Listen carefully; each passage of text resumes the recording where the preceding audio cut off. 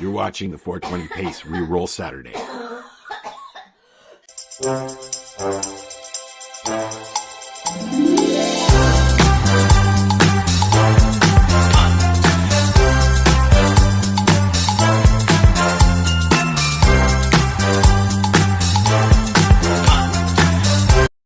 You're listening to the Pace Radio Network here at paceradio.net.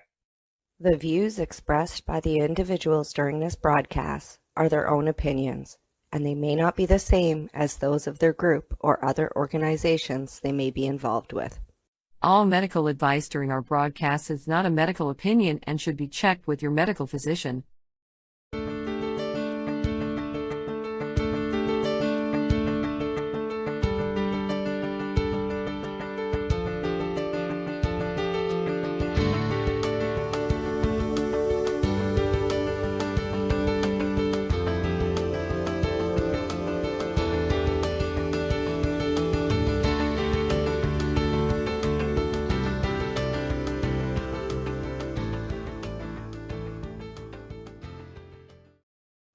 Hello, everybody, and welcome to VAC Roundtable number 79.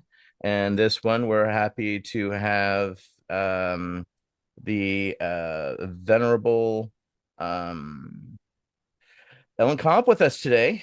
She has been with California Normal for decades and has been a leader here in California.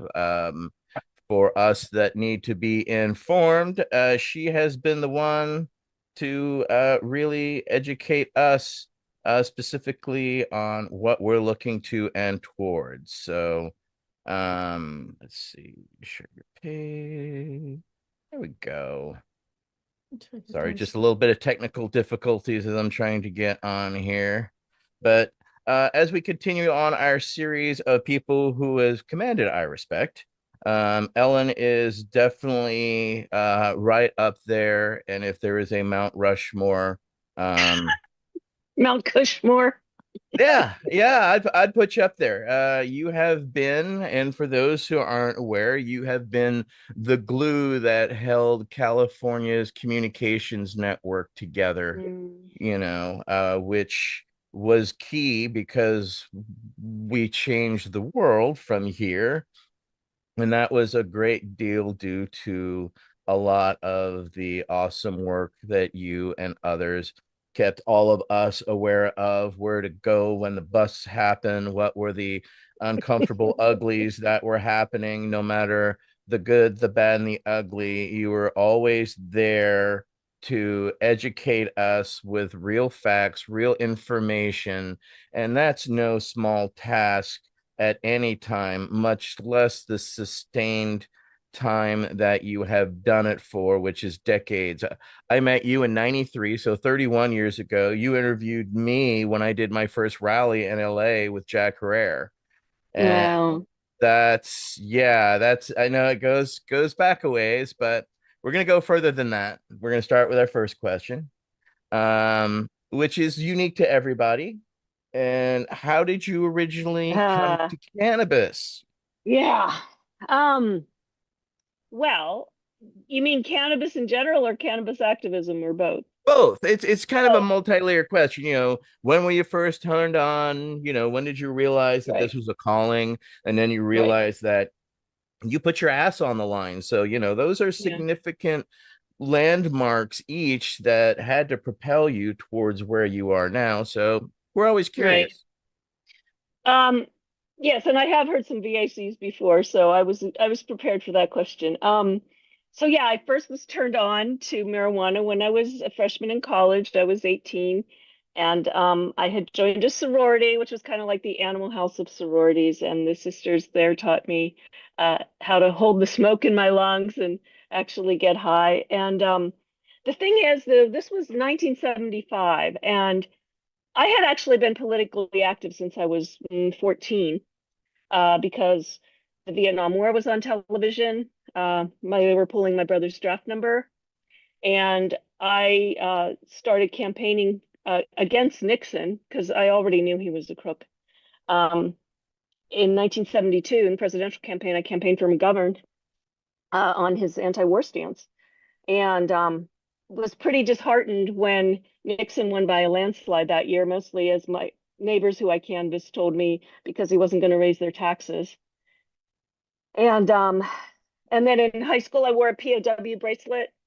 And my father came home one day and I had slapped a bumper sticker on his car, MIA, missing or captured, only Hanoi knows, And my dad was like, "What have you?" I said, "But Dad, the POWs, I really felt for them. I don't know, maybe it's because I was Catholic and I was always upset about the souls in purgatory and all of that stuff, but I could never stand the thought of somebody being, imprisoned ever. So, but then by the time I got to college, things had changed. Watergate had hit, Nixon had resigned, Carter was in office. That was the first president I got to vote for. Kind of been all downhill from there, really. And so I didn't think about getting political around cannabis when I started smoking. But I mean, at the time, it was all united, like human rights, civil rights, women's rights, the environment. Everyone was working for all of those things at once. We were looking for big change, and cannabis was part of it and kind of fueled the whole thing. But, by then it had been decriminalized because of the good work of Keith Stroup and Normal. And I didn't know anyone who was affected by the laws. And I was, clueless as to the injustice of it. But then later in 1991, I got recruited into the hemp movement. As Jack Hare was, going around stumping with his book, The Emperor Wears No Clothes, and we started holding hemp rallies in LA. In fact, I was involved with the first one that we had in a series on December 15th, 1991, which was the 200th anniversary of the Bill of Rights. And we held a hemp rally, and they wouldn't put the word hemp in the newspaper, though. They would always change it to marijuana. We couldn't get the word hemp in the newspaper for years. That's another story. They would show up with the press would show up with their business cards, hand it to us and say, "Call us if anyone's arrested." That's all they wanted to do. So, trying to educate people about hemp, because I got turned on through the hemp, like, what? This has all these positive uses. I always thought it was a positive thing. And, you could use it for paper and trees. You stop cutting down trees. And why aren't we doing this? And, oh, this is all fucked up. They're putting people in prison for this. And here it is, a good thing. And, so it all came together. And, Jack was always working for all of it. We were all working together for hemp, for medical, for recreational, for spiritual uses, for industrial uses, of the plant.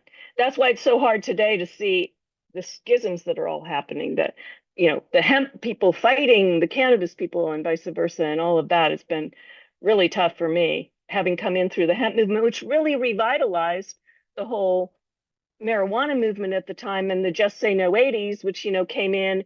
Reaganomics screwed everything up for me. I lost my job and deregulation, and I just thought, oh, what the hell? I just might as well go be an activist and, see where that takes me. So here I am 30 some years later, sitting in front of you guys. A small little journey along the way, right? Yeah, there's been a couple stops. Yeah. All right. Next up would be Mike Davis, council member. Yeah, hey, that's an incredible story. And I remember growing up in the 90s and following Normal, and these guys that part of the group, they all know the story. And you guys, I remember, like, as a teenager holding up like Normal pamphlets and getting them, and I remember seeing Normal the first time, and Cheech and Chong in the movies and Nice Dreams, and he was wearing his Normal shirt. And yes, he did. Cheech wore it. Yeah. Mm-hmm. Yeah. And we owe it all to your organization, with my generation, Gen X, and and everybody. So just thanks for everything that you guys have done for everything. And that inspired me, and that's why one of the big reasons why I'm now a cannabis activist myself, and reached out to ETN about a year ago when we first met at the fair. But my question is, how does your background in biochemistry and your experience in advertising and publishing influenced the work that you've done in cannabis activism? Wow. I mean, I wasn't much of a biochemist. I figured out about halfway through college that I wanted to do something else, but I finished it up because I wanted to be scientifically literate. And I think that has helped me because, a big part of what Normal does is we really thoroughly read all the studies that come out about it. Paul Armentano is really the main one who does that, deputy director of our national office. And because, from the beginning, there's been so much misinformation about marijuana, and it's, been so hard to study in any positive way and all of that. And so I am able to, read the odd scientific study and stuff. Like Paul will always copy me on stuff that's about like, maternal use and things like that, which has, been a big issue that's coming up again and again. And so, had there been more research into drugs and things, I might have, continued my studies in biochemistry at the time, but it didn't occur to me. I was really more interested in other things at that point. It's just science was just like my background. As far as advertising and publishing, I've used those a great deal. Because starting with Jack, working with Jack, I was an editor on his book, the 9th edition, and started working with him, at his tables in Venice and also in Colorado and elsewhere, petitioning and just educating people about hemp. We did it because, like I said, we couldn't get it in the newspaper. We educated people one by one about hemp, and you just watch the little light bulbs go off in people's heads, and they'd be like, well, how do you make a shirt out of bud? And I would be like, it's the stalk of the plant, it grows, it's a plant, it doesn't just like show up in a baggie. And it was really, really beautiful time to be working in communications. ATN introduced me that way, and that's really kind of how I've seen my role as education and working with Jack. His big thing was if people just know about hemp, then they're going to vote our way, and I think more and more that's true. So, and then I spun off. So a section of Jack's book was famous people who smoked pot, like Louis Armstrong and stuff like that. And I found like when I told people about that really changed their mind, because they're like, oh, well, I admire Louis Armstrong, and here's someone who's contributed to our society, and he's a big pot smoker. Yeah, he was. So I started this website in 2002, veryimportantpotheads.com, where I started really like reading biographies and autobiographies and like nailing down people who had a connection. Bruce Lee is one, actually. I see him behind your thing. I just posted to somebody because they just named a street in Oakland for Bruce Lee. And I had done a blog post about him called How Green is the Green Dragon? Was it the Green Dragon? The Green Hornet he was. And he was a fan. And so people like that, I look for the unusual people even, like that, you wouldn't think of Bing Crosby or people like that, if I had been able to tell my parents about that, they might have been able to get them to smoke with me. And then I spun that off into my Token Women book and website blog, really, because I was particularly interested as a woman if a famous person I uncovered who had a connection to cannabis was also a woman. And so that has all, and I published a book, and I was, I had done some work in publishing and things, so I was able to publish a little book about that because people were asking me for it. Women were asking me for it, when I was going up and giving presentations about it and stuff. And that was great because women didn't really feel the connection with cannabis that men did. Like a lot of times in the early days, I'd be the only woman in the room in an activist meeting, or maybe it was somebody's wife or girlfriend. And I remember Jack telling me, when I broke up with the boyfriend who got me into it, oh, you're going to leave the movement now. I've seen it happen so many times. And I was so insulted, that he would say that. And here I am 33 years later, I'm still in it. But at the time, too, like when we were going into Prop 64 in 2016, women were polling 10% less than men as far as wanting legalization. And we were only about at 50%. So we really needed those women to come up and be with us. And I didn't think that women were really feeling the connection, through the bromance movies and stuff, Cheech and Chong and all of those, Seth Rogen and all of those guys. We really didn't have the representation or the historical background that, or the historical, as I call it, background that we required. And so I started doing these presentations and spun it off into a book about the subtitle of my book, Token Women, is a 4,000-year history of women in marijuana, starting with like the ancient goddesses and going up to today. And again, I document as much as possible, where those connections are and what women said about it and how it helps them with, their creative endeavors or their health or whatever. So that's been great. And yeah, and the fact that I did have a science background, I think helped when there was so much emphasis on medical marijuana. I mean, that's really when I made the turn from hemp activism to medical, because people were coming up to my hemp information tables, like in wheelchairs or with cancer, asking for medicine. And I knew I had to put aside the greater struggle to work for medical marijuana for those people who needed it most desperately and urgently. We were accused later of just wanting the camel's nose under the tent. But really, in my case, and in a lot of people's cases that I know, that was not at all the case. We just knew that we had to do something right away for the AIDS patients and others who needed it right away for medicine. So that's my long-winded answer to that. Well, it shows. I mean, you really have to be well-rounded to be long-lasting, but at the same time, it helps us understand why you've always been so science-oriented and why those articles seem to you light up around them by your communications. We could tell because you have an understanding, a comprehension, which not the average person has, but it really helps to communicate with us cannabinoids who are, just doing our best to, educate and keep everybody up to point. So next up will be Council Member Nate Landau with his next question.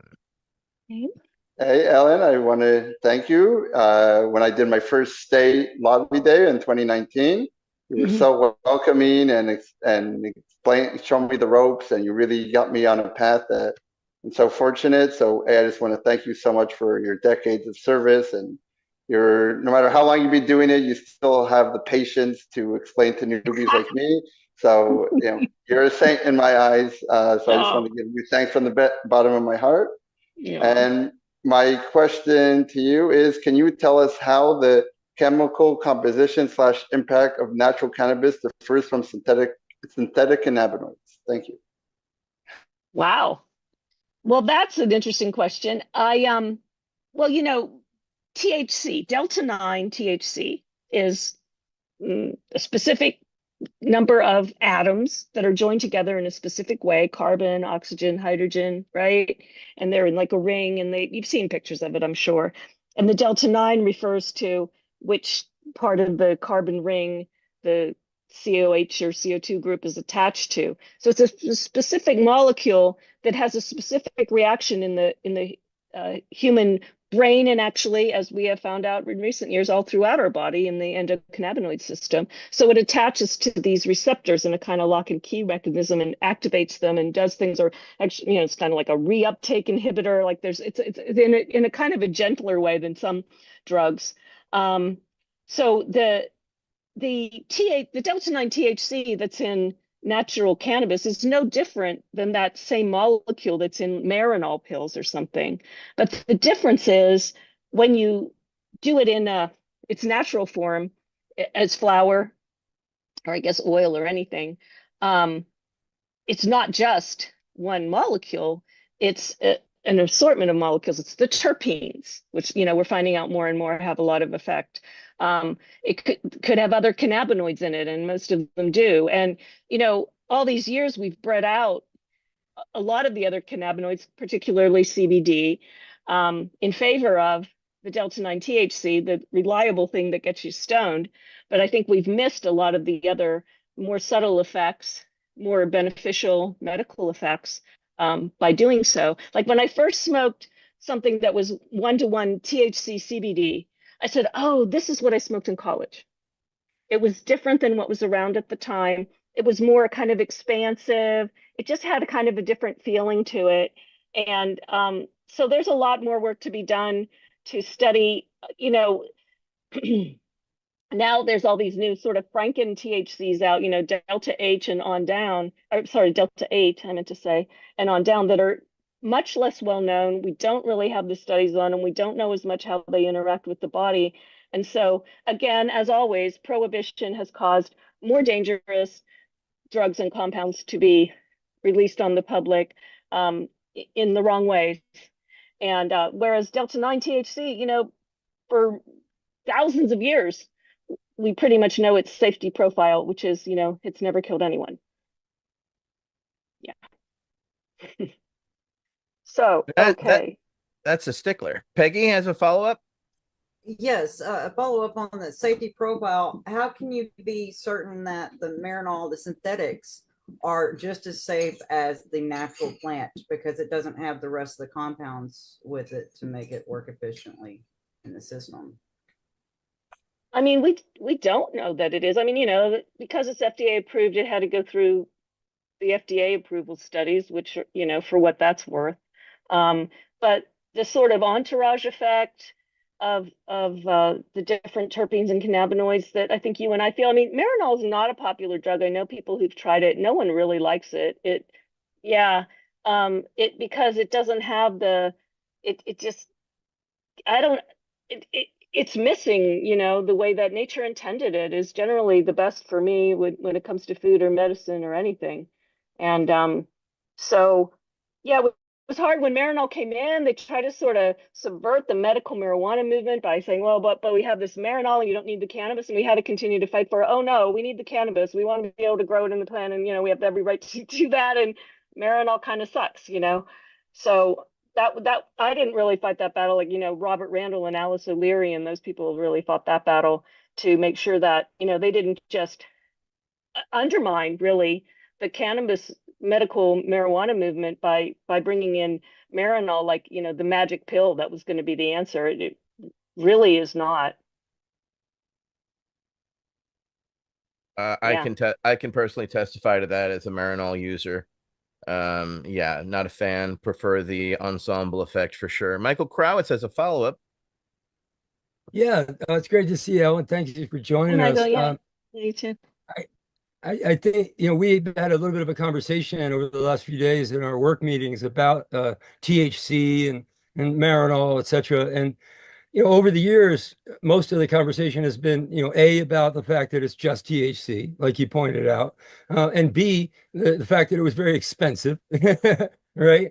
And then finally, synthetic and made by a big corporation, which I've always figured that's why the cannabis movement really hasn't used it more as a talking point. How can marijuana be more dangerous if it's 20% THC over 10% THC when 100% THC is perfectly fine and FDA approved? Kind of talking point. You know what I mean? So, but in the last day, we came up with I think a new question. Peggy actually came up with this, and basically it just calls for a hypothesis or a guess or thought, and that is, if I were to string up, maybe string up isn't the right word. If I was to connect, 50, hardcore cannabis consumers and have them do a blind taste, and 25 of them had synthetic THC distillate, and the other one had plant-based THC distillate or extract, or purified, absolutely purified form, could they tell a difference? Could the two groups actually tell the difference? Would they like one more than the other? I mean, it's just a really esoteric question about THC, I guess, and we don't really like THC all by itself that much anyway. But I just wondered what you thought, if people could tell the difference, if there was some, like, it goes back to another version of Peggy's question, really, about the real sort of energy, kind of question about this substance. Well, I mean, if it was totally pure distillate and one was synthetic THC and the other was not, I don't know if you could tell the difference. But the thing is that when you start with the plant, there's just so many other factors that are wonderful and beautiful that you're not going to get in the pill. I mean, that's been part of our problem. The FDA has never approved anything but a single molecule as a medicine. And that's why a lot of people were arguing for like a whole new category for cannabis. As far as the scheduling goes. I mean, I think the whole scheduling thing should go, because that was Nixon's bullshit anyway. But that the DEA is in charge is bullshit anyway. But it really is unique in a lot of ways. It's kind of somewhere between an herbal medicine and a single compound drug. It's kind of it's both, and it's each one, and it's as we know, it has so many uses. It's so connected with mankind that the hemp seed has the perfect amino acid complement for a human being, and all these rare amino acids that you can't get anywhere else. I mean, my first hemp rally I went to, there was a biochemist who spoke, Roberta Hamilton, and I thought, oh great, I'm going to get a biochemistry lecture, out of this woman. I'm going to understand it. She got up, she was this great old lady, and she goes, I want you people to get really pissed off because hemp is the best food for mankind and they're keeping it from you. And it was like, wow, okay, Roberta. And, she went on and wrote it. LB Musica, who I saw recently, she to this day takes a teaspoonful of hemp, or a tablespoon, I think, of hemp oil every night in the way that people used to take, and I do too. And she got me doing it, and it really helps.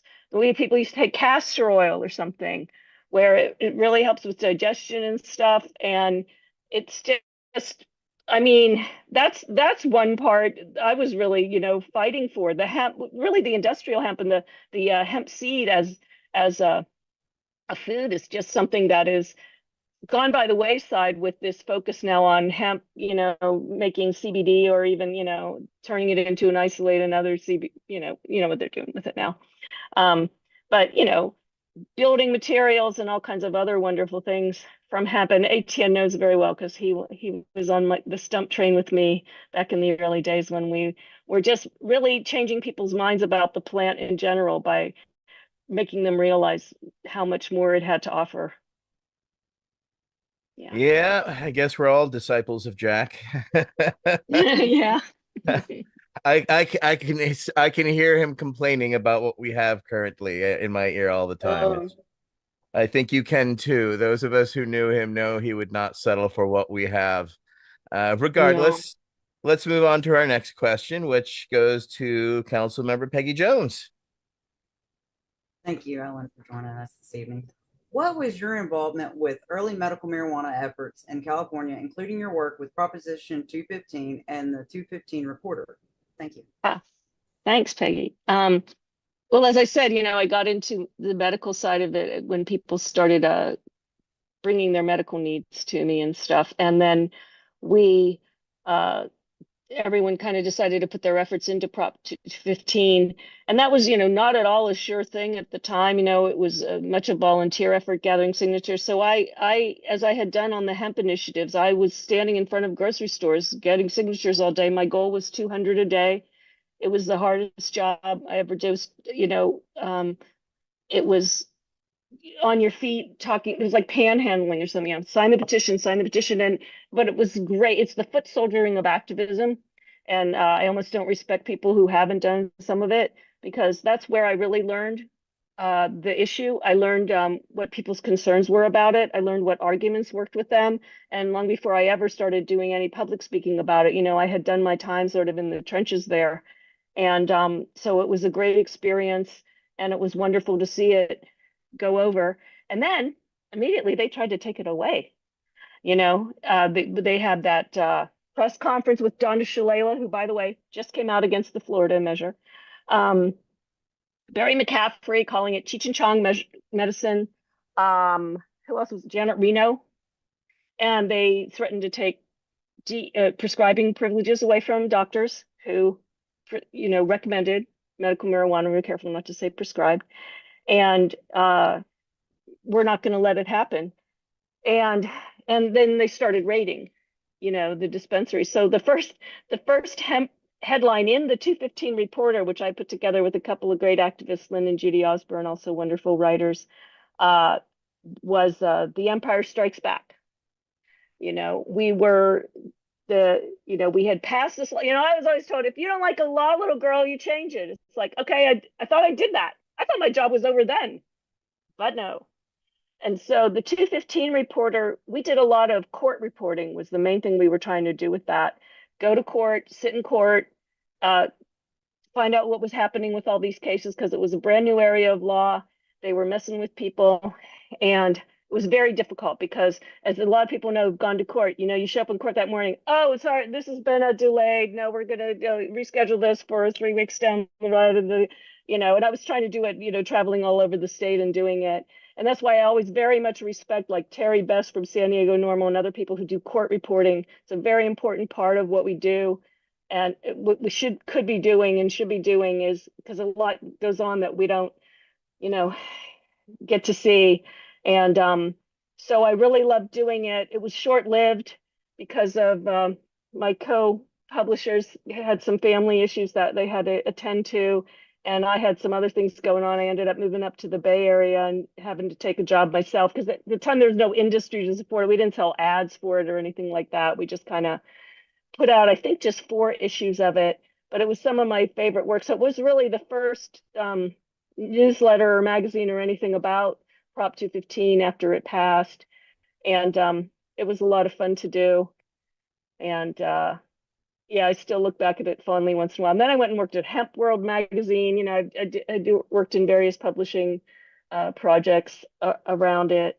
And now it's all on the web, I guess, mostly, but yeah.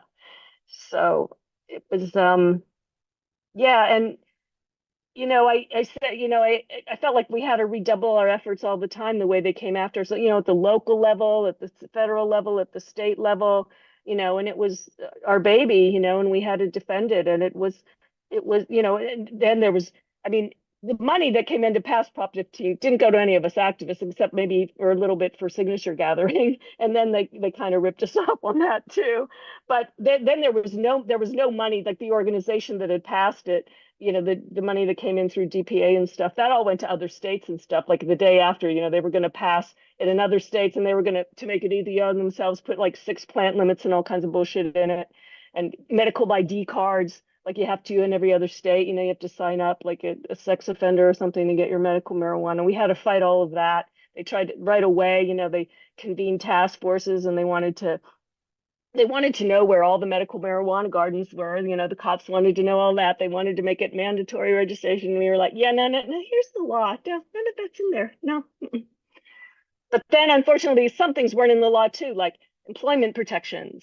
So we got that terrible Raging Wire ruling that, said, well, because all it does is exempt you from like possession and cultivation or whatever, if you're medical, it doesn't say anything about your employment rights. So it doesn't, we thought de facto it would, but no. So we had to fight that battle.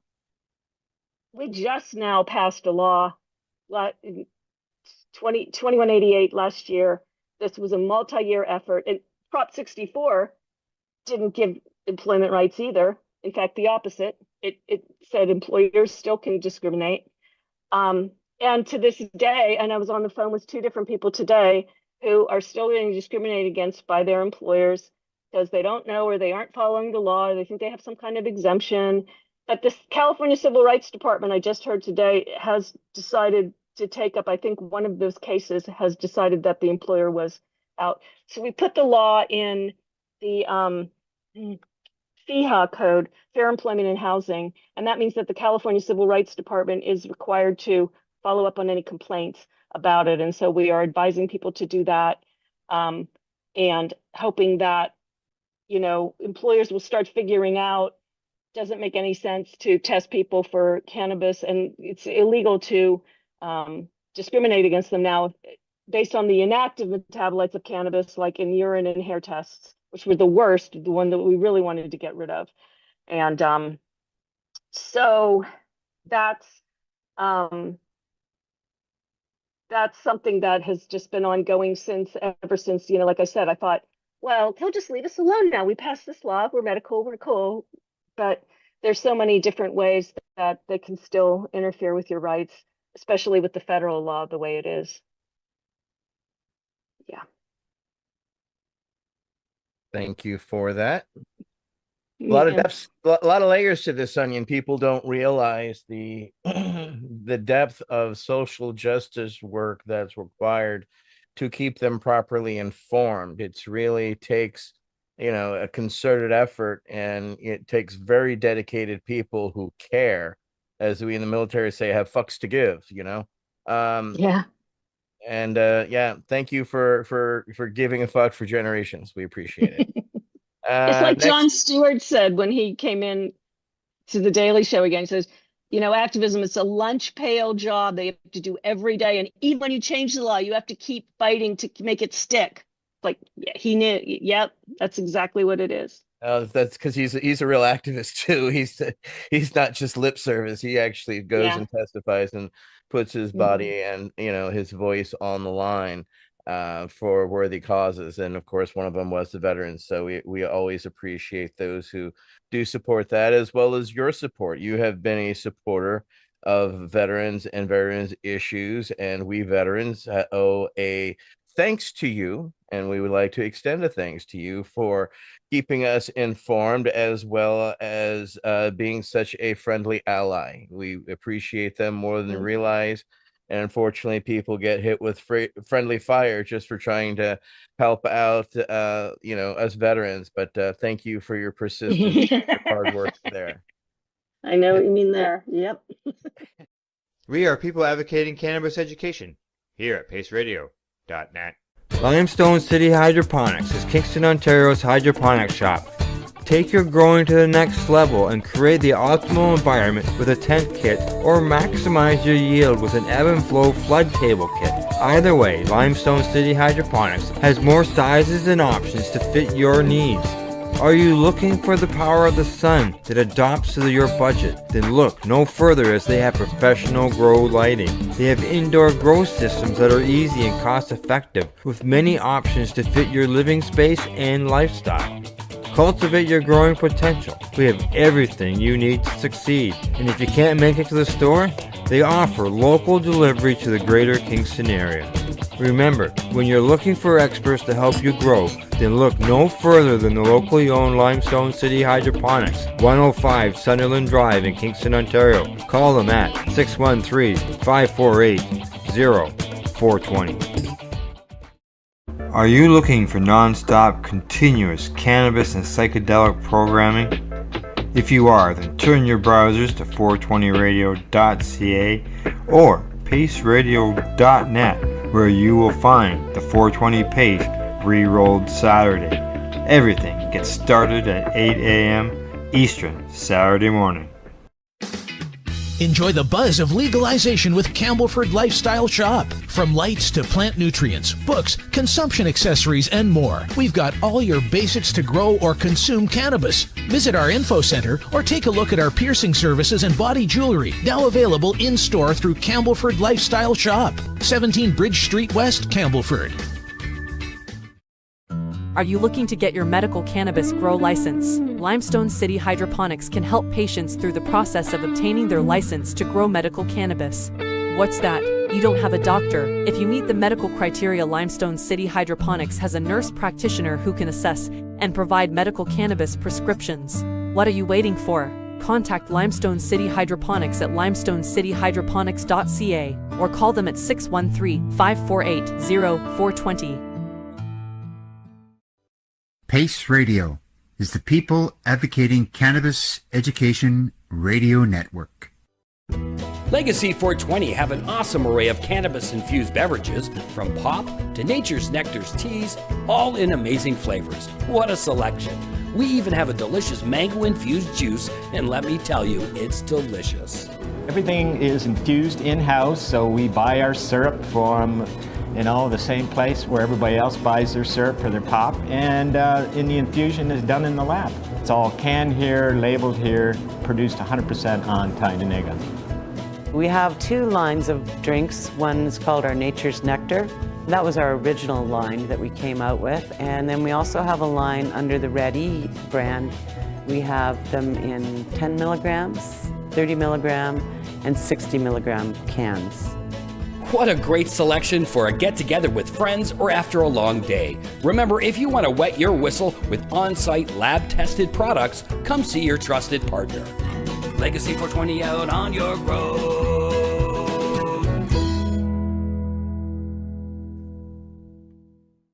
You're listening to the Pace Radio Network here at paceradio.net. Next up for their next question is Michael Crowitz.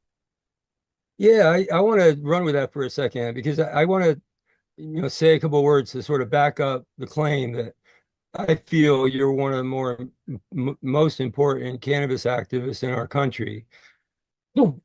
As a director of Veterans for Medical Cannabis Access, we worked on adding post-traumatic stress as a qualifying condition, starting with Brian Crum's great work and, of course, California's Prop 215 and everybody's great work, starting with Dennis Perone and Dr. Mickery and others. Starting from there, we then added post-traumatic stress in all the other states. And principally, we started in a handful of states, about 6 states: Colorado, Washington State, Oregon, California. I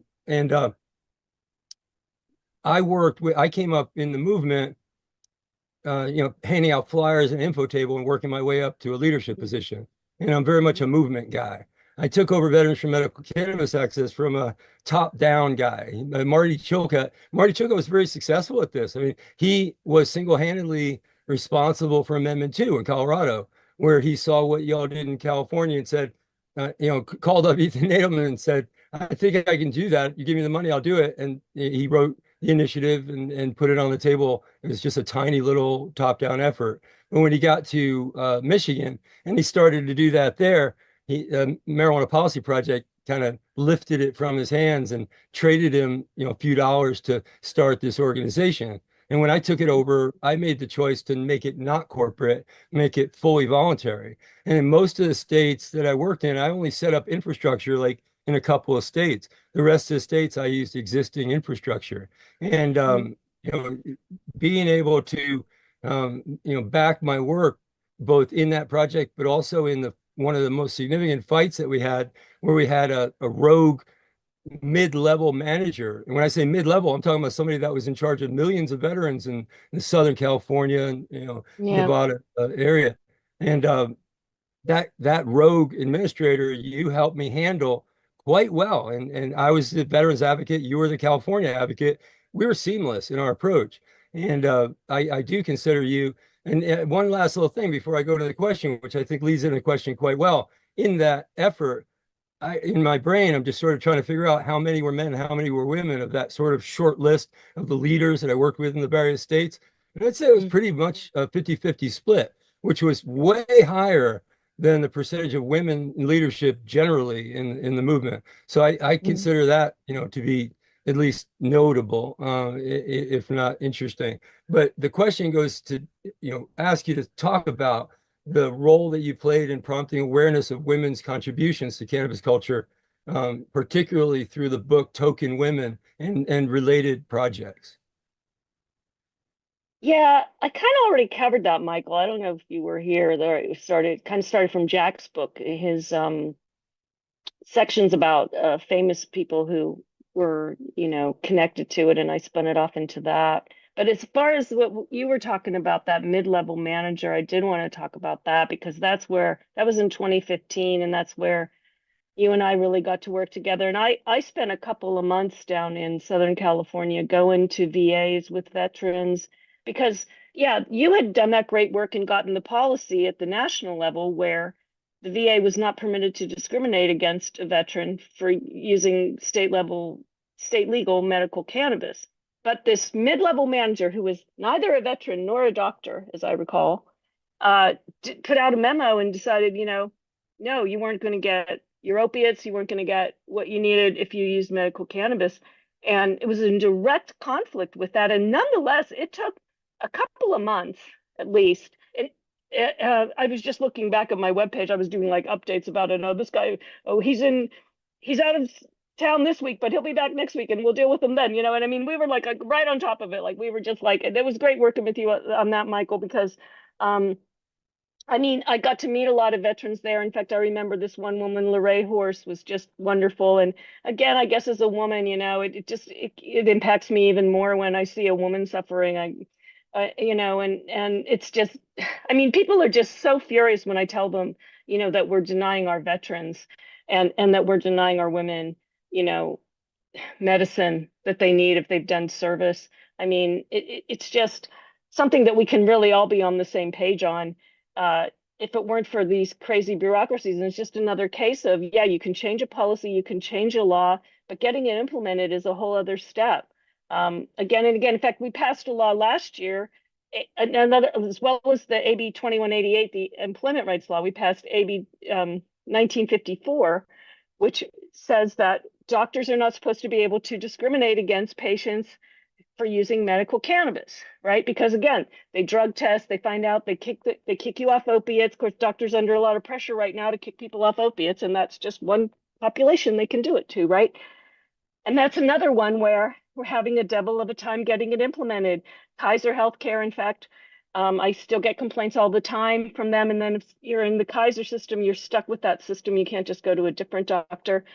And they're still continuing to discriminate. And I think, even though, veterans go to VA hospitals, I think that law should strengthen your rights in California. Within California, it's not legal for any healthcare plan to have a policy in place that they deny you medicine based on your use of medical marijuana. I haven't been getting complaints from VA patients like I did, and I hope that's because things are better there. But I would love the day when, like in Canada, I believe they're dispensing medical cannabis to patients. Isn't that true in VAs in Canada? Yeah. So now what we have to do in California to help our veterans, and this is now where I'm working with veterans a lot, is these compassion programs, which we had to pass a bill twice, vetoed the first year, passed the second year, because when Prop 64 came in and legalized recreational use, it got rid of a lot of it. Well, it enacted this taxation scheme, and it didn't leave an exemption for donations. And so people that couldn't afford to give away donated cannabis to people in need because they had to pay tax on it. So we had to pass a law to take out that tax. And then we got it passed, but only with a 5-year sunset. So this year we had to go back and get the law renewed. And ATN was one, and Nate, who came up to Sacramento with us, and we worked on that law. We got it through 4 fiscal committees, and also, the floor votes. And we're waiting on our, Gavin only has 3 more days to sign that bill. We haven't really had, the budget people, objected, but not too strenuously to it because it will possibly cost some money. But they did understand, and they really put it in their analysis, that this was like a but-for tax, they called it, not B-U-T-T, but B-U-T-F-O-R tax. So this is because we were saying you're really not losing tax income, because this report that you have is saying, if these products have been sold in the dispensary at dispensary prices, they would have generated this much tax. But the problem is that the people that we're giving this medicine to, they couldn't have afforded to buy it at dispensary prices in the first place. And so you're not really missing out on any tax. So they understood that and put that in so we had to work with, the committee members, the analysts for the committees. It's a very complicated process. And then you got to do it all over again in the next house. And but we got it through, and with a lot of help of great people. And I want to give a shout out to the memory of one who came to testify. I'm so upset about it that I'm blanking. The woman who passed away this week, who came and testified. ATN, you know who that is? Sandra. Yeah. Sandra. Came and testified. She was a veteran who came and testified on, and we just got the sad news that she passed away this week. So I put out another push for it this week. So we got to do this for Sandra. We got to get this passed. So I very much hope that we're gonna have that bill, that we're gonna have that renewed, and we're gonna be able to continue to help veterans. But it's really just a stopgap. In the end, the federal government should be providing it as medicine, like they provide every other medicine, and getting vets off more dangerous drugs that so many of them are on. And we're still seeing the huge number of veteran suicides and everything. That's the dog tag I wear now, is the 22 that Sue Sisley gave me, about the 22 suicides a day that were happening in veterans. I mean, it's unconscionable. So anyway, you have your hand up, Michael. Yeah. I wanted to say a word or two about the whole idea of kicking someone out of treatment, for a drug test, quote, violation of a pain contract or violation of drug testing, urine testing, and be kicked out of treatment, most especially, like you said, pain management, getting kicked off your opiates. And 2 things about that. One is the fight that I had inside the VA, which was right at about 10 years, that led to the VA policy that you were talking about. the reason they only it wasn't all 10 years inside the VA. I started that fight outside the VA, but I felt like it was almost impossible to fight that fight because doctors had so much latitude on how they should act, in the free world, in the real, regular world, where I felt like doctors inside the VA would be constrained more by the Constitution. I was wrong. But it turned out that it did actually work. The work that I worked through the VA did finally, with a little bit of luck and a little bit of wind and a little bit of our movement infrastructure, did lead to a cannabis policy in the VA. But I just want to say, that right now the consequences of this drug testing are death or suffering. If you stick with your doctor and quit the cannabis, then you don't have as effective treatment. If you leave the doctor with your cannabis and go to the street, those are the people that are dying from fentanyl, that are feeding, like, I think it's 100,000 a year right now. It's the biggest death in certain age groups, in demographics. It's unbelievable. And that's why it's not, they may have become addicted to their OxyContin or whatever, but they're not dying from the OxyContin. There's a break in that story. And the break in the story is exactly what we're talking about, where you get kicked out of treatment, or you overgrow their ability to give you the pills or whatever, and you wind up on the street. And that's where people are dying. And I think that in the end, what really needs to happen to make sure that these drug testing doesn't wind up getting worse, even from this point on, would be the medical boards getting involved. And I've seen that for several years, 10, 15 years now, that if especially the national group of medical boards would come out with some language. But you got to understand, when I started, most doctors thought it was federal edict to do it. They thought the federal government wanted them to kick people out, weed them out, no pun intended, out of their. So getting the VA policy was really important, because it showed that, hey, if the VA, a federal government entity, isn't doing it, then obviously you don't have to either. Was sort of my logic, in the success there. And so anyway, I just want to let in. That policy and that argument really helped us get AB 1954 passed, because we were able to say, look, the VA's doing it, so, and hopefully, and the younger doctors, they get it more, it's kind of the old guard that, is just really resisting it. And, and there aren't a lot of studies on dosage and how, doctors aren't taught about it in the same way they are about other drugs. And like we were talking earlier, it's not just a single molecule in the whole plant. And, there's a subtlety to it and stuff that, it's just not that kind of lockstep, rigid kind of education that doctors get about drugs and things. And so it's part of a big sea change, but I've always seen cannabis reform as part of a greater change in society overall. And, I can't wait for some of those other changes to come, and find more time to work on those. So, yeah. Step by step, inch by inch. Well, our next question you kind of answered, but I kind of want you to go deeper.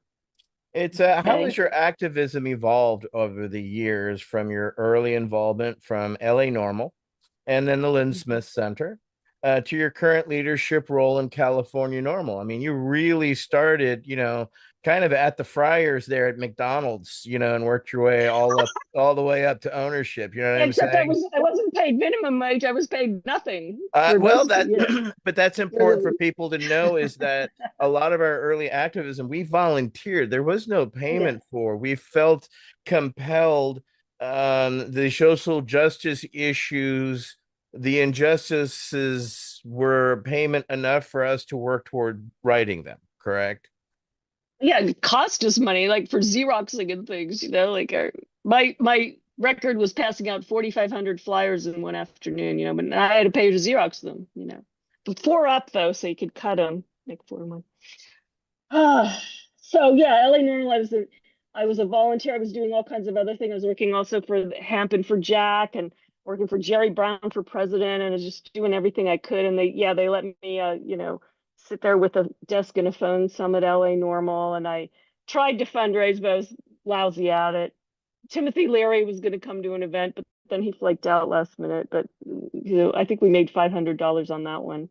And then I did land a job at the Linda Smith Center in San Francisco. So that was the George Soros funded event, or, entity that became the Drug Policy Alliance.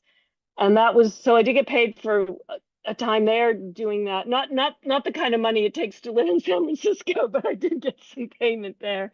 And that was great as far as, medical marijuana was getting more and more solidified. I would, plan, educational events and worked with a lot of great people who were working on like some of these deeper policies. Like I got involved in heroin overdose actually, because I was at a conference and some woman stood up and, she had lost her kid to a heroin overdose, and his friends had driven him around for an hour, afraid to take him to the emergency room, and where Narcan could have saved him. And this is before people really knew about Narcan. So I was involved in the early trying to get Narcan known about out there. I met Boz Skaggs as his son had died from a heroin overdose, and we did some PSAs with him, just trying to get the word out. And finally, and this is another case where it just took so long, but finally, that is happening. It's like there's a cure for it. There's a cure for heroin overdose. This lady's son didn't have to die. Oh, and I went to my bosses. I said, could I work on this issue too? And they're like, oh yeah. So I worked a lot also on drug education. In fact, my number one question at the time was, where are the when people would call, where are the studies that show that DARE doesn't work? And that was the first folder in my file cabinet. I mean, because there were a lot of studies showing not only did DARE not work, it made it worse. It told kids about which drugs to try. It increased drug use and to harder drugs. So my boss at the time was Marcia Rosenbaum, who was a PhD sociologist. She had a book called Safety First because she went and interviewed heroin addicts in prison for her doctoral thesis. And they all told her, well, it started on marijuana, but then, it wasn't very harmful. So I thought, well, I guess then heroin isn't very harmful either. So that's where the gateway drug is a problem, because it's like, yes, if you lie to people, if you lie to children about drugs, they're not going to believe you about the drugs that you really have to tell them, are harmful. And so it was a lot of work. We have this conference, Just Say No, KNOW, about drug education, and just trying to bring in a more reasonable kind of drug education that was really going to help kids and get the police out of it. Like, what were the police doing in schools teaching kids about drugs? I mean, it just was, crazy. So I got to work a lot on that issue, and that was fun. And then Kevin Sabat, who now a lot of people know who that is, he came to that Just Say No conference. He called me. This is one of the first things he did. He was still a student. He's now running SAM. He wangled a free ticket into it. I let him in. He was a student. Before we got home from the conference, and it had been a great conference, and all kinds of wonderful things had happened. Before we got home, Sabat had already gotten published an article slamming the conference, and how terrible it was and everything. And Marcia just reminded me of this recently, because I was like, man, this Kevin Sabat, he just doesn't stop. And she's like, well, remember when we met him? I said, oh my God, that's right. That sneaky little no good so-and-so. And so he's, but we have our Kevin Sabats in California. Now we have this group. Actually, they're based out of Oakland Public Health Institute. They're funded largely by the Conrad Hilton Foundation. They have sent information to every city and county in California, largely working through health departments, demanding fewer cannabis outlets, no consumption rooms, high local taxes on cannabis. And they also advise the people who are at the trough, because when Prop 64 passed, it had a lot of money in it for social welfare organizations, like helping the communities impacted by the war on drugs, and, probably some good stuff. But they lead the charge whenever we try to bring the taxes down to some level that's going to actually help the industry stay alive in California, which it totally is not. I mean, you just saw Harborside's now also going out of business. They fight it because they're at the trough, they're getting the money, and they're fighting against keeping the industry viable so that we can keep sending them the tax money. That's what's going on largely at the local level. We're trying to get, and we had to fight. This has been another 2-year fight, and I don't know whether the governor will sign this bill either, to allow, when you go into a cannabis lounge, because those are permitted by Prop 64. However, you have to get local approval, and that is a thing. um, you would that a lounge would be able to also prepare and serve non-cannabis, non-alcoholic food and beverages, like a cup of coffee or a sandwich, or like a bar can, like you can go into a bar and have a sandwich or something. Do you think we can get this bill passed? The anti-tobacco folks, some of these same groups that I talked about, Lynn Silver from the Public Health Institute, they come in and testify against it. Oh, this is going to go back to the smoke-filled rooms of, restaurants and everything. And we got rid of this in California. These were people that worked very hard to get smoke-free California. They take tobacco money to do it. Like, I don't know how much per tobacco pack of cigarettes in California. It's a huge amount of tax that they get. They suck up that money and they're using it against cannabis. They're completely equating cannabis smoke with tobacco smoke, even though the studies don't show that necessarily. But we can't even really have that conversation because there's just this lockstep anti-smoking type thing going on in the legislature and with the governor. And that's why he vetoed it last year. He said he was concerned about the effect of secondhand smoke on restaurant workers. And we put in all kinds of protections this year. We worked with the UFCW, the United Food and Commercial Workers, who organize cannabis workers and also restaurant workers, for some protections, separation between areas, and they can wear a mask if they want to. I mean, so whether that's going to be enough to have Gavin sign this bill in support of not only the cannabis industry, but the social aspect of cannabis. I mean, ATN, you remember back in the old days of BPG where you could just go and sit and smoke it. Now you go into a cannabis store, it's like going to a bank. You stand in line, you get your thing, you go home, and if you're lucky enough, if your landlord lets you smoke it at your apartment, you can smoke it there. But it's just anathema to the whole community and socialization that is such a big part of what cannabis is and what our culture is. And so we're pushing to get more of these lounges up and running and keep them, financially viable. And, this would be one thing that would help. Woody Harrelson cut a video in favor of this bill. It's AB 1775. Whoopi Goldberg did, and also Bill Maher. They had a press conference in front of the Woods, which is owned by Maher and Harrelson. And so maybe this year he'll sign it. But, he has his eye on the presidency. He's very wanting to craft his image in a certain way, it seems. And we thought that might have been a reason he vetoed it last year. So you can still go to canormal.org and take action on any of these bills. There's another one that would allow small farmers to sell it at farmers market. I'd like to be able to smell and see my cannabis when I buy it. There's some issues from some retailers for it. They want to keep it fair, but I think that it would help the industry in general. And then there's one that would, and so there's double taxation at the local level. So you have to impose a local tax on the excise tax, on the state excise tax. So you're taxing the tax, and also on deliveries and all kinds of other stuff. ATN, you can help me out here because you actually run a dispensary. So this would help. And some of that double taxation, the bill last year was stronger. It would have impacted the state excise tax. This one only affects local taxes, and it did not have any opposition. So it might be symbolic if it passes. Maybe we can get tax reform, because next year, as a lot know, we're going to have to fight off the raising of the excise tax from 15% to as much as 19% because of these same do-gooder groups that I've been telling you about. The only way that we got the end of the cultivation tax was if there was something in there that said if taxes fell under a certain level that the excise tax could be raised. And so that's going to be a major battle next year, not to mention the hemp aspect coming in. I mean, one of the hemp lobbyists, the one who's lobbying for Cheech and Chong, said they would accept a 5% excise tax. And I said, oh, that sounds good. Let's bring that in across the board. My only hope is that could break up with everything and just be like, okay, let's hell with all these crazy regulations that are, choking the whole thing to death. So hard to watch. Anyway, have I answered that question? What was the question? Yeah, I think you've covered it and gone into areas of that matter. I mean, look, running dispensaries hard. There was a golden age. That time is past.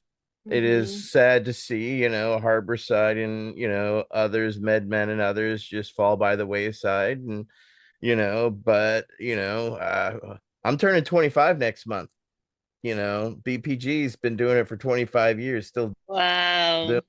we haven't stopped. We're the, oldest in North America, continuously operating. I mean, what's her face over, was the first generation. But she only recently in the past few years got her dispensary back. So Lynette Shaw, yeah. And yeah, it's just insanity peppers. All right, well, let's get to our next question, which will be Mike Davis, Council Member Davis. Yeah, so speaking of any inspirational women, was there any women that historically speaking that you look up to or maybe aspire to be like? Well, there is one, except she's I won an award at Normal, the award for female leadership for Normal. Oh my gosh.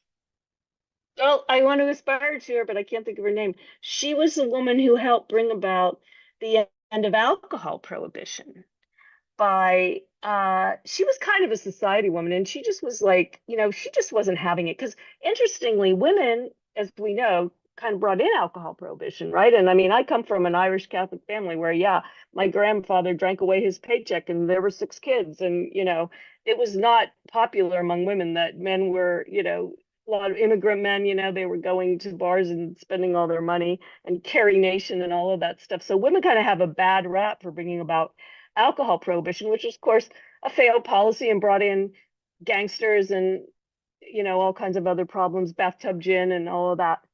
But this woman came in with, I can look up her name. She was a big reason that we ended alcohol prohibition. Frances and I Willard? just thought, no. Let's see, Normal Activist Women Award. Let's see. Oh, Diane Forbucker. What is her name? Oh, Pauline Sabin. Pauline Sabin. That's her. In fact, I had to tell someone put her on a list of famous cannabis activists. I'm like, no, she wasn't a cannabis activist, but she was just someone who was able to bring together the right people at the right time.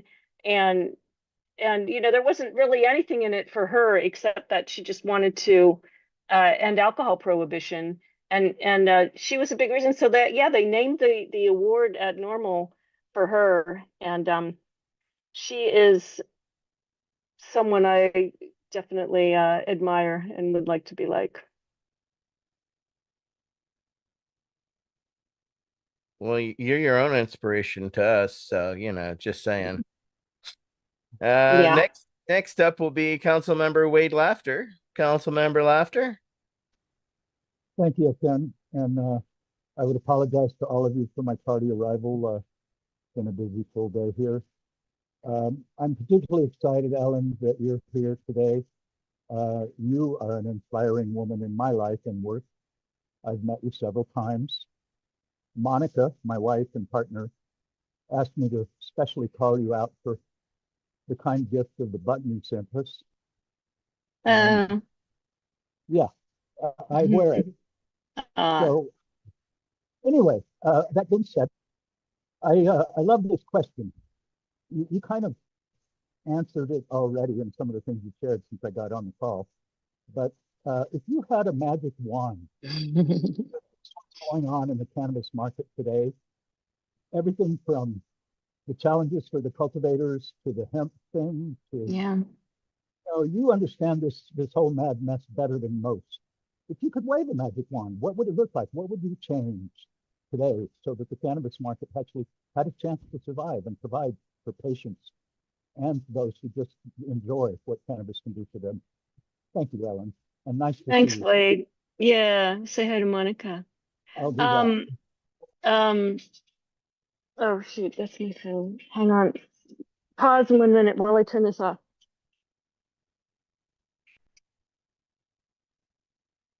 That must have been a nice view. Uh, I always envisioned it more because I spent time up in Humboldt County with the growers and everything, and they were always totally against legalization. I was just going to screw everything up, and I got to say, they were right. Except, I always said, well, we need our full human rights, and then we got legalization. We still don't have our employment rights, and we still don't have all that. But I always envisioned it more like the wine industry, where like Humboldt would be kind of like the Napa of what Napa is to wine, where you would have, people would go by and they'd go see their farmer and they'd do a tasting and they'd, see how it's grown and, tourism and everything. And down to where, like I said, I'd like to be able to have a tasting, like go in, like we got it at the state fair this year. That was not easy. I had a bitch and moan about that, but it was really Embark and the equity folks who brought that in, and that was hugely successful.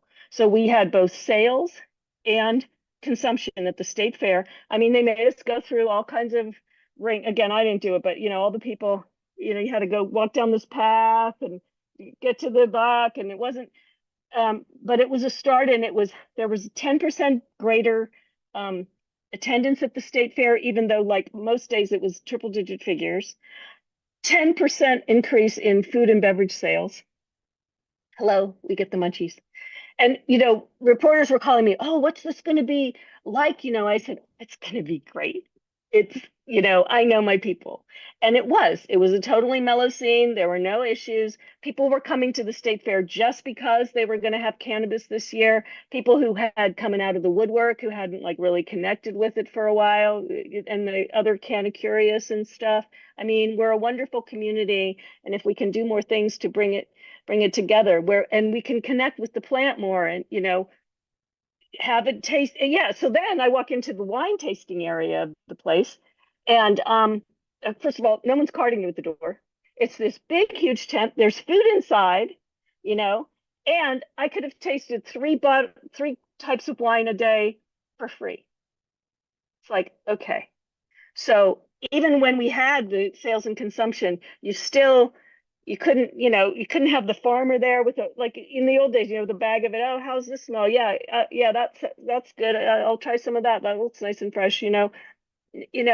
We have to break down some of those barriers, and we have to break down the barriers to not allowing people to gather together. And that's starting to happen places like Outside Lands and stuff now. If I could afford to go to Outside Lands, I would have checked that one out too. But that, and then it'll just take care of itself, because we have to raise humanity's consciousness level, or the planet's gone. It's, and that's why psychedelics are important too, to be bringing in at this time. I mean, this is we've got to get back to the garden. We've got to get back to the garden. So I would break down those barriers, between people and all that misunderstanding, and can't we all just get a bomb? Thank you, Ellen. That was a wonderful breath of fresh air. Thanks. No, it's what makes you the awesome Ellen that you are. And thank you for taking the time to share with us. I hope we've been able to convey the respect that we have for you and your many years of service to this plant and continued service. I told Dale this, and it's the same thing. When one of the proud moments was when I was, remember the Ed Rosenthal trial. I was the first of the recalcitrant 7, and we were finally let go after all being held in contempt of court. And I remember the doors opening up and our lawyers pushing us out the door. And I just remember you and Dale's faces just beaming with these huge smiles. And as an activist, you did right. when, the people who you respect, your mentors, etc., that's a genuine smile. You have to pay a high price to get one of those smiles in life, and I hope nobody has to ever get that. But that smile still carries me to this day. In times of trouble, I just remember just walking through the fire. Eventually you arrive at the smiles. So thank you for being the mentor and the smiles for us along the way to keep us in the trenches going. And you're not just a woman leader, you're a leader. That's why I don't put you on a Mount Rushmore of women. I put you up there as we stay out of respect for hard work, dedication, and who knows if you add it all up, the amount of money we've lost doing what we do. But we don't do it for the money. We do it for the change, because we have the right, we have that privilege, and we have that honor. And so in closing tonight, I want to dedicate this episode to Sandra Bacon, who passed away this week, who was an activist that was there for all of us along the way. And may her light continue to shine in others. Unfortunately, now that it's extinguished, but it still burns bright in others' hearts that, she touched along the way. So thank you for being one of those along the way. And I want to thank everybody for joining us tonight on our VAC Roundtable number 79. Thank you, Peggy Jones, Michael Davis, Michael Crowitz, Nate Landau, Wade Laughter, our guest Ellen Comp, and myself, Etienne Fontan. And thank you, everybody. And we'll be back in a couple weeks with VAC number 80. Have a great rest of your night. And All right. Thank you, everybody. Bye.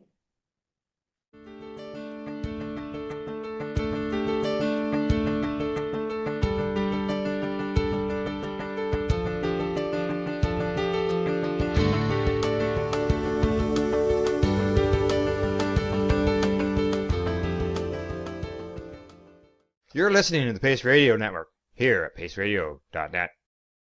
The opinions of the individuals during this broadcast are their own, and may not be the opinions of their group or other organizations they may be involved with. All medical advice during our broadcast is not a medical opinion and should be checked with your medical physician. When you have a pain that's reached its peak, Legacy for 20, it's so unique. If organic cannabis is what you seek, here's your trusted partners 7 days a week. Suppository salves, vapes and drops, topicals, edibles, infused pop. Just when life seems like it ain't easy, at Legacy 420, enjoy a pop freezy. Lab tested products, make them the GOAT. Legacy 420 out on your road. Legacy 420 in Tyndonega Mohawk territory. Indigenous organic cannabis at its finest. Enjoy the buzz of legalization with Campbellford Lifestyle Shop. From lights to plant nutrients, books, consumption accessories, and more, we've got all your basics to grow or consume cannabis. Visit our info center or take a look at our piercing services and body jewelry, now available in-store through Campbellford Lifestyle Shop, 17 Bridge Street West, Campbellford. Limestone City Hydroponics is Kingston, Ontario's hydroponics shop. Take your growing to the next level and create the optimal environment with a tent kit, or maximize your yield with an ebb and flow flood table kit. Either way, Limestone City Hydroponics has more sizes and options to fit your needs. Are you looking for the power of the sun that adapts to your budget? Then look no further, as they have professional grow lighting. They have indoor grow systems that are easy and cost effective, with many options to fit your living space and lifestyle. Cultivate your growing potential. We have everything you need to succeed. And if you can't make it to the store, they offer local delivery to the greater Kingston area.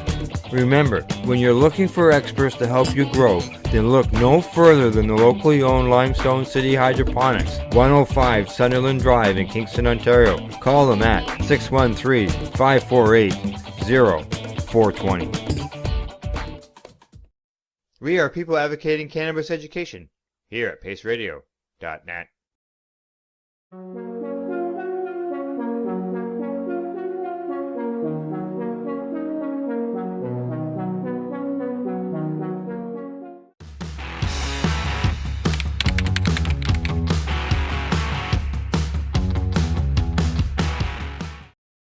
You're listening to the Pace Radio Network here at paceradio.net. The views expressed by the individuals during this broadcast are their own opinions, and they may not be the same as those of their group or other organizations they may be involved with. All medical advice during our broadcast is not a medical opinion and should be checked with your medical physician.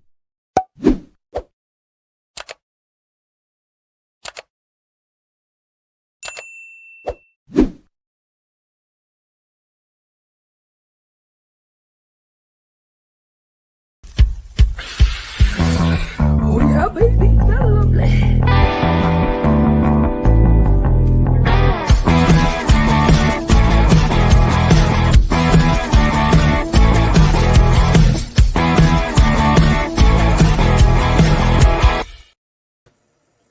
Good morning, it's January 27th, and welcome to Psychedelics and Cannabis Educational News, live here at paceradio.net and 420pace.ca. Good morning, Rev Cindy. How you doing? Good morning, Al. How are you? I'm doing well, thank you, by the way. I'm doing okay. I'm doing better than I was last week at this time. And maybe because the sunshine that is over my shoulders is part of the reason why. Nice. We have snow here today. Oh, I'm sorry. But yeah, there was a little bit of sunshine when I looked out earlier, but then, it's very cold with scattered sun and snow showers. Yeah. Well, I think we probably had that stuff over the weekend. Yeah. Yeah, and it's made its way to you. So what can we do? It is what it is. All right. That's our weather report for today. Anything new before we get into the news? I don't think so. Oh, I started doing my planning for coming up for Can Expo and some medicine in March, so that's kind of exciting. Good. Look forward to that. Yeah. And we're actually starting to run promos too on the Can Expo. So, all righty. We'll get to our first news story of the day, and it comes to us from Business of Cannabis. Canada's cannabis industry at a turning point after Trudeau's departure. That's right. As Canada's cannabis industry stands at a pivotal crossroads, the impending departure of Prime Minister Justin Trudeau marks the end of an era that reshaped Canada's relationship with the plant. Trudeau's bold decision to legalize recreational cannabis in 2018 not only transformed the nation's social and economic landscape, but also established it as a global pioneer in cannabis reform. Canada remains the only G7 nation to have federally legalized the plant both for medical and adult use purposes. Mm-hmm. The impact of cannabis legalization on Trudeau's legacy is undeniable. One of the only things he did that was amazing. Recent polls indicate that 62% of Canadians support cannabis legalization, a testament to the policy's enduring popularity and success. In fact, when asked about Trudeau's top accomplishments, the largest proportion of Canadians point to the legalization of recreational cannabis, according to a survey at Ledger, a North American market research company based in Montreal.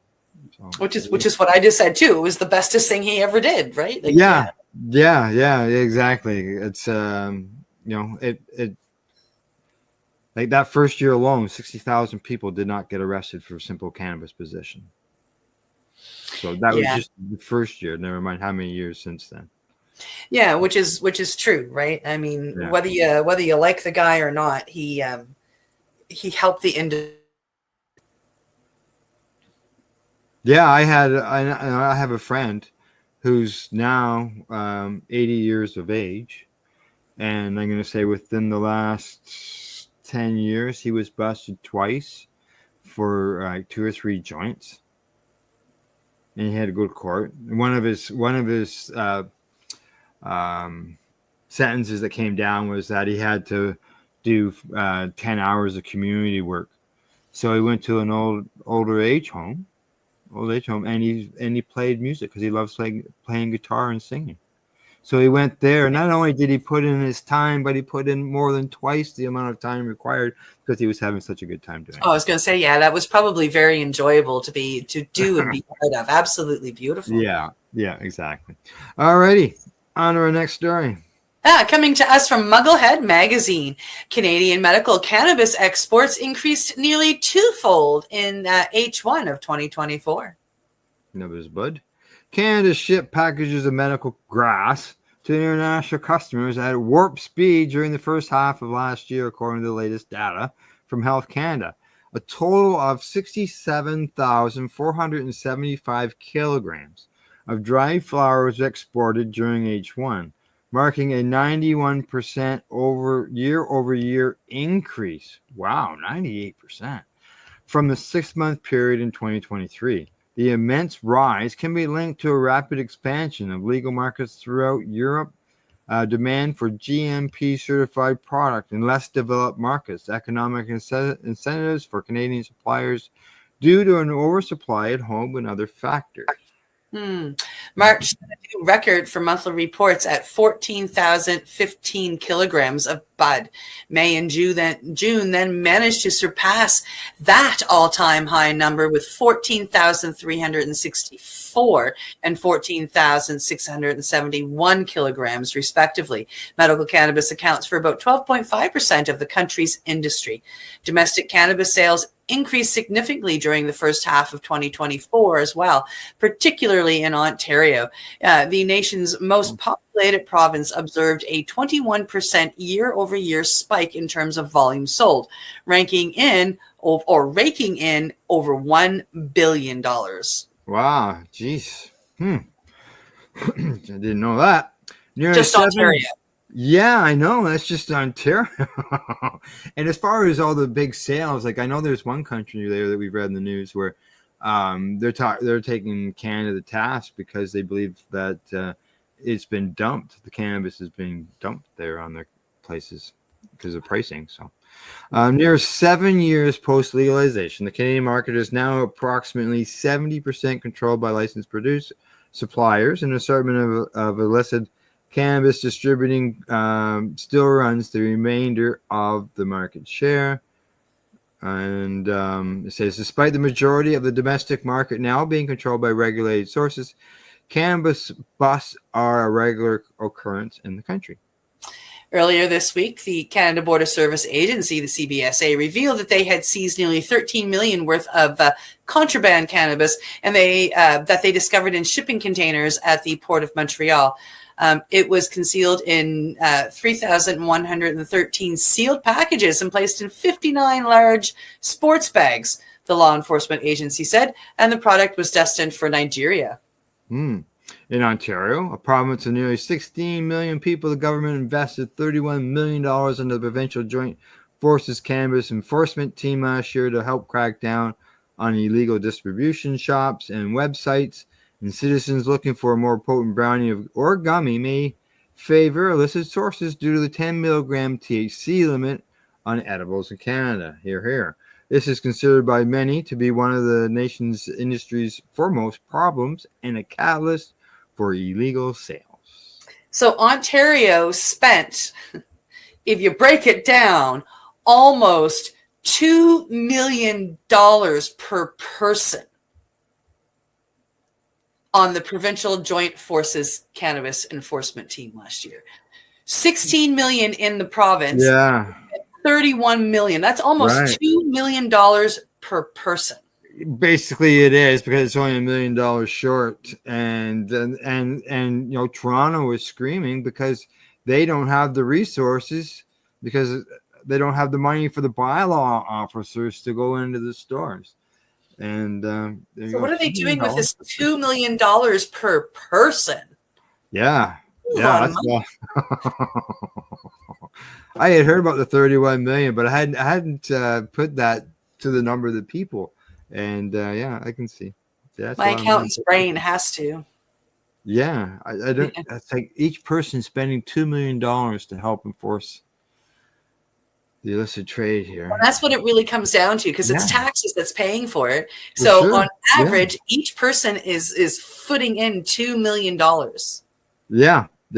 Wow, that's crazy. All righty, here we go. On to the next story. Coming to us from City News Everywhere, new psychedelic assisted therapy clinic is open in Edmonton. All right. Psychedelic therapy is being called a frontier field of medicine, and now Edmonton has a psychedelic-assisted mental health treatment clinic. But psychiatrists warn there are still unanswered questions about their use. Yeah. Psychologists, ooh, my screen was jumping. I hate it when they do that, right? But psychologists say this frontier field of mental health treatment is already showing promising results. In order to get a dose of psilocybin, ketamine, or MDMA, patients at Reunion Psychedelic Therapy downtown must get a referral by a clinical professional and meet eligibility requirements after consulting with psychologists. While on a psychedelic dose, patients in this room are guided by medical professionals meant to treat issues like treatment-resistant depression, anxiety, PTSD, and even end-of-life anxiety. Mm-hmm. To go inward and encounter different types of experiences, memories, emotions, and thoughts that perhaps they've been really struggling with. And this is said by Dr. Kevin St. Anard, who's a psychologist at Reunion. Different types of traumatic experiences perhaps start to come to the surface. Dr. St. Arnaud says the research on psychedelic-assisted therapy dates back to the 1950s, and its use recorded in human history thousands of years before. But despite that, it's still an emerging field of clinical treatment. Alberta is the first province to regulate the practice in 2022. Under what we've put together here, this is protecting individuals from unregulated individuals providing non-evidence-based therapy. And this is said by Dr. Robert Tanguay, who is the Alberta Health Services.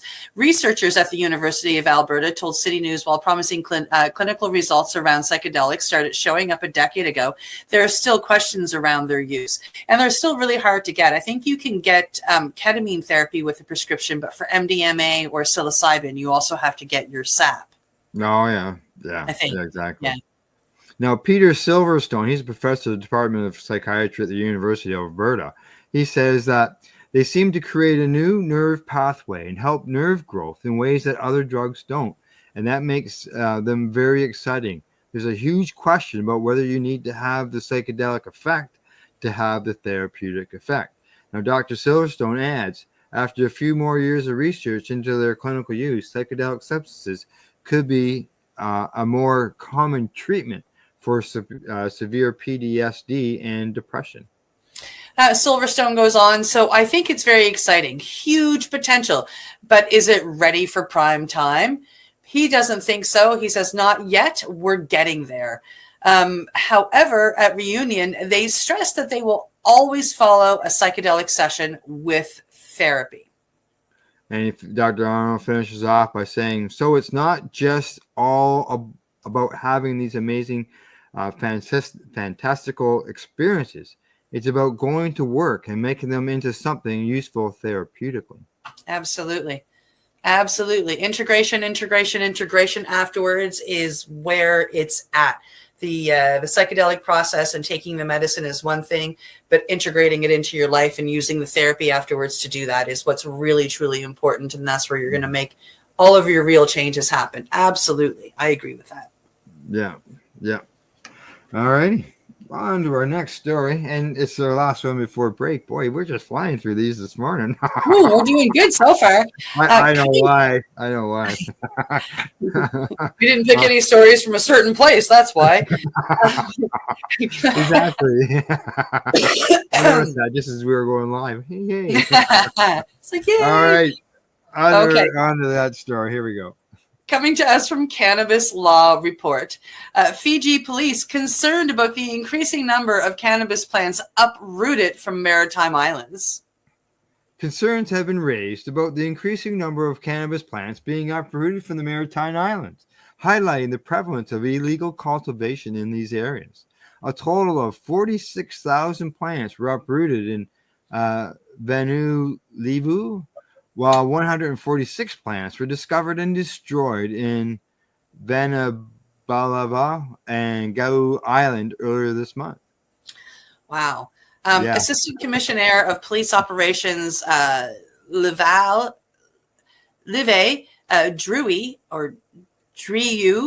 told Fijiville News pardon me, that the war against drugs requires a holistic approach involving not only enforcement, but also education and rehabilitation to address the root causes of drug cultivation and use.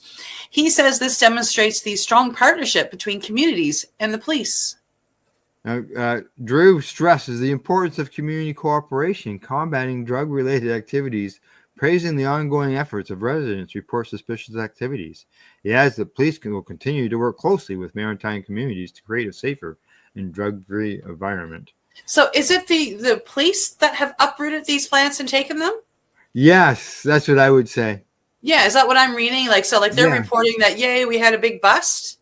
Well, no, they're just saying how they're just disturbed by how many plants that they've pulled out of these different off these different islands that are within their territory. 46,146 to be exact. Yeah. Well, it's just like they used to say something similar here at one time, right? And they still do, talk about all the large grows, and now we're seeing about these large busts. We just reported on one, and a couple of weeks ago we had a whole list of them. Yeah, of all these people. We had the one that was down in Halifax. That was all border related. Yeah. Trying to take it out of the country. Yeah, exactly. So, see what happens. That says down something the road. for how much cannabis we have here. Yeah, exactly. All right, commercial time. Time for us to hear from the sponsors who inform our viewers, or help us inform our viewers. You're watching Psychedelics Cannabis Educational News. We'll see you in about 3.5 minutes, maybe 4. You're listening to the Pace Radio Network here at paceradio.net. Limestone City Hydroponics is Kingston, Ontario's hydroponics shop. Take your growing to the next level and create the optimal environment with a tent kit, or maximize your yield with an ebb and flow flood table kit. Either way, Limestone City Hydroponics has more sizes and options to fit your needs. Are you looking for the power of the sun that adapts to your budget? Then look no further, as they have professional grow lighting. They have indoor grow systems that are easy and cost effective, with many options to fit your living space and lifestyle. Cultivate your growing potential. We have everything you need to succeed. And if you can't make it to the store, they offer local delivery to the greater Kingston area. Remember, when you're looking for experts to help you grow, then look no further than the locally owned Limestone City Hydroponics, 105 Sunderland Drive in Kingston, Ontario. Call them at 613-548-0420. Are you looking to get your medical cannabis grow license? Limestone City Hydroponics can help patients through the process of obtaining their license to grow medical cannabis. What's that? You don't have a doctor. If you meet the medical criteria, Limestone City Hydroponics has a nurse practitioner who can assess and provide medical cannabis prescriptions. What are you waiting for? Contact Limestone City Hydroponics at limestonecityhydroponics.ca or call them at 613-548-0420. What do you find at paceradio.net? People advocating cannabis education. Enjoy the buzz of legalization with Campbellford Lifestyle Shop. From lights to plant nutrients, books, consumption accessories, and more, we've got all your basics to grow or consume cannabis. Visit our info center or take a look at our piercing services and body jewelry, now available in-store through Campbellford Lifestyle Shop, 17 Bridge Street West, Campbellford. Are you looking for non-stop, continuous cannabis and psychedelic programming? If you are, then turn your browsers to 420radio.ca or paceradio.net, where you will find the 420 Pace re-rolled Saturday. Everything gets started at 8 a.m. Eastern Saturday morning.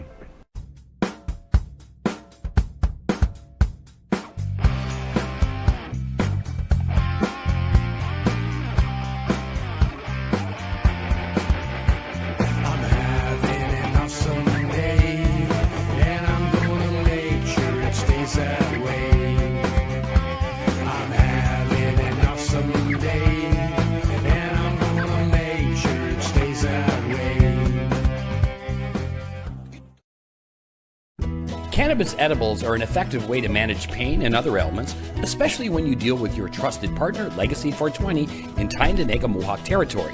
You see, we lab test every product on site to ensure proper dosage every time, which is critical when consuming cannabis edibles. All Legacy 420 edibles are made by our classically trained baker and chocolatier, and we also have super tasty vegan options. Our baker has been in the industry for 25 years. She's also a chocolatier. Everything from savory to sweet, your chocolate bars, brownies, butter tarts, you name it, we make it. Talk to our knowledgeable Cannatex about our incredible variety available. Give your trusted partners a call. Legacy 420 out on your road.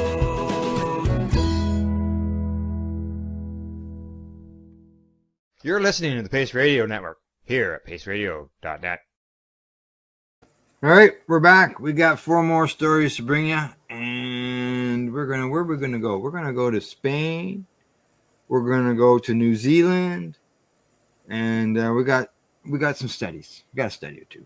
So there we go. Next story's up. Coming to us from Ceylon, what makes the psychedelic experience so healing? It could be awe. Could be. Here we go. Every day before leaving for work, Danny Brown would set up a time lapse in front of his window to capture the day outside while he was in the office. When he got home, he could witness all that he missed while he was locked into the computer during the workday. He says, it was a grand shift in perspective that created a need to change my way of thinking. For me, that change was from a daily experience to this almost overview effect. Like nature kept going today while I was focused on the expense report, or this cold front moved in, I didn't even notice.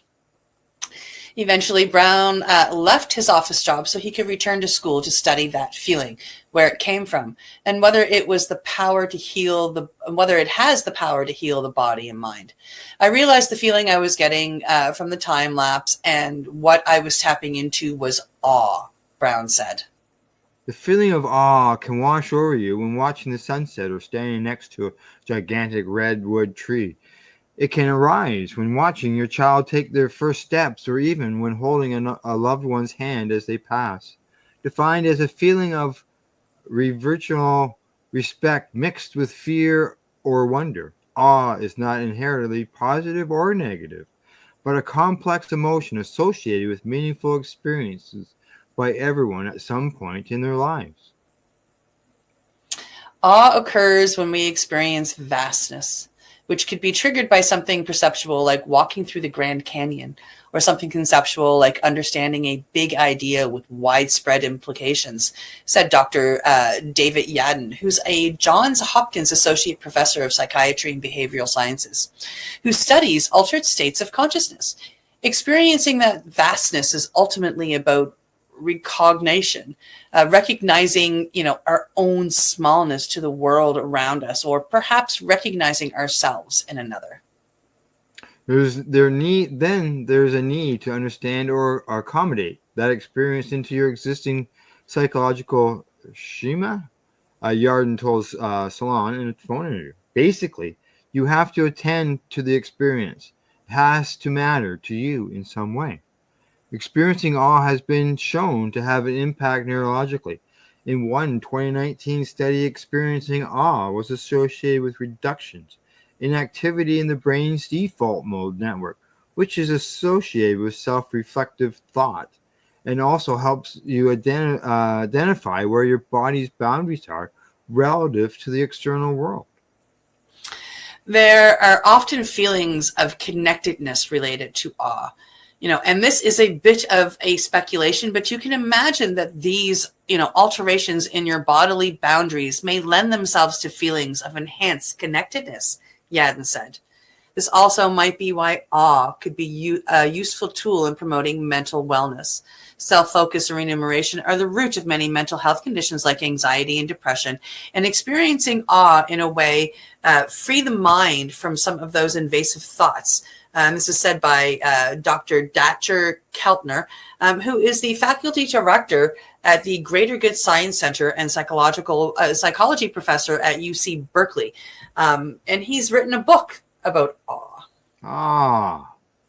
Awe could also reduce feelings of isolation or loneliness by promoting a sense of inner correctiveness, says Dr. Alice Chirico. She's the director of Experience Lab at the Catholic University of Milan, who studies awe. Awe helps us experience the so-called sense of small self, where individuals feel part of something greater, which naturally reduces self-referential thinking and rumination, key drivers of depression, they told Salon in an email. I'm going to go deal with the dog, okay? Okay. You keep going. This self-transcendence is also at the heart of psychedelic research. A large portion of people who undergo psychedelic therapy report experiencing mystical experiences, which often include feelings of awe. Although mystical experiences may bring to mind religious or spiritual connotations that inherently conflict with the scientific, paradigm, these experiences, whether reached through psychedelics or something like meditation, have been objectively tested and shown to have lasting impacts on psychological functioning. Nevertheless, some psychedelic researchers have suggested that the therapeutic effects of psychedelics could still take place without the trip or experience part of the psychedelic experience. But this idea is debated within the field, with others saying this self-transcendent experience is central to the benefits that psychedelics provide, and that they are likely far more effective in the experience element, if the experience element is integrated in addition to the medicine. And Yadin says that I think the awe effect is necessary for the full and enduring therapeutic effects. I think to lock in long, lasting, persisting changes, you need shifts in your emotions, attitudes, and beliefs about yourself and the world. In other studies, experiencing awe has been shown to reduce stress, soften feelings of grief after a loss, and reduce feelings of hopelessness. Experiencing awe also activates the vagus nerve, which can reduce the body's inflammation and releases oxytocin, which is typically associated with connection and building relationships. Kettler says. Awe helps you think creatively. It helps you be rigorous in your thought. It calms your body and makes it receptive to the world. And Keltner told Salon this in a phone interview. Awe reduces stress. It makes you feel connected, and it helps to reduce loneliness. Millions of U.S. adults suffer from depression, anxiety, and loneliness with long-term physical health effects. However, fewer than half of people experiencing these mental health problems receive the care they need. And as a result, it is particularly critical to continue studying something like awe, which anyone can access, Keltner said. He goes on to say it helps you understand the meaning of your life, and this is what it's all about. We are in a lot of crises right now, and we need reorientation. Brown intends to study whether the feeling of awe can invoke some of the mental health effects that psychedelics do, given its similarities. The idea is to explore whether any of the same neurological biomarkers are identified when people experience awe as when they use psychedelics. A huge piece of the psychedelic experience is the oneness with the universe. Oh, yes. This ability to connect with other people, Brown said. I just see that as so important to the human condition. And given how many people have depression and anxiety, there is a public health case for this research for sure. I agree. There you go. Very interesting. That's interesting. Yeah. I've always looked at awe as, normally, as something really, things that would be exciting and good. But yeah, it can be negative for sure. Oh, yeah. Yeah. Yeah. Yeah. All righty. See if that we ever hear about any more of that down the road. Yeah, that'd be interesting. Yeah. All right. It would be awesome if we did. All righty. Here we go. Next story is up. Coming to us from International Cannabis Business Conference, Spain is expected to approve a medical cannabis measure soon. All right, another country jumping on board. Lawmakers in Spain are reportedly on track to approve a medical cannabis industry regulation measure before this summer. Spain has long been home to a thriving medical cannabis community and market. However, regulations for the nation's domestic medical cannabis industry have proved to be exclusive for years. The effect to bring Spain's medical cannabis policies into the modern age passed a major milestone back in October when the nation's Ministry of Health published a draft royal decree focused on medical cannabis. This draft royal decree appears to be moving further along in the process. After years of waiting, Spain seems to be finally on its way to regulating medical cannabis. If all goes according to plan, the royal decree regulating the use of cannabis for medical purposes could be approved before the summer of 2025. And this was stated by Inspangi in its reporting. The Spanish Minister of Health has sent a draft of the royal decree to the European Commission as required by European regulations. Brussels has 3 months to respond to the proposal. Once a positive response is received, the Council of State will give its opinion and the government can approve the decree. In total, this process could take up to 5 months. The draft establishes broad restrictions on the medical use of cannabis and specifies very specifically the pathologies for which it can be used: multiple sclerosis, severe forms of refractory epilepsy, nausea and vomiting caused by chemotherapy, and refractory chronic pain. In all these cases, experts believe that there is scientific evidence of the benefit of medical cannabis. The ministry addresses the regulation based on the conclusions of the Subcommittee of Congress of Deputies for the Analysis of Experiences with the Regulation of Cannabis for Medicinal Use, which called on the Spanish Agency for Medicines and Health Products to prepare a roadmap to approve the regulation. Spain's government stated in a press release about the measure. The proposed regulation guarantees the quality of the products and the safety of patients, enabling the legal avenues available to have therapeutic compounds based on standardized cannabis preparations that have shown evidence in relieving pain and the suffering of patients, considering the oral administration of these compounds as it is the most appropriate in terms of therapeutic effectiveness and safety for patients.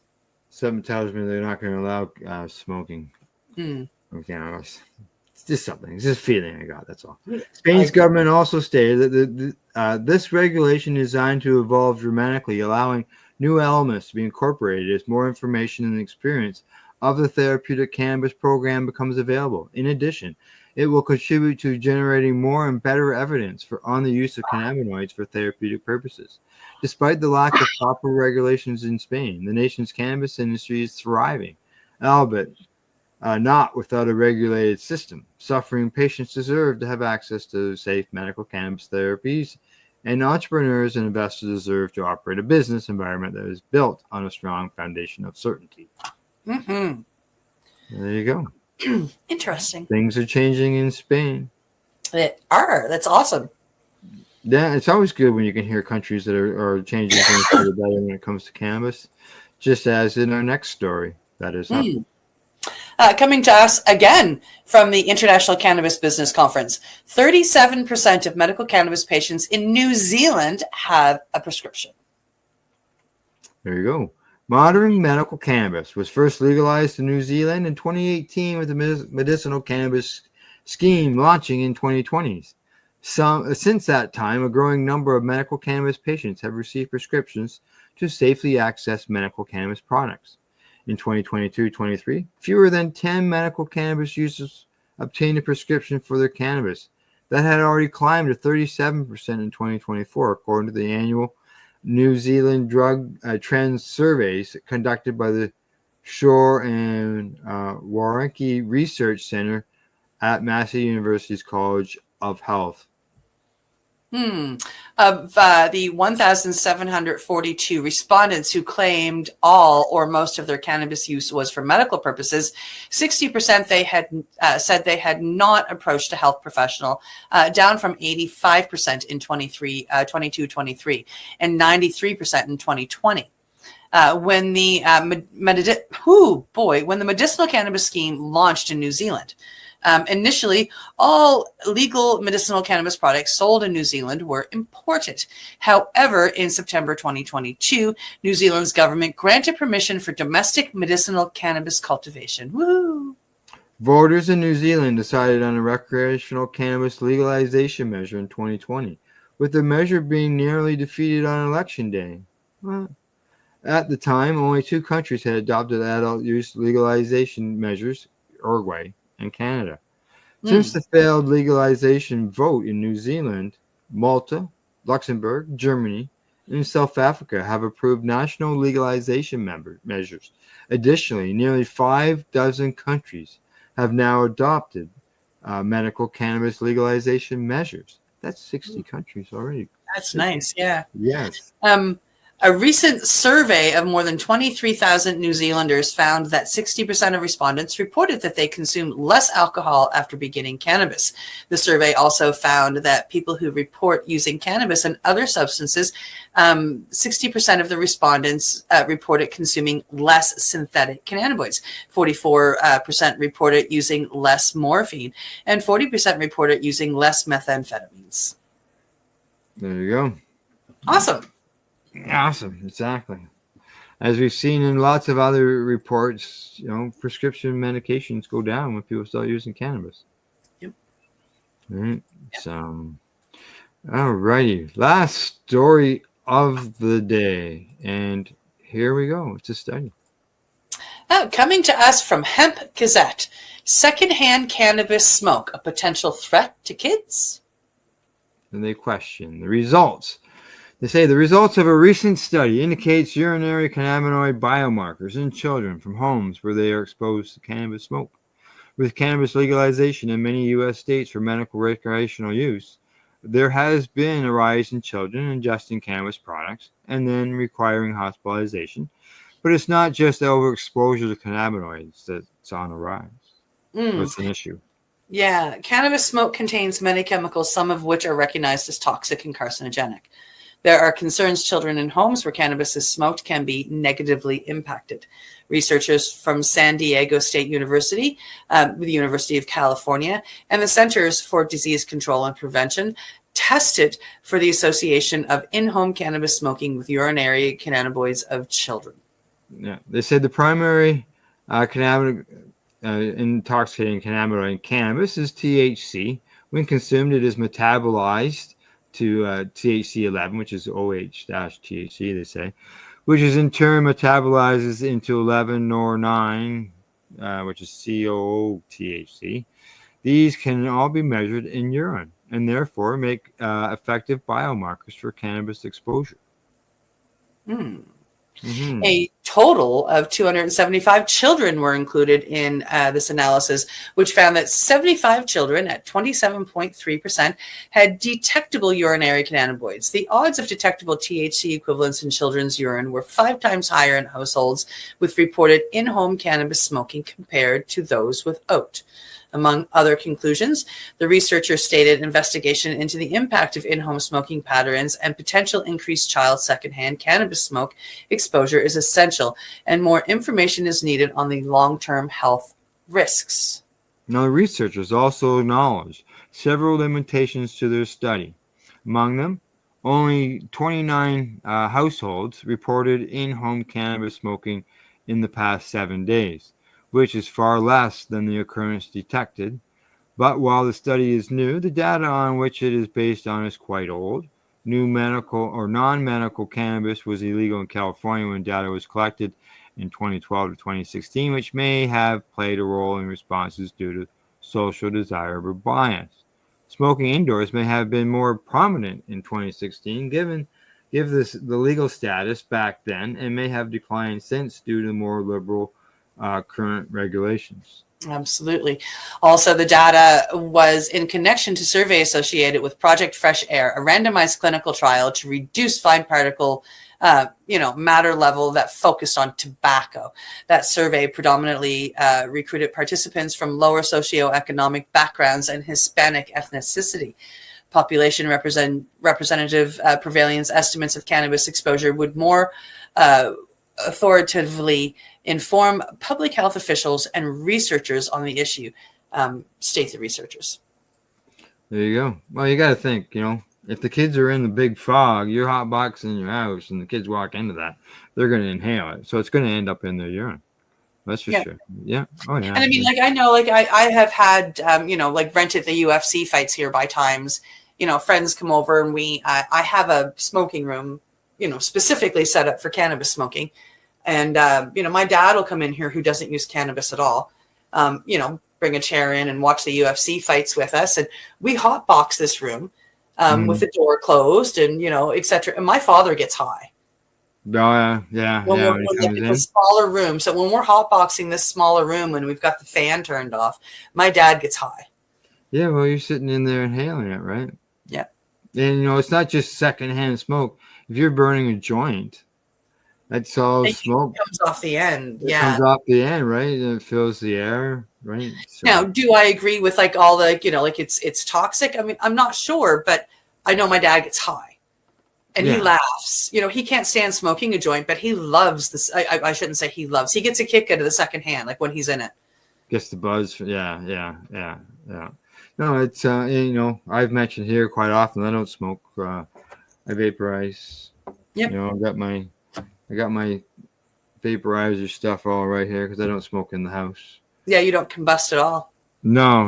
And the vapor is a whole lot different. Yeah. I don't know if it. Yeah, I don't know. We haven't seen any secondhand vapor studies. You don't see much of them, so it'd be interesting to. Come on, Ivy League universities, get on it. All right. Anything else offhand? I don't think so. Okay. All right. Well, I guess one other thing offhand is I had a link sent to me over the weekend that showed that. Or wait for Wednesday. So. Yeah, it was for the top 25 podcasts to watch or listen to in 2025. And the Pace Radio Show came in 8th place. So I was wow. That's really exciting. I'm so excited for you and Tamara. I was so pleased to see that Pace Radio got that and that the two of you got recognized. That's so beautiful. Congratulations. Yeah, those are the maybe those awe factors that we talked about earlier on, because like, holy smokes, and it's we don't know how it was done. Well, there was some information how the things were all calculated and all that, but you don't know when it was going on. It was all based on data that they had, and I believe there is some voting involved in it, but it was good to see. So absolutely, very exciting. Yeah. All righty. Other than that, anything else? I don't think so. Thanks right. That's right. From the Legacy.com News Desk, that's it for today. We hope you found it educational and informative. Thanks to Legacy420.com, Camelford Lifestyle Shop at ease.ca, and Limestone City Hydroponics.ca. And to you, catch our next broadcast on Thursday. And we will see you all then. And don't forget to educate, medicate, and do not incarcerate. You're listening to the Pace Radio Network here at paceradio.net. The opinions of the individuals during this broadcast are their own and may not be the opinions of their group or other organizations they may be involved with. All medical advice during our broadcast is not a medical opinion and should be checked with your medical physician. When you have a pain that's reached its peak, Legacy for 20, it's so unique. If organic cannabis is what you seek, here's your trusted partners 7 days a week. Suppository salves, vapes and drops, topicals, edibles, infused pop. Just when life seems like it ain't easy, at Legacy 420, enjoy a pop freezy. Lab tested products, make them the GOAT. Legacy 420 out on your road. Legacy 420 in Tyndonega Mohawk territory. Indigenous organic cannabis at its finest.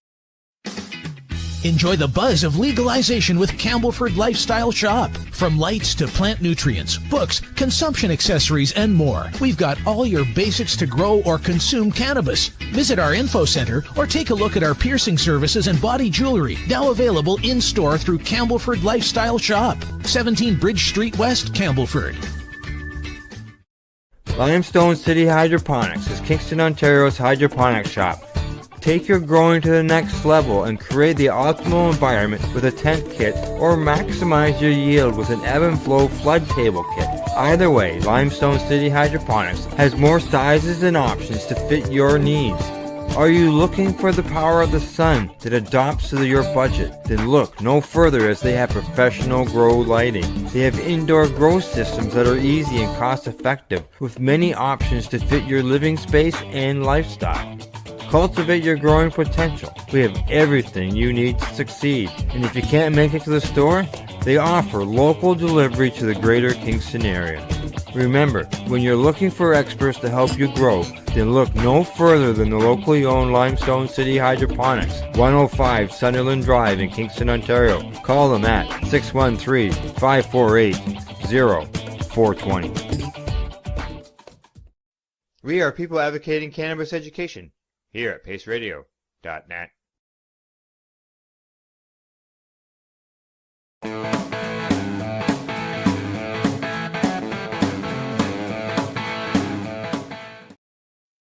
You're listening to the Pace Radio Network here at paceradio.net.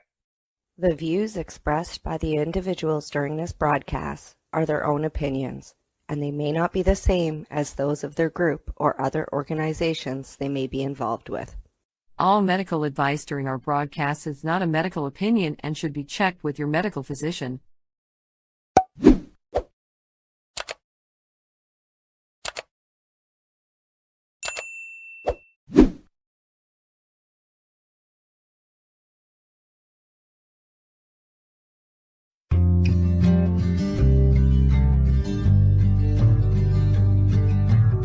I want to talk about news, don't want the drama.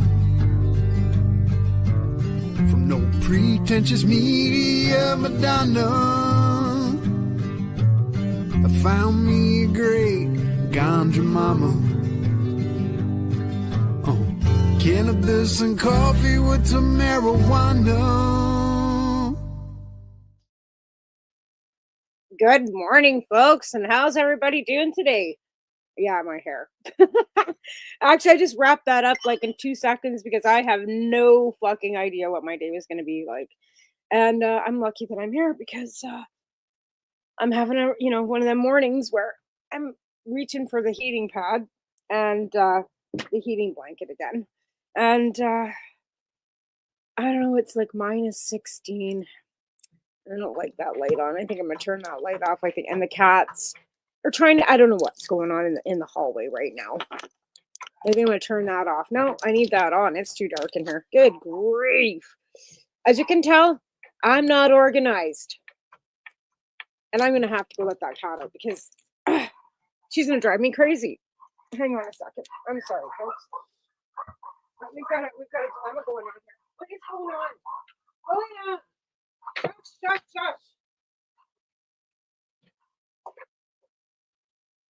Get back from there. I don't know what those two were doing. Like, seriously, I thought it was Jinx trying to get back down there, but Jinx is nowhere to be found. And it was the other two scrapping at the door, but the big dog's there. And I gave them some raw food this morning, so everybody's a bit rangy because that's what I do. I went to bed really early last night, like way early for me, because I usually don't go to bed till like 3 o'clock in the morning. And I was asleep before midnight last night. So like I was waking up at 6, and then I was waking up at like Yeah, so I didn't sleep great. I'm in a lot of, like, I'm not a lot of pain, but I'm in pain. So it's med check. Okay? It's 10 o'clock, folks. Has everybody taken their meds? This chicken hasn't, so we are going to take our meds. At 10 o'clock every day, I take my meds. So, med check! Everybody take their meds. So some of you might have seen posted that I'm going to Toronto. I'm going to Toronto. I am, well, I got to book my flight on Friday, but my husband's going to try and be home for the dogs and the kid. And we've got a booth out there. Like, Canada Expo has given us the opportunity to have a booth. Now,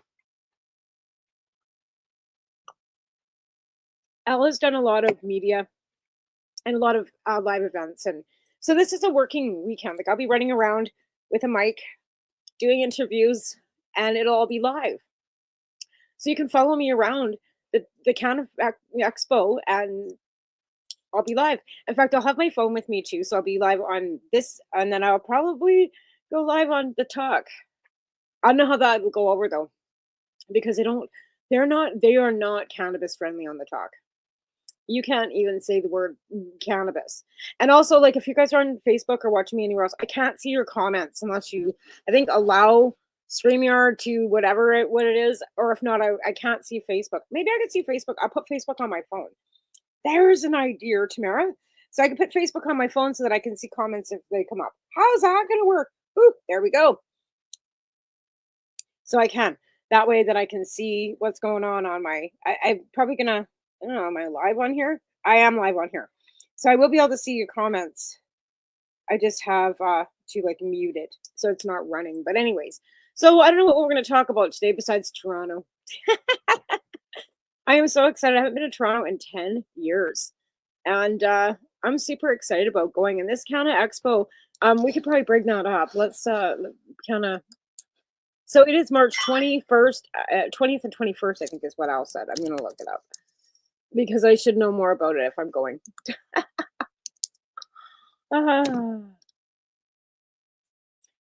Canada Expo Toronto Lifestyle Show. Here we are.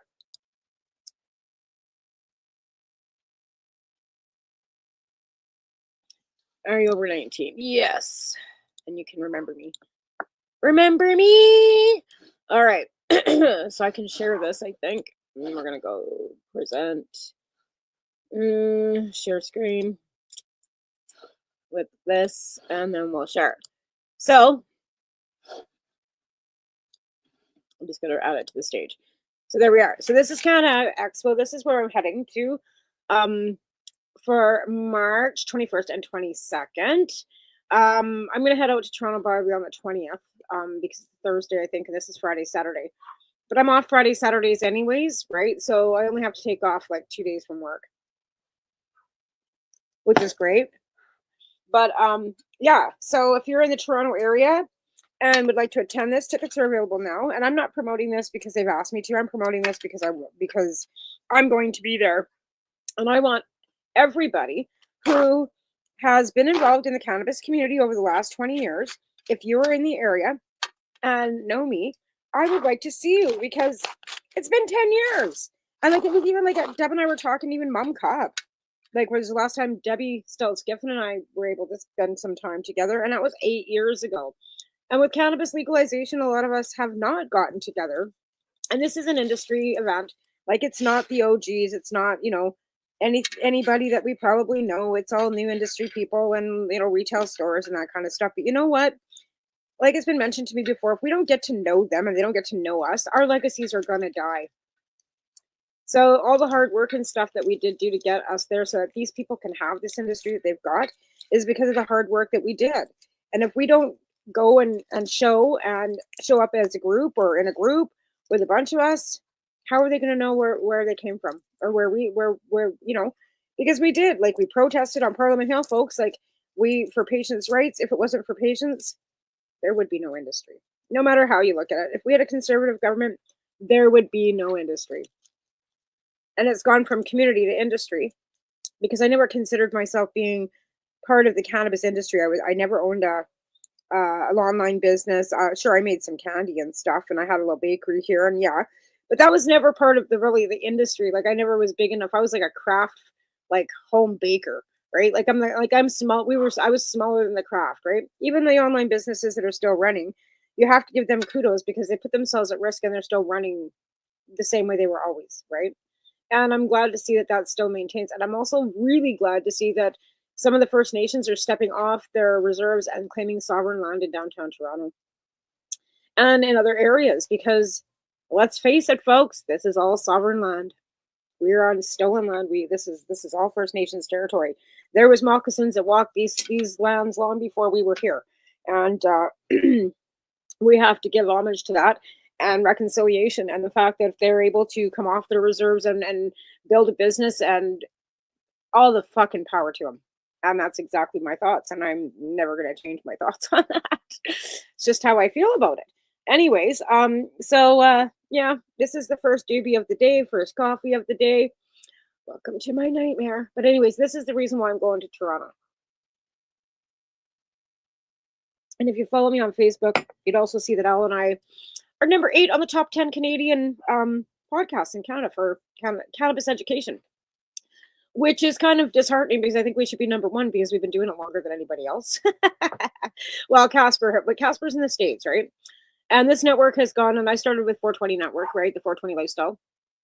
And then I moved over to Pace, and now we're merged, and we're all one big old conglomerate kind of thing, where there's the high guys that and then there's Newbie and the Doobie, and then there's psychedelic news, and cannabis education, and then Al and I, and then this show. Like, we've really grown over the last year, and I think that's absolutely fabulous, and that is all due to Al's hard work.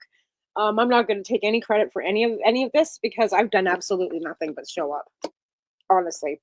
And but Al's out there pounding the pavement. He's out there doing, but also Al's retired and has the time, and I'm working. So again, and I'm not in Ontario, I'm in British Columbia, and we don't have where I am the ability to. I don't have, like, I'm in a small town. Like, I don't have anybody to go asking for sponsorship to. I've asked a few of my friends to sponsor, but I was told at one point in time they didn't need our sponsor. They didn't need our advertising. So I went, okay, I won't ask again.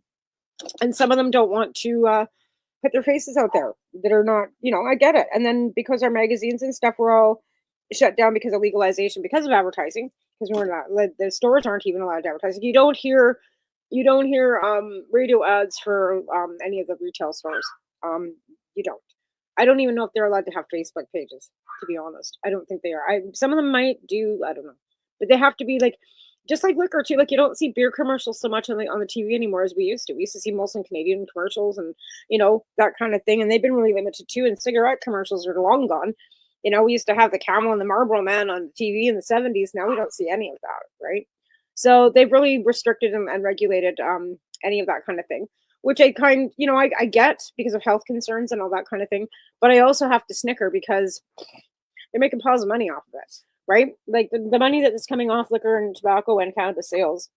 And why I keep saying, and I can say it here, where's the cannabis taxation? And they say, well, it's going to law enforcement. Well, I'll tell you, in this town, our law enforcement is so ridiculously limited. It's not even funny. And we've got one liquor control guy that's trying to do everything. So they have not hired any more liquor control or control that does because it's all handled under one umbrella. So the same dude that was doing the liquor inspections and, controlling whatever the liquor licensing in the area is doing the cannabis stores too, right? So in hindsight, they haven't hired any more people. They haven't, like I said, where's the money? Oh, they've got these community standard safety units at the coast, and all they're doing is harassing Ted Smith. So you spend all that money to harass one entity in Victoria. That's $11.5 million a fucking year coming into every municipality. Okay, so we've got housing crises and we've got all these things going on, and they're raising our taxes like crazy. I just got the house assessment. My mom just said the house has gone up $20,000 from last year.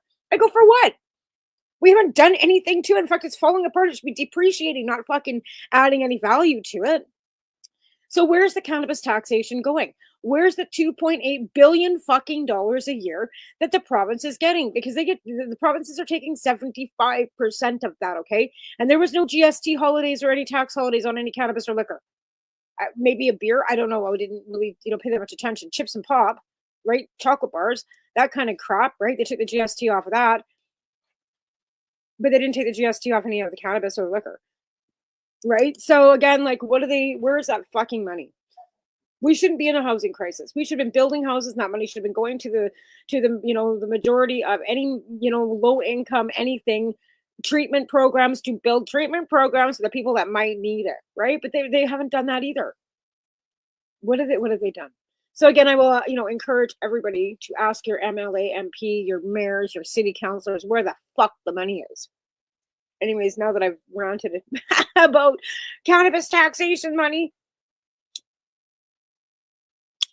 it's breakfast time. And that's so again, I am not seeing any comments anywhere. So nobody's paying attention to me as usual. I'm used to that by now. And like I said, I'm pretty funny, but I'm also funny looking. So, you can always come in and have a laugh, because that's pretty much what I'm here for too, is to make you laugh. That's part of the joys of life. Smoking some of the ganj and having a coffee and having a laugh, because, this world is falling to shit in a fucking handbasket. And if you don't laugh, you're going to fucking cry. I don't even know. Like, I'm watching over my shoulder. Like, I woke up this morning to see that actually the Israelis actually did follow through and open the north, that, and they're going to agree. But again, like, that's kind of, we look at Israel too, all the, cannabis studies and all these things. And then Al and I had a guest on a few, I don't know, months ago that said, what research? We're like, well, all the research that you guys, he goes, yeah, whatever. And we're like, really? So is the research really being done? Is it propaganda being fed? Like, who knows, right? I don't know. I don't know if I believe anything anymore, to be honest.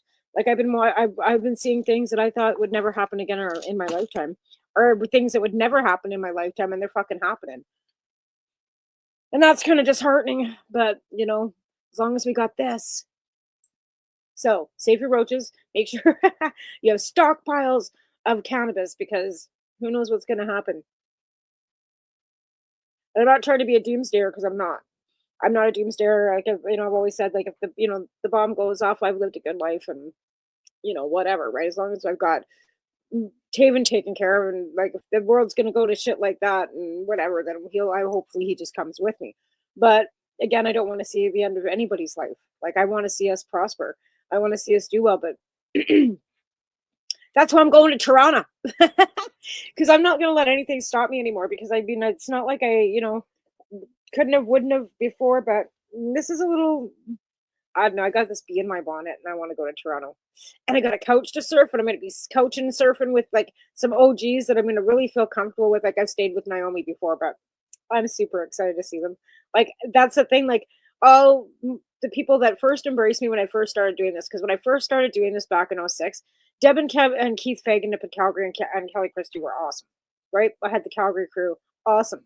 And then I had built myself a little crew in Lethbridge too. Like, I had, a few friends and stuff that were backing and, doing and always there for me. And then, but when I went to Ottawa and I met my brother Caleb there, like, he's not my blood brother, and we went to Ottawa and we protested, and everybody that I met there, and then stayed in contact. And then I went to TY 2 years in a row, which was in Toronto, which was Marco's show, the TY Expo, that many of us were at.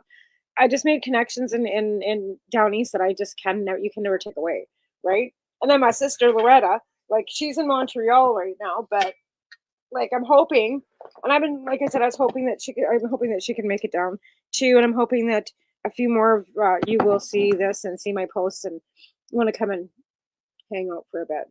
Because I think if we don't start showing up to these events and start, actually presenting ourselves as who we are, like, I'm to marijuana. Like, I started, this gig in 2006. I did some things, and I'm not looking for recognition. I'm not looking for a pat on the back. I just want you to know that I'm here, and I didn't go away. And if you need some help fighting for stuff right now, I'm still available. You know what I mean? Like, and like, we've been doing these shows just to keep the momentum going. Like, I quit for a while, and then I saw that it was leaving me kind of like out of the whole loop of what was going on in the cannabis industry, cannabis community, anything having to do with cannabis. And I kind of missed it, because honestly, my attention deficit, and I've never finished anything in my fucking life. I'm going to put that out there as a vulnerable thing. I took piano lessons. I did all these things. I never finished fuck all. But one thing I didn't leave behind was this. I started this in 2006 and we're going on to 2025. It'll be 20 years next year. And I haven't let go of this bone. So, sure, I smoked cannabis and stuff before I started doing the activism. But then this activism has kind of led me into political activism and other things too, like human rights and really standing up for LGBTQ right, LGBTQ2 spirit. I get that wrong every time. I apologize. And other marginalized communities, including the disabled community, because we're patients. I'm disabled. And, for so many years, I didn't want to look at myself as being disabled. But with rheumatoid arthritis and some days with my pain, and when I was on a fucking cane before my diagnosis, you think I'd admit that? You think I would, even having a hard time, like, even the word patient, like, I still don't like that, because I don't like a patient to me is somebody that's hooked up to in a fucking hospital bed, right? I'm somebody that uses cannabis for medicinal purposes, yes, but I also have to use pharmaceuticals. And then with my diagnosis of ADHD, tell me that I'm not disabled, right? My brain doesn't work half the time properly. I'm always talking to myself. I'm looking behind my shoulder to see if that other person, the other voice is talking there too. Like, you wouldn't want to spend not even a half a minute in my head, honestly. It's fucking scary, because as I'm talking to you, there's 3 others talking behind me. If that makes any sense. You forgot to do that. Oh, what are you doing over there? Yo, you got to say this, right? And that's how ADHD works. So as I'm sitting here doing this, I'm remembering that I need to do 60 other things in the house, and it's all running through my brain right now. That's disability. It's, it's no fucking superpower. It's something that drives you half off your fucking nut half the time. Anyways, here's the coffee, and I did take my meds. So it might knock the squirrel back a bit, but it doesn't. It doesn't cure it. It doesn't fix everything. I'm still a fucking nut. Facts. Oh. Got to make sure I watch the time, because as I'm doing this, to my head saying, don't forget the commercials. Don't forget the commercials. Right? Okay. So back to Toronto. So see, bounce head. Again, like, there's so many events that actually do happen across the country, like in the summertime too. We have cups and stuff that do, and it's more built community building than anything. And I think that's what we've missed over the last 7 years of having legalization, is the community building that we have, because that community building has then left us so that we have no community. Like, I know Mom still has been attempting to do bazaars and Harvest Fest and all the things down in Nova Scotia, right? And that's been a hard struggle for them, because the numbers aren't there anymore. People aren't showing up. People aren't engaged anymore. That's disheartening, and I don't know what it's going to take. Well, you know what it would take? It would take the fucking conservatives getting in and then pulling our fucking weed from us. That's what it would take. It would take somebody taking away from us, right? It seems like the only time that we get motivated to ever do anything is when something's being taken. And we have to quit doing that. We could have to quit being so less proactive, because the only time we're active is when things are being taken away from us. And God knows things are being taken away in the US right now like fucking crazy. Are we going to wait for this to happen here? So again, the only time that we seem to stand up or do anything or be active about anything is when something's being taken away from us. So is it going to be the time that they just start taking away our rights for cannabis as patients, as recreational? What's it going to take for us to stand the fuck up? Again, another reason why I'm going to Toronto. Everybody's like, oh God, she's going to go out there and cause trouble. She doesn't like so-and-so, and no one, that so-and-so doesn't like her. And oh my God, it's going to be, you know what? No, it's not. Because you don't like me, I don't care. And I probably care less about how much I don't like you. Because that's irrelevant right now. Like, show some class here. Like, it's not about personalities. Like, I worked with a lot of people in the past at lots of jobs I've had that I couldn't fucking stand. Couldn't stand them. Didn't even want to be in the same fucking room with them, but I was. Right? So, I don't care. I'm going out there with a smile on my face and having a good time. You don't want to have a good time with me? Don't. Because that's about as much as I'm going to care. So, don't worry. I'll behave. If that's possible. I will. I will behave myself, because I'm not, again, I come across kind of like on the keyboard as a little harsher than really what I am. And when people meet me, they go, I thought you'd be taller. Oh, you're classy looking. That was the best one yet. It was like, what the fuck did you think I was gonna look like? I got pictures of me on, like, what did you think? Anyways, I can't wait to go to Toronto. Like, I really can't. So March 21st, 22nd is when the Canada Expo is. Like I said, you can get your tickets now. I'm not promoting this for any reason other than I'm going to be there.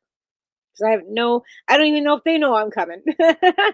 They know Al's coming, and I believe there's other people from our network going to be there. But Al and I are partnered up. We're going to run around and do interviews, and then the other people that are there will be doing the same thing. And then we have another person that'll be running the board. And I'm not mentioning any names but me and Al, because it's only me and Al. It's going to be fun. Like I said to Al the other night, I said, is this going to be the opportunity that I finally might be able to meet Gail? Because every night on our show on Wednesday nights, if she's home, we're always like, hi, back and forth. It's like Gail's off screen, and I'm going, hi, Gail. It's like a ritual on Wednesday nights now. It has to be a ritual. I've got to meet her. And I have met Al in person. Like, it's not like we've just been, screen buddies for all these years. We've been in the same room together. We've actually, and a lot of these people in Toronto I have actually been in the same room with. So it would be nice to see your faces again so I can, like, touch you. Allison, if you're out there, if you guys could make it down, that'd be great. I don't know anybody else out there. Oh, we do have comments on this one. I'm going to have to turn this off. I've got to meet her. And I have met Al in person. Oh, we got Daryl on here. Hi, Daryl. So, yeah, I can't read all that freedom of information. I'll read it afterwards. But, yeah, because if I leave this running, then I can hear it and it'll echo back and forth. But I don't know how to mute that. There's got to be a way to mute it. Oh, yeah, there we are. Okay, that's muted. Okay, so. Oh, yeah, there we are. Okay. Freedom of information has been sent out to find 150 cannabis tax in the Connor account for putting out. Freedom of information has been sent out to find 150 cannabis tax in the Connor account for putting out. Oh, that's good to know. Well, that is great information, Daryl. And we should have Freedom of Information Act. Where the fuck the money's going? Awesome. Because seriously, like, where's the money? Like, and it's not going to feds. Like, everybody can knock that off. Like, it doesn't even go. The PST goes directly, goes directly to the provincial governments because they're charging PST and GST. The GST then goes to the feds, but that's like a very small portion. And then 75% of anything the feds get goes back to the province too, right? You can see the breakdown. It's 75% for the provinces, and then the province is supposed to, like, filter down to the municipalities that acted in, right? That came forward to say, yes, we want to be part of this, right? So again, that being said, then you've got $11.5 million going to every municipality. Where the fuck is it? And that's not 1 year. So you figure over 5 years, that's a lot. That's $1 billion more, right? So where's the fucking money? Again, our infrastructure in Cranbrook is faltering. Our pipes are bursting. At the store, we had no fucking water because there's main lines bursting, and they're fucking telling us there's no money, and they're raising our taxes again by 70%. Well, I think it's 30%. Yeah, 30%. I think it was for Cranbrook. Yeah, no, that's too much. It's 7%. I'd have to look. I don't want to give out any misinformation. I don't think it's that high. It just seems like a lot because I'm going to be paying another $30 a month on top of the $270 I'm already paying. And it seems to have gone up every year for 10 years. And I think what hurts the most for us is my grandfather bought this house in 1951. We've been paying property tax on this fucking property for that many years. Is there no days that ever you're going to be exempt from ever paying property tax and the same family lives there? Like, come on. Anyways, I got to go to a commercial break here in a few minutes and thank our sponsors who are great sponsors. And if you know where our Legacy 420, they do mail order. And they do have lab testing. And Tim wants to retire, so that beautiful facility is for sale. Hello, Melissa. How you doing, honey? Any wind this week, or you guys all settled down with no storming? It's -16 here today. It's like cold. Like, I've got the heating blanket on because I'm like freezing in here. But yeah, it's like -16. And it hasn't been that cold, I don't think, any more than once this winter already. It's been like sitting in the +5 to -5 entities, right? And here we are sitting at -16. I'm like, oh my God, it's cold. I had to have the dogs out. It was like, oh, my poor dogs. They only went out for 2 minutes and then they came back in. But yeah, so we're just having a coffee, having a chat, smoking a doob, and talking about my trip to Toronto. I couldn't believe it, actually, when I went to go look. You're You're still swinging. It's cold. Yeah, -20. Oh, Jesus. Yeah, that's cold too. Yeah, it's really cold too. But yeah, I was just looking at flights and like I think the last time I went to Toronto, it would cost me like almost $1,000. And I checked the other day when I was looking to go, and a flight was like $394 round trip. I just about fell off my chair. And I'm hoping that I was reading that right, and it's not $394 one way, because then it's still like $1,000. Still going. And then like I said, because I just kind of have to laugh. Let me see here. How do I get to that? I hate this phone. I got this phone a while ago. It's new, and I fucking hate it. Okay, so we want flights. Flights. Yeah, that's where we're going. Toronto. And we're going to be leaving. Oh, it's already into February. We want to go March 20th. And I want to return back March the 24th.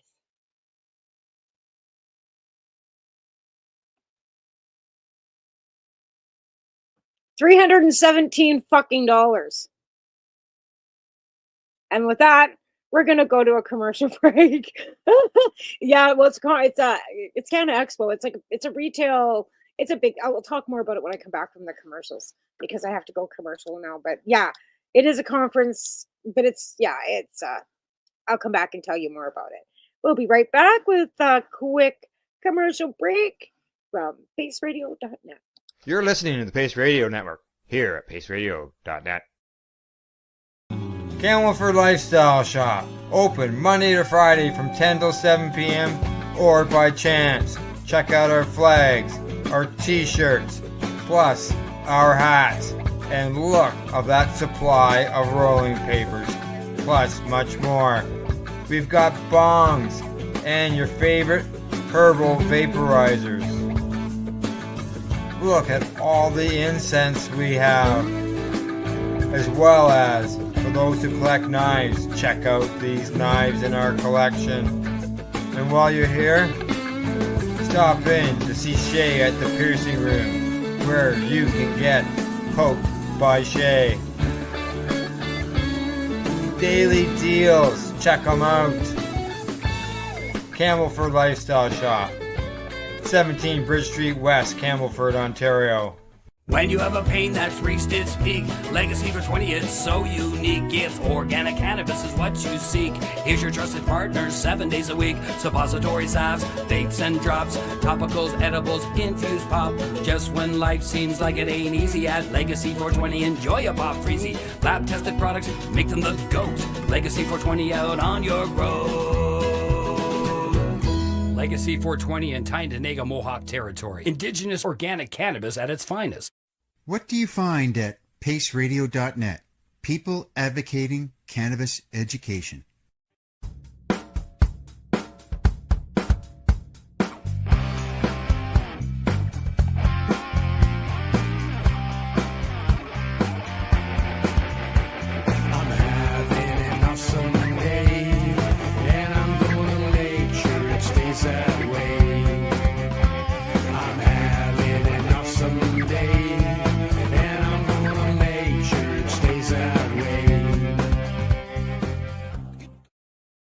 Limestone City Hydroponics is Kingston, Ontario's hydroponics shop. Take your growing to the next level and create the optimal environment with a tent kit, or maximize your yield with an ebb and flow flood table kit. Either way, Limestone City Hydroponics has more sizes and options to fit your needs. Are you looking for the power of the sun that adapts to your budget? Then look no further, as they have professional grow lighting. They have indoor grow systems that are easy and cost effective, with many options to fit your living space and lifestyle. Cultivate your growing potential. We have everything you need to succeed. And if you can't make it to the store, they offer local delivery to the greater Kingston area. Remember, when you're looking for experts to help you grow, then look no further than the locally owned Limestone City Hydroponics, 105 Sunderland Drive in Kingston, Ontario. Call them at 613-548-0420. Are you looking for non-stop, continuous cannabis and psychedelic programming? If you are, then turn your browsers to 420radio.ca or paceradio.net, where you will find the 420 Pace re-rolled Saturday. Everything gets started at 8 a.m. Eastern Saturday morning. You're listening to the Pace Radio Network here at paceradio.net. All right, we are back, and I want to thank our sponsors, because if not for them, we wouldn't have these shows, and we appreciate that a lot. So before I was talking on the break, before the break, I was talking about Canna Expo. So what Canna Expo is, Melissa, is it's like a trade fair. Like, it's kind of like TY was, but TY was all our glass blowers and seed vendors and stuff prior to legalization, right? Well, this is the same thing, only it's the legal market. So it's legal retail stores. There's no samples available. You can bring your own in and smoke on the deck. They've got a back smoking area. I'm not sure if the retail stores will have things to purchase at the event. I'm not sure about that. I would imagine, I'm not sure. I would imagine maybe, but it's like all the licensed producers, bud tenders, and stuff for the retail markets. And yeah, it's not that I'm really big into any of that. But again, like I said, if we don't show up and they don't know who we are, they won't know where they came from or where the starts of our community started, and how hard we fought for them to have the ability to have the industry that they've got. And I think that's where we all fell apart. We just kind of went, well, yeah. And we had nothing to fight for. Well, we do. We still have fighting for the patients, right? Yeah. Well, though, I'm sure there'll be one. This one, like I said, this is only the second year this one's round, I think. I went last year, and then I think this is the second year of this one. But like I said, I'm not big on the retail end of things, but as patients, we have to we have to make presence. We have to keep letting them know that we're still here, we're not going away, and that we need some sort of medical avenue for us. And any of these consultations and stuff, or these surveys and stuff that they're taking, that Health Canada is putting out. There was one recently that none of us even knew about, and Alan had come across it on one of his for the newsreels, and it had come out, and the numbers dropped for cannabis patients across Canada because of the retail market, right? Because of the fact that we don't have to be licensed to be able to access our medicine anymore. But it's not really, it's not medicinal levels. The edibles aren't at milligrams that we need. And then the one consultation before that, the government said they weren't going to raise the edibles limits for medical. They don't even recognize it. Again, like I said before, they don't recognize medical as cannabis as medicine. Yet when you're taking any CannaCell or any program to sell cannabis in a retail store, they draw a distinct line when teaching retail about the difference between, you can't talk about this, you can't say that, we don't know the medicinal purposes, blah blah blah. And medical is definitely there's a distinct line. So, which kind of kills me. So during the break too, I was scrolling through to see what flights were. And like I said, I paid almost $1,000. I think last time I went down to Toronto, it was like $900 and something. I just found a round trip flight, one stop in Calgary, because I'm gonna have to fly out of here on a puddle jumper into Calgary, then transfer, right? And it doesn't matter. Some of them have 3 stops, 1 stop in Vancouver, and then out on Air Canada. Okay. Anyways, I don't care. But this one's $420. So that'll be the flight that I'll be taking, because it's like an omen. You're going to pay $420 for your flight to Toronto. Exactly. It's not access. It's not access. We asked for dignified access. That was our mandate for Canadian Therapeutic Cannabis Partners, right? Ross and Deb now retired and living in Nova Scotia, and I'm grateful that they're, were able to do and work with me for as long as they could. We were one of the old, besides Mom, I think one of the only other non-for-profits with non-for-profit status in Canada, as a cannabis entity, but Canadian Therapeutic Cannabis Partners Society. And to be fair, Jen Collette and Joy Davies started that, at the very beginning. It was bounced around between people. Some people didn't want an embryo. Anyway, long story short, I ended up as the CEO of it. Don't ask me how. It was just kind of because I lived in BC, the BC non-for-profit. There was an address. I don't fucking know. Anyways, that's how I ended up like that. It wasn't like I was yeah. So, but that being said, we didn't really get the mandate finished because we don't really have dignified access. We have access, but is it dignified? Is it enough for the patients? Is the milligrams on the packaging is 10 milligrams per package, right? It's not 10 milligrams per candy. And even if it was 10 milligrams per candy and they had 6 in a package, the package would be worth 60 milligrams. That bottom end would be okay for patients. But 10 milligrams per package means you're not even getting, you know what I mean? 10 milligrams per candy. The only thing that's a little bit of, that you can get CBD caps and stuff in higher milligrams. But like I said, CBD doesn't work for everybody. And apparently there are health food stores selling Delta 9 and Delta 8. Delta 8 stripped. So, and that we found that, isn't CBD and it's not safe. And anyway, there are so many different levels of things. And I'm one to say nothing is ever wrong. We all do things differently, right? So I'm not going to sit here and say this doesn't work for this and this is, it might work for you, it doesn't work for me. It might work for so-and-so, it doesn't work for them. But again, like any medicine, any medicinal compound, any natural therapeutic, anything doesn't work for everybody. Like I've got a friend that's going to a naturopath, finding that the work that, that she's getting done with the naturopath has been more helpful than what she got from her medical doctor. That's perfectly lovely. I went to a naturopath and found out that it wasn't so great for me, right? It didn't work. Whereas my medical doctor helped me. I did with my rheumatoid arthritis, right? I tried everything natural prior to, from turmeric to anything you could name for whatever, right? And it didn't work. I had to go and see a specialist and get put on these bloody pills that hurt my liver. And they don't really, like my blood's always come back good, but I mean, still, that's not the point. There's side effects for anything pharmaceutical that you put into your body, no matter what it is, even a fucking Tylenol. So I prefer not to, but again, sometimes you have to tap. And I know other like friends of mine too that have to take pharmaceuticals and they use cannabis as well, like for therapeutically too, like helps me with nausea too. It helps me eat. Like there's so many things that it doesn't help me with, but there's so many things that it does. So where do you draw the line on what helps and what doesn't, what's natural, what's not? Like we just, like we keep saying, well, we need more research. We need more research. There's actually research being done right now. There's a study being done on dosing, and they've taken, or there was a study done on dosing. It's being done. There's 1,500 people in the study, or 1,300 people in the study. Al and I were talking about last. I think it was 1,500 people in the study from ages 19 to 93. I remember the 93 being, and I thought that was really incredible because then that means that there's a full array of age groups, right, that are taking and trying and doing this study.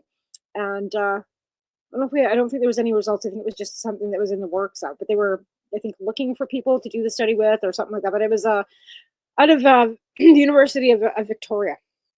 So British Columbia, Victoria University study that's being done. So on dosing, and like we were talking, I think it was 2 puffs of a joint, and then it was like a certain amount of what the dosing would be for a certain level, right? So they were doing, some research on that for dosing. But I thought to myself, 2 puffs of a joint, for some of us, that's like a teaser, right? Like it's like 2 puffs of a joint, it's not going to do shit for me. But for somebody that doesn't smoke on a regular basis, that, maybe is just starting to consume, that is just starting to use for medicinal purposes, 2 puffs on a joint would probably be more than enough. Like I said, I can't say that anything is right or wrong. It's just all different for everybody else, right? Like we're all individuals. Our body chemistries are all different. There's not 2 of us the same. Even if we're related, our DNA might be the same, but our body chemistries are not. Alkali levels, pH levels. There's so many different degrees of what your body has going on, and that no 2 are the like, right? So you can't say that any 2 people are going to react to the same thing the same. Similar, but never exact. Just saying. I think I might need another doobie. Oh my God, my shoulder. Like I didn't have, like, it's not even the cold, it's the humidity. And I'm not sure there's much humidity in the air, but fuck it. And yes, I do work today. I work every day this week except for Friday, Saturday. Like even my boss said, you really need those 2 days off in a row because you can see the difference in how I react to things too. Like I'm not tired all the time. So I think that was a good choice. I'd like to take it back to more like 3 days off a week, but we'll see how it goes. And I'm hoping to be like paid off all my debt by summer so I can just quit. But then again, I don't really know if I want to do that either because I keep saying, well, I got 10 years. I'll be 55 in February. I have 10 years to go before I really have to think about retirement, right? If that's even possible with, finances being the way they are. Do I have money? I haven't even got a dime saved for retirement. So I can't see 10 years having enough saved to be able to retire. But anyways, I was kind of thinking this job would be, kind of ride it out, right? We'll see. We'll see if my body will let me. Because that's what it basically boils down to. It won't be my mind that wants to stop. It'll be my fucking body that makes me stop. And I don't like that either. So yeah, -15, partially cloudy. I want to see what the humidity levels are. Because if the humidity levels are like, yeah, the barometric pressure's at 1. Oh yeah, there we go. That's why we're in fucking pain today. Humidity is at 79, and we are looking at 102.5 in fucking the barometric pressure. Ah, fuck. Like I said, we haven't had this too much humidity. Cranbrook is usually pretty dry in the wintertime. Like, it's not really like we're in the mountains. We're not near, and we've got water, sure, but I mean, it's not humid. Like, but like there's humidity on the inside of my windows, which never happens in the wintertime. Mind you, I don't have a fan above my stove either, so I don't know why.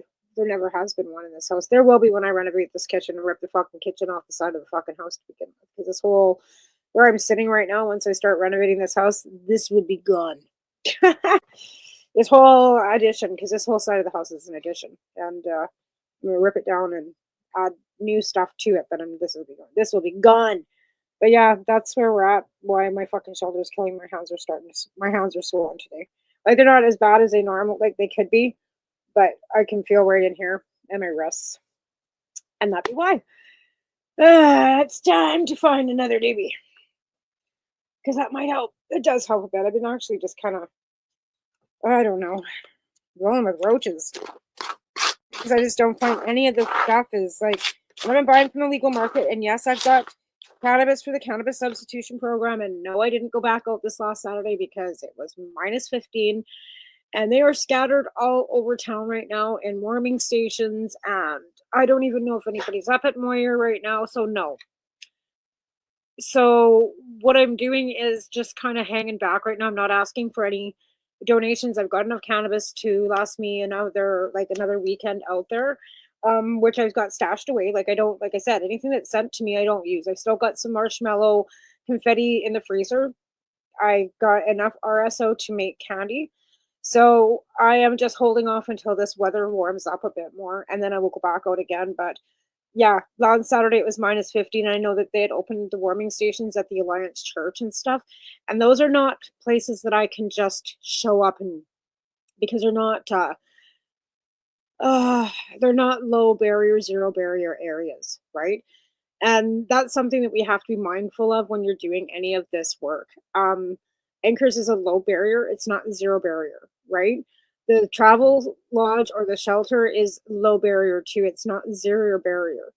Zero barrier means it doesn't matter what I do. I can just give it to them and there'd be no issues. With low barrier, it means that it's a possibility that somebody might not like what I'm doing and might cause a ruckus. And likely they wouldn't, right? I could probably show up at the back of McDonald's or the back of the travel lodge and hand out packs and it would be a non-issue. But right now, I don't know what the capacity is over there. I don't know if it's more or less than what I can handle. Because if that place is full, I think there's 30 rooms there. I think I'm not even sure if there's that many. I could ask him. But even at that point, I usually manage 30 out at Moyer and then at least 10 off site, right? That's 40 bags a week that I've been working with. And that's 80 grams of cannabis plus candies plus edibles, right? I've been doing it. But like I said, when it is this cold, I don't know where they all are. And I don't want to, and I had an incident where I gave some and there's a bit of a backstory too. Last time I couldn't go out there, I actually had one of them come and pick stuff up, and then stories were going around, and I don't know if any of it's true that he was selling it all, and I didn't get to anybody that it was supposed to, and I really don't want to think that. And yet this last Saturday too, he usually reaches out to see if I'm coming, what time I'm coming, and I didn't hear from him at all. So if that's a guilty conscience talking to me, that's what that screams. Anyways, It's not going to deter me. It's not going to stop me from helping them because I will go out and help him again. Shit happens. I've also said there's no strings attached. I really would prefer you didn't use this for, but how do I know he didn't need something? But from what I was told, it wasn't for cash money. It was for gift cards, but the gift cards could still be used for food. So, right. I mean, if he sold his own little bit, but he was given 20 of everything. Anyway, I don't know if there's any fact to it. Like I said, again, I've had, rumors and do you believe and whatever. But like I said, with him not getting a hold of me on the weekend like he normally does, it kind of made me think. I don't know what I think. Anyways, it doesn't matter. When the weather gets better and it's not minus 50 and 16 out, I will go out again. But like I said, right now I know when it's minus 50 and they're all scattered all over town at warming stations and stuff, at churches, and they're not zero barrier or low barrier. So I cannot just go show up at the Alliance Church in my car and start handing out cannabis. That ain't gonna fly. Because I thought about it. And then I thought, do you do that? No, because it's not that. And then, yeah, just probably not a good idea. So I didn't. But I thought about it. Just saying. Like I said, it's tough because there's so many of them. And they're not all up Moyer either. Like we've got 3 or 4 different places that they all kind of congregate. Some will be at Moyer, some will go back and forth between the travel lodge and stuff. And it's really difficult to keep track of them. And yeah. Anyways, when it's not minus 16 again, I will definitely be heading back out there. I've got somebody that will go out with me. All I gotta do is pick them up. So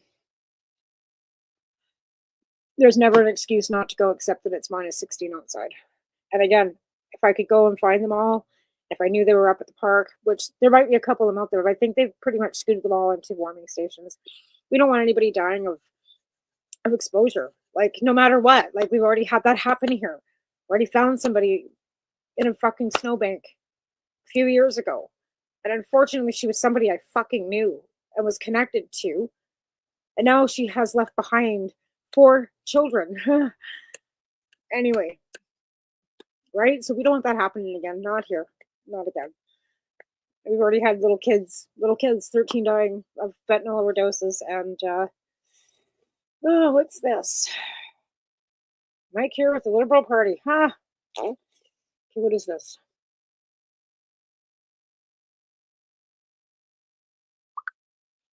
Okay.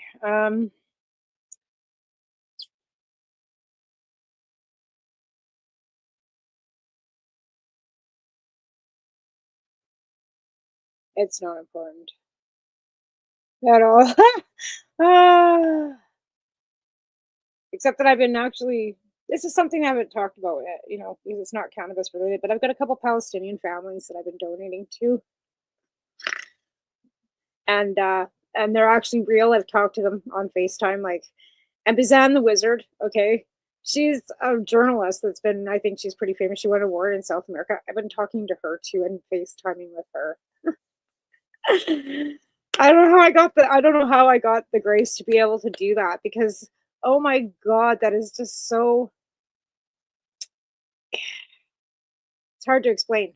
But when you're talking face to face to somebody in Gaza, and they're out there doing the journalistic work, and she's amazing. She's not that old.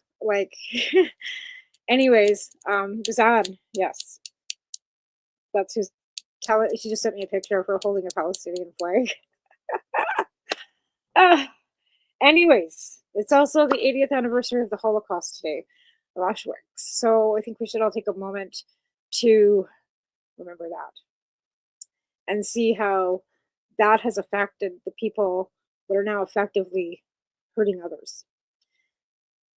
And I have friends that I know have lost family in the Holocaust, and I have friends that I honor because of their loss of their family in the Holocaust. And not all of them believe in what's going on either.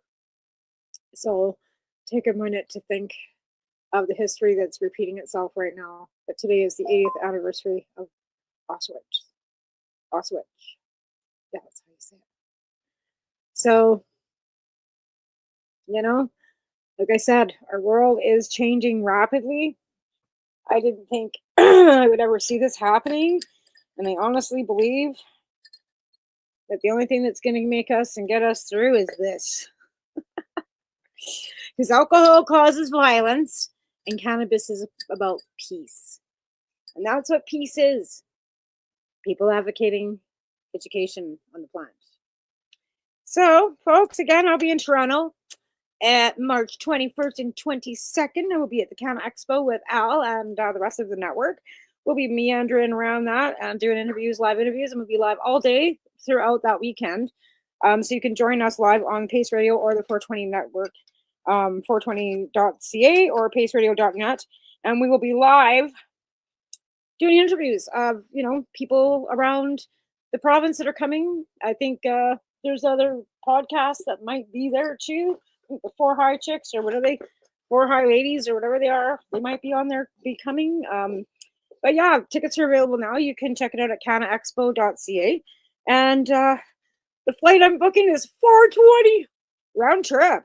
So it's dropped in price to fly. Don't ask me why. Apparently, things are so expensive. Nobody can. Maybe that's how them fucking honkers got to Ottawa, because it was cheap. They could fly. My broom's broken. You know what? It's probably cheaper for me to fucking fly than it is to put diesel in my broom. Oh, Jesus Christ, yes. Yes, it's me. I'm the problem. It's me. Yes. Anyways, we got 5 minutes left of my usual shit show. And again, shout out to everybody that's out there that's using cannabis as a medicine, because we all know that it works. I want to also shout out to zerohigh.ca for their sponsorship for my cannabis substitution program, as well as to Canadian Lumber. To my other co-host of Pace Radio that also helps support my cannabis substitution program. And to Surrey CSP and Langley CSP, thanks for all the hard work you guys continue to do. And again, I'll be going back out when it's not minus 16 here and everybody's not scattered all over the place. So yes, no, I did not make it out this last weekend because it was minus 15. And I'm pretty transparent about everything. And yes, I still got stuff here. And yes, there's toques left, Dakota. I still have all your toques, because the last time I did go out, like I said, there was nobody there. And so none of the toques that I got from you have been given out. So I still got all your toques and stuff here, lady, and they're beautiful. I want to thank you very much to Dakota, and also to Jessica Capaccio, who is my local hard worker and behind the scenes. She bags all kinds of cereals and stuff, and I pick it up every week to go out there. She's got some health problems, so that she can't be out there beside my side, but she's with me in spirit all the time. And I so appreciate her. I also want to shout out to Josh Ulrich, who comes with me when he's in town, and to Lindsay, who has stepped away from the program for a little while because of some personal issues, and to Nicole, who also is helping me. She always reaches out to see if she can help. Some weekends she can, some weekends she can't, but she's also there. So to my team, thank you. And we're back in the swing of things. And also to Dirty Darts out on the res for selling my goods for donations, so that I can barter with them to keep us in meds as well. And to all our sponsors here that are, Legacy 420, Campbellford Lifestyle, and Limestone Hydroponics, and to EZ, which is also all mail order, and it's also psilocybin, not just psychedelic psilocybin. He's got stuff for pets. He's got stuff lion's mane. Steve's got all kinds of great information. He also has a show on our network that you can watch as well to get information. Him and somebody else. All right. It's Cindy and Steve. I said it. Anyways, there are all kinds of great stuff going on our network, and come and watch us, because we try and keep you educated, and sometimes we just want to make you laugh, because we are kind of funny looking. Not all of us, just me. Anyway, so you guys have a great week. I'm gonna puff this away, deal with Piper Potts over here, because she's scratching at me, and watch this barometric pressure go up a little bit more, so I can just pop some more, I don't know, underneath this heating pad, because I have to work at 3. This new schedule, actually I quite like, but again, okay, good grief. We have 3 minutes left to deal with you, Potts. The Potts. Piper Potts. Yes, they call her Pots. You have a great day too, hon. Hope you guys, keep up with the weather. Thanks for joining me, and thanks for everybody that has joined me today. I've seen that I've had a few people kind of hanging with me for the whole show, so we appreciate that too. Spread the word, share that we are here, and let's make this the best year ever for cannabis and coffee with marijuana. Anybody want to be a guest? Let me know. I'm always open, and right now I have nobody booked. I had Melissa last weekend on. You too, Kate. Thanks for joining me, and come on in and. I'm always looking for guests. So you guys have a great week. Thanks for joining me today, and we'll see you next week. Actually, I'll see you on Wednesday for paceradio.net for our Pace Pace show. God, my brain. See? Crazy. Yeah, have a great week, guys. See ya. If I can find it. There it is. You're listening to the Pace Radio Network here at paceradio.net. The opinions of the individuals during this broadcast are their own, and may not be the opinions of their group or other organizations they may be involved with. All medical advice during our broadcast is not a medical opinion and should be checked with your medical physician. When you have a pain that's reached its peak, Legacy for 20, it's so unique. If organic cannabis is what you seek, here's your trusted partner 7 days a week. Suppository salves, vapes and drops, topicals, edibles, infused pop. Just when life seems like it ain't easy, at Legacy 420, enjoy a pop freezy. Lab tested products, make them the GOAT. Legacy 420 out on your road. Legacy 420 in Tyndonega, Mohawk territory. Indigenous organic cannabis at its finest. Enjoy the buzz of legalization with Campbellford Lifestyle Shop. From lights to plant nutrients, books, consumption accessories, and more, we've got all your basics to grow or consume cannabis. Visit our info center or take a look at our piercing services and body jewelry, now available in-store through Campbellford Lifestyle Shop, 17 Bridge Street West, Campbellford. Limestone City Hydroponics is Kingston, Ontario's hydroponics shop. Take your growing to the next level and create the optimal environment with a tent kit, or maximize your yield with an ebb and flow flood table kit. Either way, Limestone City Hydroponics has more sizes and options to fit your needs. Are you looking for the power of the sun that adapts to your budget? Then look no further, as they have professional grow lighting. They have indoor grow systems that are easy and cost effective, with many options to fit your living space and lifestyle. Cultivate your growing potential. We have everything you need to succeed. And if you can't make it to the store, they offer local delivery to the greater Kingston area. Remember, when you're looking for experts to help you grow, then look no further than the locally owned Limestone City Hydroponics, 105 Sunderland Drive in Kingston, Ontario. Call them at 613-548-0420. We are people advocating cannabis education here at paceradio.net.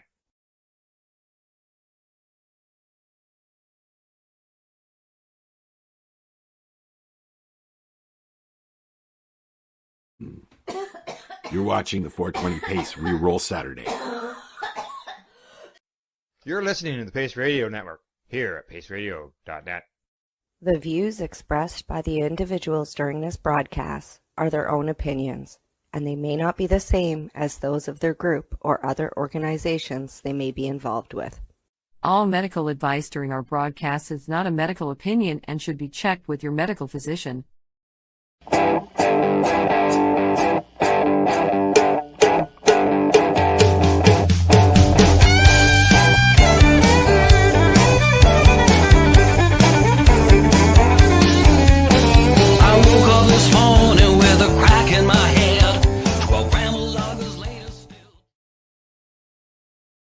Hey, good evening, everyone, and welcome to the Pace Radio Show. We're coming to you live from paceradio.net and 420pace.ca. Good evening, Tamara. Hi, how's it going? Not too bad. A little tired. Just feels like a long day. And we got a lot of snow overnight.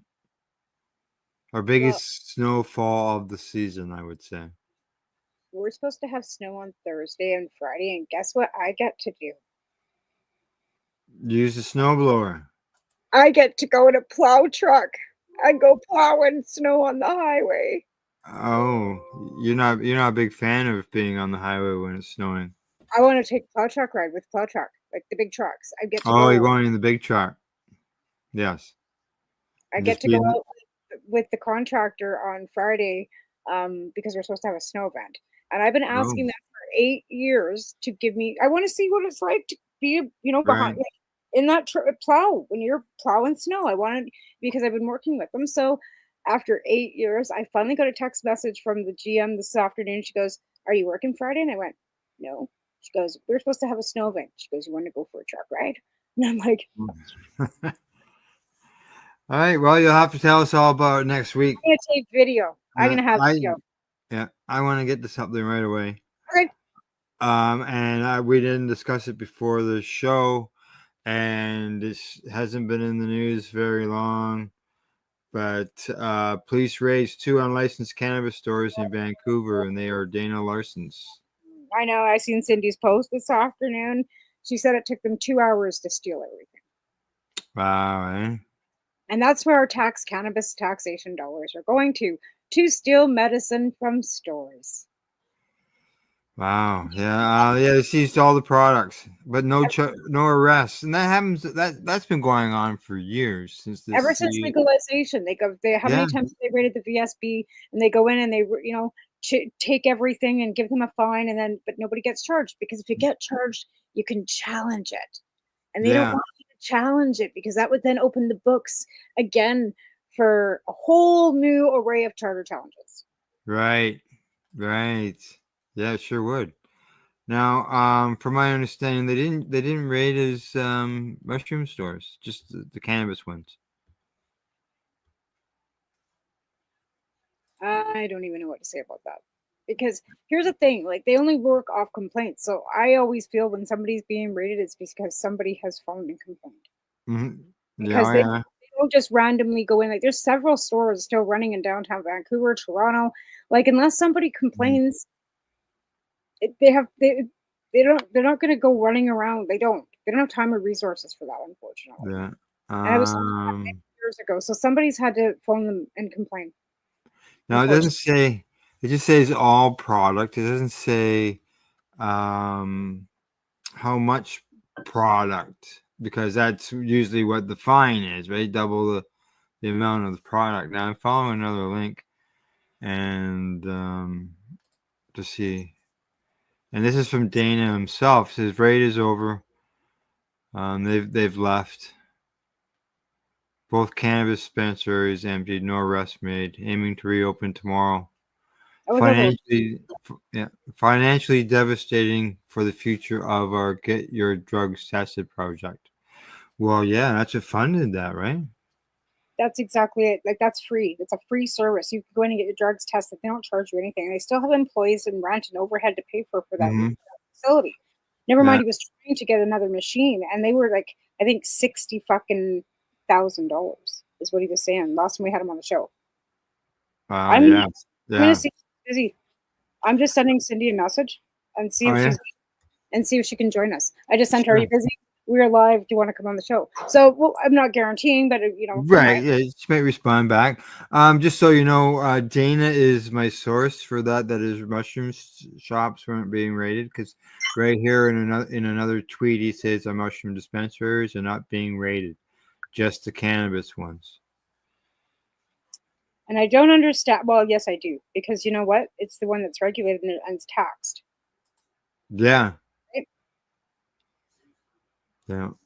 And that's why. I mean, it's like the illegal cigarettes, right? They're going after like contraband cigarettes. Like, Matt, we get reports from the tobacco companies, because we have whatever, right? Sell cigarettes at the store, and they're always like, every time one of them comes in and goes, "Do you know of any illegal sales and you know anybody who's selling contraband cigarettes?" And I'm like, no. And I'm back in my mind, I'm thinking, even if I did, I wouldn't fucking tell you.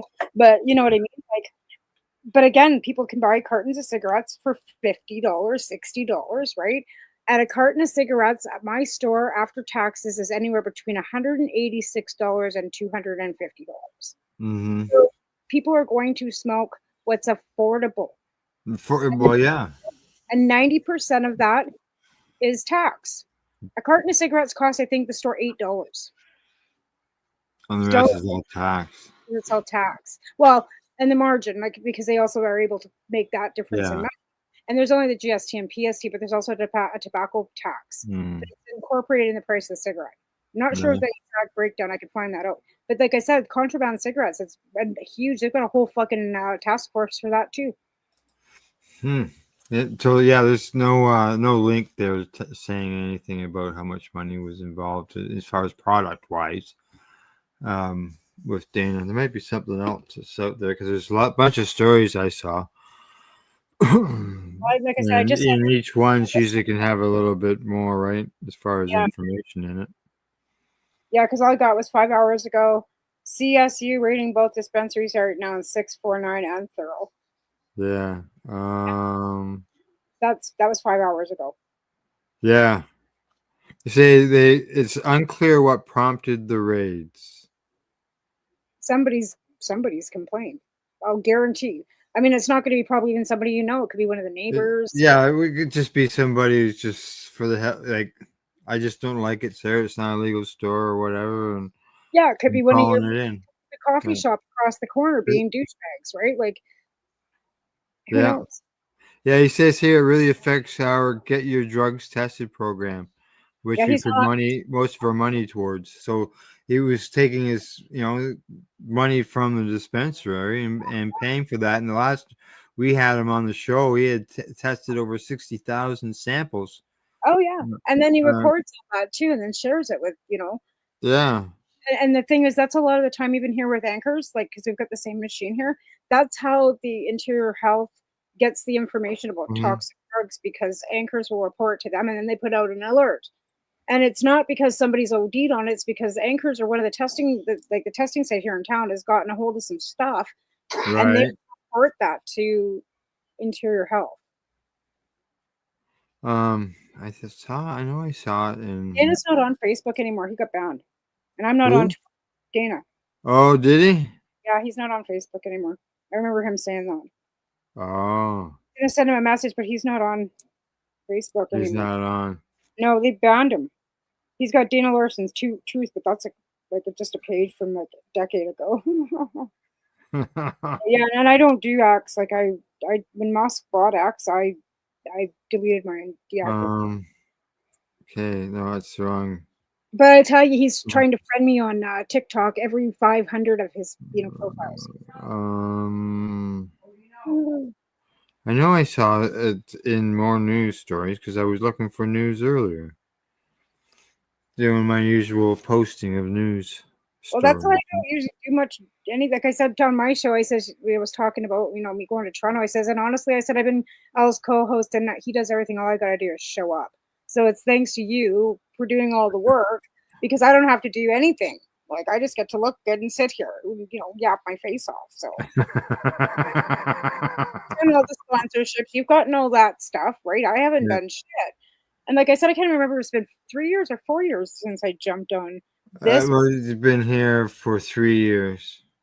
right? Yep.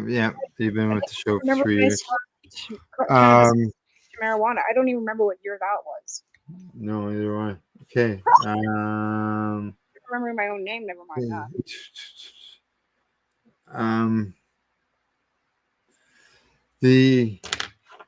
What was my next thing? Dana. We went from Dana. Okay. CSP.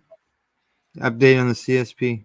I didn't go out this weekend because it was -16 and everybody's scattered all over in warming centers, and they are not low barrier. So I'm still collecting and gathering. I just got a whole box of Right. food and stuff, because it's always necessary. It doesn't matter. And I have enough flour left over, like, because I haven't had to go out. That'll get Right. me next time I do go out, and then I'm gonna have to. But I also haven't been out to Dirty Darts to see what's going on out there for candy and stuff either. So Okay, that's- because if going out there, every week or two might be too I, often, but well, that's what I mean. I went out at Christmas time, and I figured if I yeah. go, So it's been a month since you've been out there, so hopefully there's some accumulation there. well, they'd only sold 3 packages when I went out the first time, and I left it a month. So Yeah, I but don't. how long did you wait before you went out between? It was 4 weeks, same amount of time. Oh, okay. All So I right. figured 4 to 6 weeks. I figured if they were sold out, they would phone me and say, "Hey, we Sure. need you." Exactly. So I was gonna say the same thing.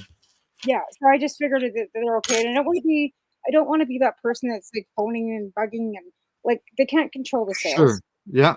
No, they can't. I don't And that if person. you did do something like that, it Do you becomes a see? pain in their side. Right. Like I don't want to be like I don't want to be that person. I'm not that Yeah. person. Like I said, if they needed something, I'm sure that they would phone me. And I've got Mhm. I could take out some of that confetti, but I don't with baking if they don't keep it in the fridge and stuff, I've still just kind of like always been leery about baking. Like because I'm the one that's baking it, yes. But if they don't take care of it and it's not stored properly, then it Mhm. goes moldy, it can cause E. coli, botulism. I don't want anybody Yeah, get you don't want any of that going on. right? So it doesn't matter Yeah. how clean I am and how well, how well I package it and what my end. Once it hits that store, if they don't have a fridge to keep it in because it's peanut butter Mhm. and butter, yeah. So I'm just a little leery about that. And I'm right at this point, don't have anything to make any more butter. No way. I was supposed to get like that guy was supposed to bring me like 8 gallons of like big green garbage bags full, and I've never seen him again since. Oh, yeah, that's unfortunate when you're Get the article out of the Vancouver Sun. on Dana. I Yeah. think that's where I was getting some information. I thought I saw it in other spots, but I'm not being I just very Googled it, and successful. Vancouver Sun came up with raids are underway Wednesday afternoon at 2 cannabis dispensaries linked to activist Dana Larson. Our 2 Mhm. cannabis dispensaries are currently being raided by VPD and BC's community safety units, Larson said. Our mushroom dispensaries are not being raided, just the cannabis ones. Update to Yeah. follow. That's all it says. Oh, okay, there's the one I was looking for right there. Yeah, they put an orange sticker on the door. Public notice of seizure. Um, Larson spoke to Post Media recently about BC government's push to have more than $100,000 seized from mushroom dispensaries linked to Larson to be forfeited as proceeds of crime. yeah, that's two stores. You gotta think there between the two stores going to be some product in there, and I can't see the number being anything super low. I would say each store has at least $100,000 worth of product on a daily basis. Yeah. Yeah. And the article I just read has no dollar value on it. So I don't know if they because of this the community standards unit. I don't ever recall Ted's ever having a dollar value attached to it to just fines. Ted had his was Well, three 6.5 million. $3.2 million. That was just the fines. It never. I don't recall it ever. It wasn't that. Yeah, it came out. No, it worked out to 3.2 for one for him, and then 3.2 for the Compassion Center Club. But if you go through the news, like, so you have this one here, like this is Googling, and the next one was like an article from October 2024. Oh So yeah, they're like, and that was out in Ontario, or no, that was in yeah. Vancouver. Police seized I thousands just of counterfeit cannabis candies, right? always check the dates. Always check the dates in the headline. And this is like City News, Vancouver. Mounties arrest 6 after 120,000 cannabis-laced edibles seized, but that was October of 2024. So, but that's October of 2024, and then the lapse is now. Well, it's only 2 or 3 months ago, right? 3 months ago. Right, but it's not. Well, it's end of January now. It's January. Yeah, 3 months. It used to be every other week. Every other week. Somebody was getting Yeah. busted, right? I mean, they Yeah. have. I don't know. Oh, what did she say here? No, hasn't responded yet. I just got a notification. It's not. But it wasn't that one. Okay. But I will keep looking because it would be great. She hasn't seen it, so they could. No. I wouldn't expect that they're probably watching their phones too. Well, no, I don't imagine. So I'm sure they're busy. But if they happen to see the message there, I know in the past they've jumped on after seeing the message. So you just never know. Yep, and that's the Right. nice thing about social media, right? Is that sometimes you just get that person at the right time. Because I also too we've discussed not like overlapping guests. So Cheryl might have some news that we might want to bring her on the Page show because I've had her on my show last, right? So there's another one. Right. Because Haley, just as a little quick update, is washing her own hair for the first time in her life. Wow. I And saw Cheryl, I saw her post a picture there, Haley, yeah, the other day. yeah. Well, Cheryl sent me a message this morning, and we were chatting this morning. I think I sent you an email, whatever, before. But again, like that's what prompted her to get a hold of me, and then we changed the subject and started talking about Haley. But yeah, she said that it's the first time she hasn't had to like stand there and actually wash her hair for it. She's doing it herself. Like Wow. the sprouts have done such an amazing, like that alkali level with the plant matter and those sprouts. And Yeah, it's eh? but the thing of it is, like, there's cannabinoids in other sprouts, right? It doesn't just have to be cannabis either, apparently. No, correct. There are cannabinoids in other kinds of plants. But it's a matter of the timing with those ones. Yeah. So yeah, Well, I it's mean, just like she had to do do the studies and research on the sprouts of the cannabis seeds, right? well, as Cheryl's doing all these things, Cheryl's also taking her bachelor's degree at home, and Oh, she's actually going to be hopefully getting onto campus next year. yeah. Oh, Yep, and she's going to smoke cigarettes. be a teacher as far as getting on a campus, you mean by? Or are you Like, talking about? no, she's taking. I'm not sure exactly what courses she's taking right now. I think she's just getting her BA in fine arts, right? But she's been doing everything online. But now that Haley's improving, she will be able to actually go to university, go to UBC. She wants to actually Well, physically go to UBC, right? Rather than just actually walk into the place, go to the place, yeah, physically be there. Yeah. right. And you can do that, right? And just like I got an email today from Queen's University in in Ontario. I can actually take a law certificate without having any degree of any kind. Oh, really? Eh? And because I do have a BA, but I don't have any law, They don't even require a minimum of grade 12. you can go back to university as a mature student without a high school diploma at 25. Oh, That's how I went to university the first time, because I didn't have a high school diploma. I quit no, school neither and do I. started hairdressing school. I thought I knew everything, right? Moved out, went to hairdressing school, got my license for hairdressing, and started doing hair, right? Which was great. But I was sick and I was missing school because of my colitis, right? Yeah. And so I decided, my mom was like, either you go find something to do or you get a fucking job. And I was like, I ain't fucking working. So I went and found beauty school. You had to have a grade 10 and that's it, and go to and be 16. Well, I was in grade 12 when I quit high Right. school, and I was 16.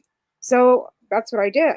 And then when I was 30, I was living on welfare, single mom with the kids, and I was making $6 an hour, and they would top me up, whatever, right? I was only allowed to make $1,050 a month, no matter what. And I was working full time, 3 little kids, living in housing.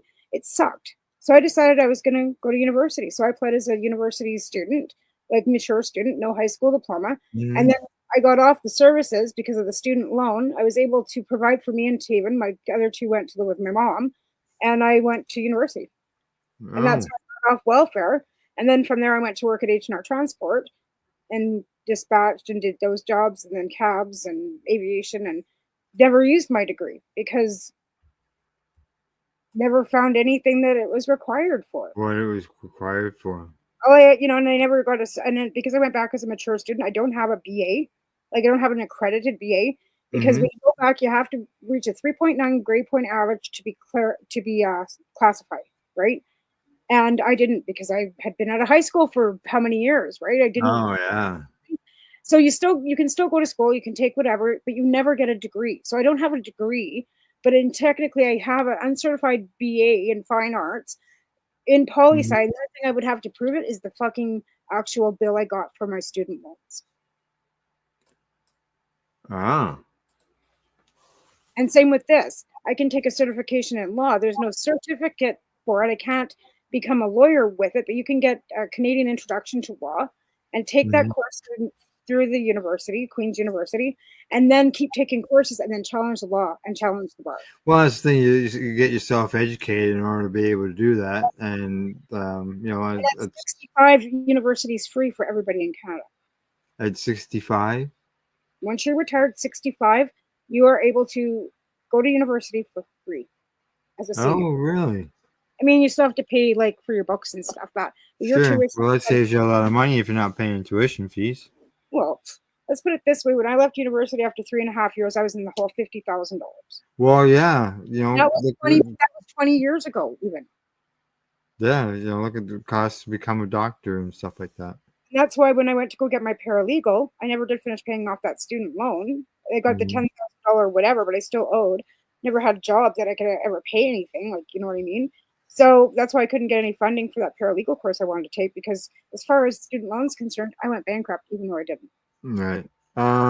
So anything else on the CSP? Not really, because like I said, I didn't go out this week, but I know that Langley and Surrey's having some issues. Langley's still going out when he can. It's not a matter of funding for him because he grows his own, but for me right now, like I said, it's just weather. Just the weather, yeah. Went Yeah. from being -5 to -16, and once it gets Yeah. -50, they go and round them all up in minivans and set up warming centers at the churches. Oh, And okay. so they're out of the elements so that nobody dies in a snowbank. They try and bring them all Yeah. in. I know a couple Good. won't leave up there, but I'm not going to go out for 2 people. It's not. It's pointless. Yeah, I just can't see a tent being very warm. Well, they got stoves and they got wood burning stoves in these tents. These tents are like not like an outdoor tent type of thing. It's not like a vinyl tent that you would just go buy a pop-up tent. No, they've gotten like pallets and they've kind of built themselves like structures, but only with like canvas walls. Like they can't put any permanent structure up, For but sure. in the interim, they can still have those camp stove things that are like, so it's not like an indoor wood burning stove by any stretch. And they've got propane stoves, and people bring them propane and stuff too. But the thing is, like I said, they steal from each other. Nobody can leave their that's too camp bad. in 10 minutes and Yeah. stuff taking their. It's just. I've seen some shows and stuff on the It's tube drugs. where people do have a small stove that goes into a tent. Yeah, but yeah, like I said, they'll steal from each other. Yeah, It's too just bad. the drugs. It's unfortunate. Yeah, very. Okay. And you're always willing and open armed to donations. Absolutely, tamaralead3@gmail.com for cash. And right now, toques, mitts, and toiletries. I don't need any more clothes or boots, or I could open a thrift store right now with the clothes that I've got in the veranda. And I don't want clothing because that's not really part of my mandate. I want munchies, toiletries, toques, mitts, and that kind of stuff to go along Right. with cannabis. Cannabis stuff, yes. Anything you can send me that's related to that, tinctures, anything, even like shake that I can make butter, anything like that. But again, like I said, unfortunately, they've got many resources for that kind of stuff. I take it out there and then I end up bringing it home because nobody wants to take it because they've got, and they only want to take so much. So if they have to, like, if they're moving back and forth between the shelter and stuff, like, they don't want 100 pairs of pants. And yeah. Oh, okay, yeah. As far as pants, I was thinking, what do you mean they don't want the cannabis? What do you mean? No, clothing. Like I said, I could open a thrift store right now with the clothing I've got. Yeah, I heard you say that. And I understand that they're, that they don't want it. I end up taking it out there and then I bring it home. So I've got bags of stuff that I've taken out. I took a whole box of leggings out there. They were actually like the lined ones, thinking, oh yeah, they like them, but they were all super small. And none of that, they didn't take any of them. So I got a whole box of them No. here. Oh, well, Thrift stores, what I'm can gonna you do. can you move them forward onto someplace else that could use them? I'm just going to take them to the Cellar, which is a thrift store my grandmother started here at the United Church in 1977. And I've done that Wow. with some other stuff too, right? Mhm. But some of it's not that, like, some of the stuff I get to is just garbage, and I just throw it in garbage. Oh, is it? Yeah. Because people just want to get rid of their stuff. They think, well, homeless people, it doesn't matter. So they'll just Right. throw whatever into a garbage bag and then dump it on my fucking doorstep now. I'll come home to fucking bags of stuff on my doorstep. It's like, Oh dear. Oh. yeah. No, I'm not complaining. It's no, just like, no. Well, if you can't use it, if you can move it on someplace well, else. I actually put a post out saying, please, if you guys have clothing and stuff, just take it straight to Street Angels. Because, yeah, I take it out there. If they don't want it, I got to bring it home. Right. And they don't want stuff from me. They want weed. In fact, last week, because I felt but one guy had come here and picked up the bags, right? And then I was doing something and I ended up taking more bags out because Right. of McDonald's. So, like I said, I might do that on my day off, just load up a bunch of bags and go drive around by the travel lodge and stuff and Right. hand out. Yeah. Yeah. Like I said, trying to find them all in one location right now is hard. So. Yeah, I would imagine because everybody's looking to get warm. And right now, like if what I've been told by the contractor, we're supposed to have a snow event on Thursday and Friday. So there's going to be snow. It's going to be cold. Yeah. They'll be in the churches. They'll be, in the shelter. And they should be. I would rather them all be in the shelter than living in tents out at Moyer. Right. Right. And the shelters, like low barrier, they can use in those rooms. They get checked on every few hours by the staff. Like, Do they? they just can't have pets and they can't be couples, which is They weird. can't be covered? Couples. You can't have a couple. Like, they will not allow couples to stay together at the shelter. Oh. They have to be only. Well, you have to only single. So if you're a couple, you can't stay in the shelter. Not together. You could stay in 2 separate rooms, but you can't stay together and you can't cohabitate while you're at the shelter. It Oh, causes too much friction with the drug use, and then there's domestic violence, and it doesn't. They've attempted it, and they have found Right. that it doesn't work very well. Okay. I guess it depends on the situations, right? Or as Again, far as but I guess, like I said, they've attempted it and have had nothing but trouble with couples staying, using. The- It's just caution. All right. I see we got a minute to break, so I might just go to break now, and we can come back, and we'll change the topic. Sounds good to me. All right. All righty. Right. Off to break we go. You're watching the Pace Radio Show. We're live here at paceradio.net and pace420pace.ca. We will see you in about 3.5 minutes. You're listening to the Pace Radio Network here at paceradio.net. Camelford Lifestyle Shop. Open Monday to Friday from 10 till 7 p.m. or by chance. Check out our flags, our t-shirts, plus our hats. And look of that supply of rolling papers, plus much more.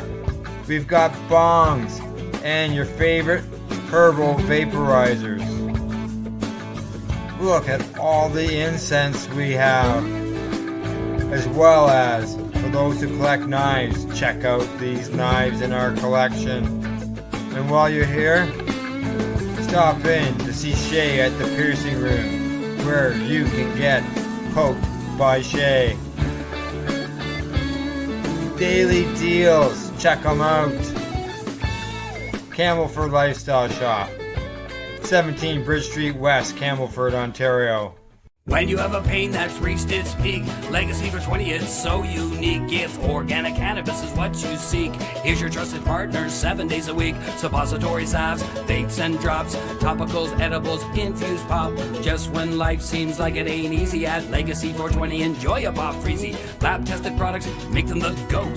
Legacy 420 out on your road.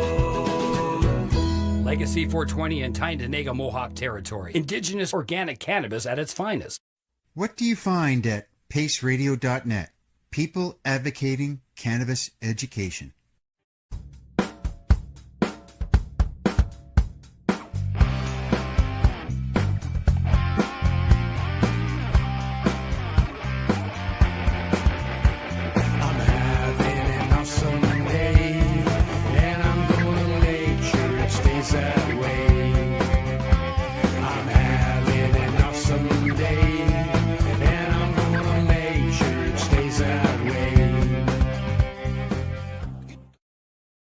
Limestone City Hydroponics is Kingston, Ontario's hydroponics shop. Take your growing to the next level and create the optimal environment with a tent kit, or maximize your yield with an ebb and flow flood table kit. Either way, Limestone City Hydroponics has more sizes and options to fit your needs. Are you looking for the power of the sun that adapts to your budget? Then look no further, as they have professional grow lighting. They have indoor grow systems that are easy and cost effective, with many options to fit your living space and lifestyle. Cultivate your growing potential. We have everything you need to succeed. And if you can't make it to the store, they offer local delivery to the greater Kingston area. Remember, when you're looking for experts to help you grow, then look no further than the locally owned Limestone City Hydroponics, 105 Sunderland Drive in Kingston, Ontario. Call them at 613-548-0000 420. Are you looking for non-stop, continuous cannabis and psychedelic programming? If you are, then turn your browsers to 420radio.ca or paceradio.net, where you will find the 420 Pace re-rolled Saturday. Everything gets started at 8 a.m. Eastern Saturday morning. You're listening to the Pace Radio Network here at paceradio.net. Hey, you're watching Pace Radio Show. We're live. And what do you say? Got break all over with, done with? Ready to get into the next topic? Yes, absolutely. What is the next topic on the agenda today? All right. Here, I'll just give you a little clue. You know, you do notes, and I'm gonna give you a little clue. Here we go.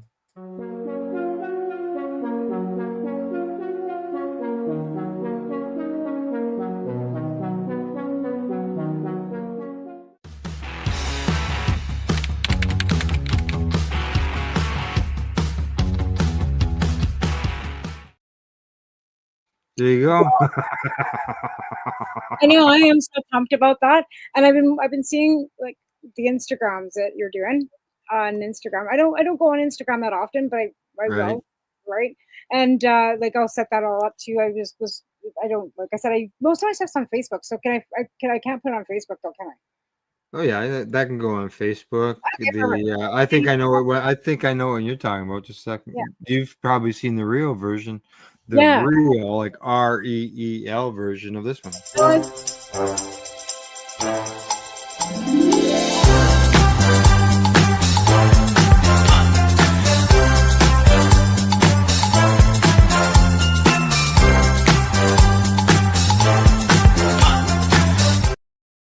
Yep.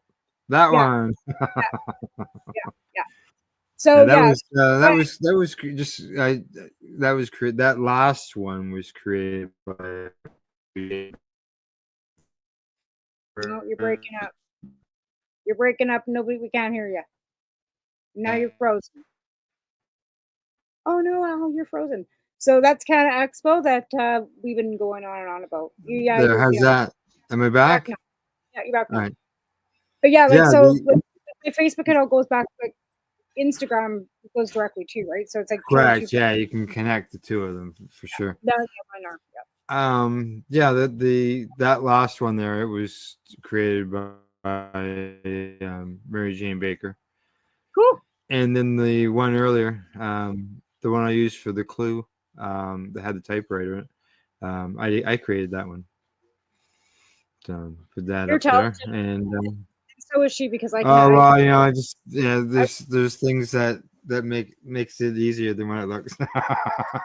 You know what? It took me 10 years to figure out how to make a sticker for my packages on the printer. Yeah. Oh right? wow. I would like, and I think it was because of my ADHD. Now that I'm on medication, because I can actually get through instructions now. As Right. before, I couldn't even read instructions without going, "This is fucking stupid," and throwing it away. It was like, but now I can actually make stickers. So maybe I'm not going to say I could do that, but I find that stuff that I couldn't, I felt like it was difficult, and I would refuse to do it before I can do now. If that makes any Right. sense. I don't know. Can you do heat transfer stickers? Yeah. I don't know. May have something for you to do. I can do what you guys want to do. I've got all that Yeah. equipment. I can bring them. Yeah, we could do that. I actually have a friend too that's got a 3D printer here in town too. Oh, all right. I got some t-shirts. Yeah, I know T-shirts. that. I caught that. I caught that whole because I seen the conversation and I thought Yeah. about it. And I thought, yeah, because I'm here, right? But yeah, I can buy the Right. stuff here. I've got actually a friend that owns a t-shirt company that we can probably get wholesale prices to. Yeah. Yeah. So, All right. yeah, my friend Well, just came in and well, told me that the other day. So I was like, yeah, okay. But you know, I found another place with the shelter for the Ukraine too when I was doing that. For t-shirts for dirt cheap. oh yeah. Yeah. Yeah. That's Like, always good. It's called the Elephant T-shirt Company, and I got we paid I think it was $3 a t-shirt with the logo. on it. Wow. And they're good shirts. Like they were nice quality shirts because I've still got some of them.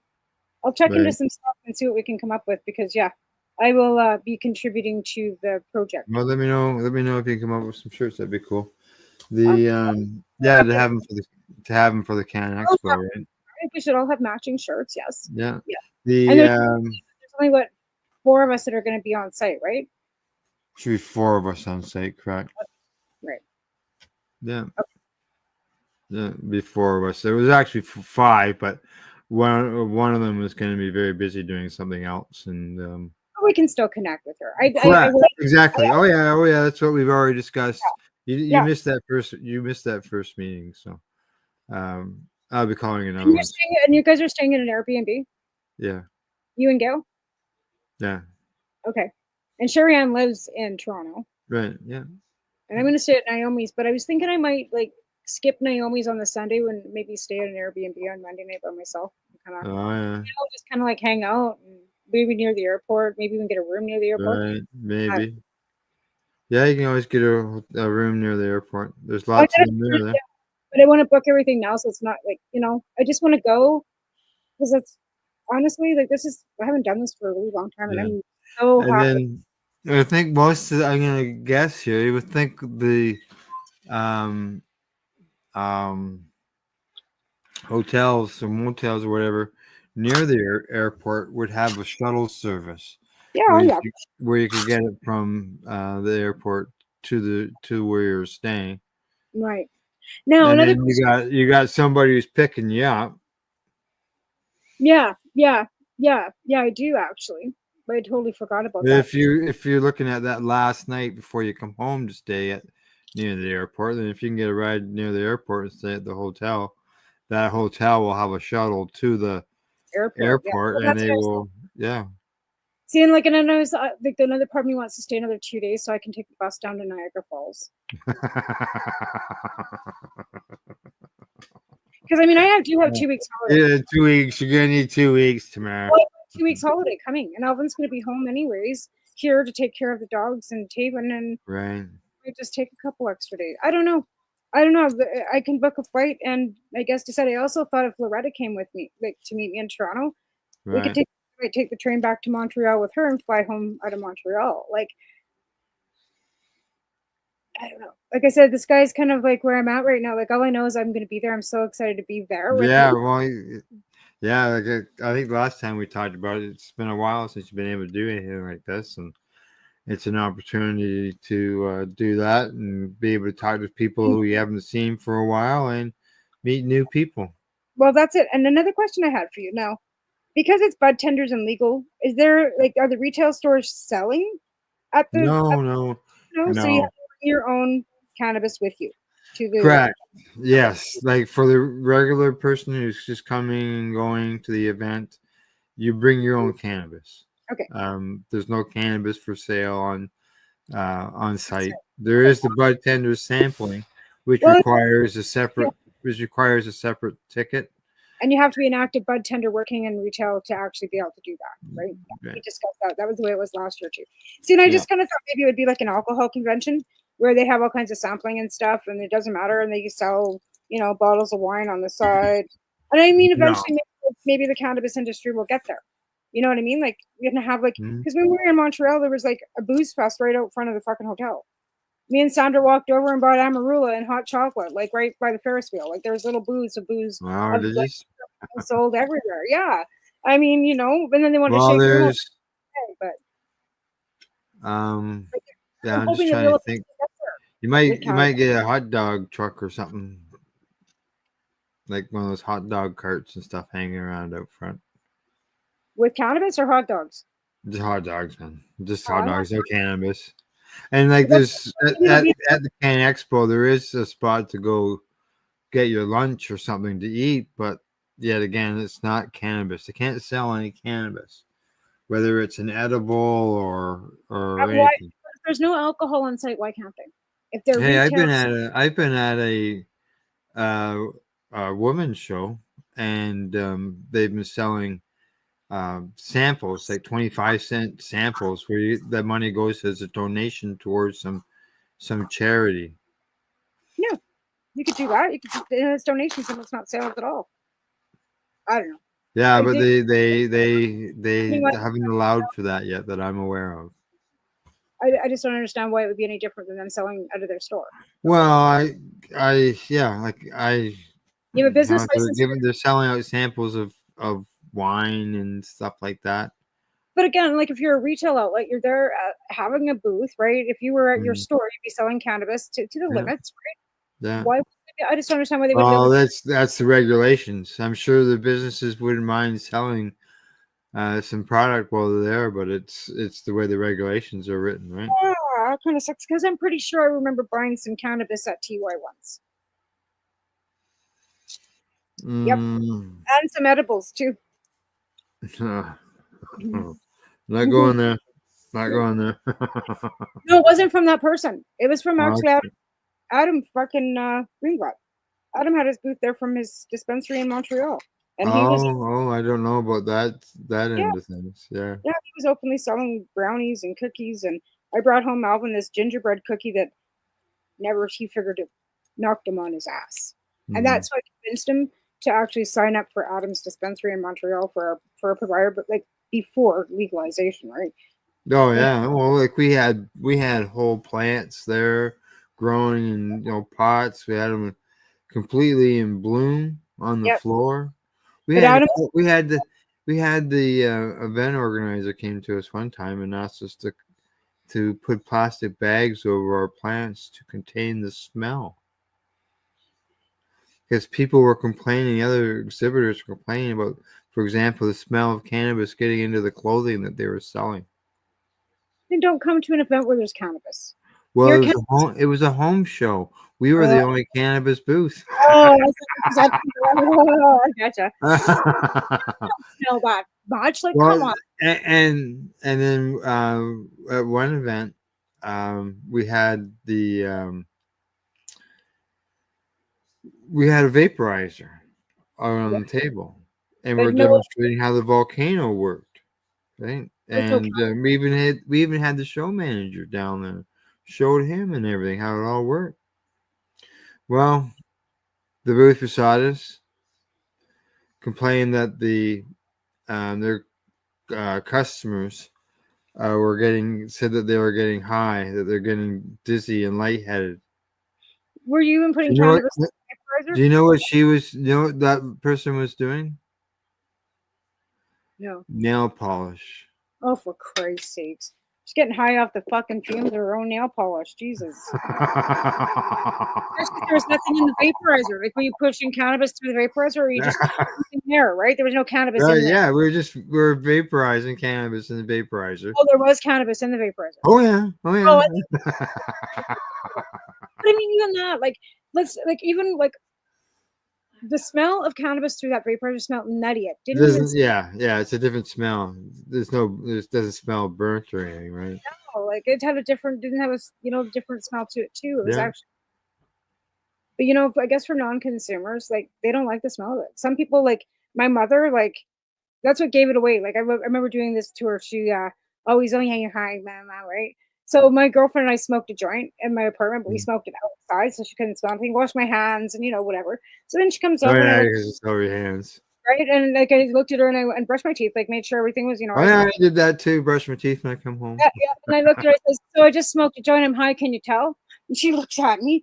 No, I said exactly, because the only thing that gives it away is a fucking smell. Like, I kept trying to, over the years, trying to convince her, like, this wasn't the devil's lettuce. I remember when I had to go down to the RCMP for fingerprints. And back then, they literally had pamphlets with your brain on cannabis, right?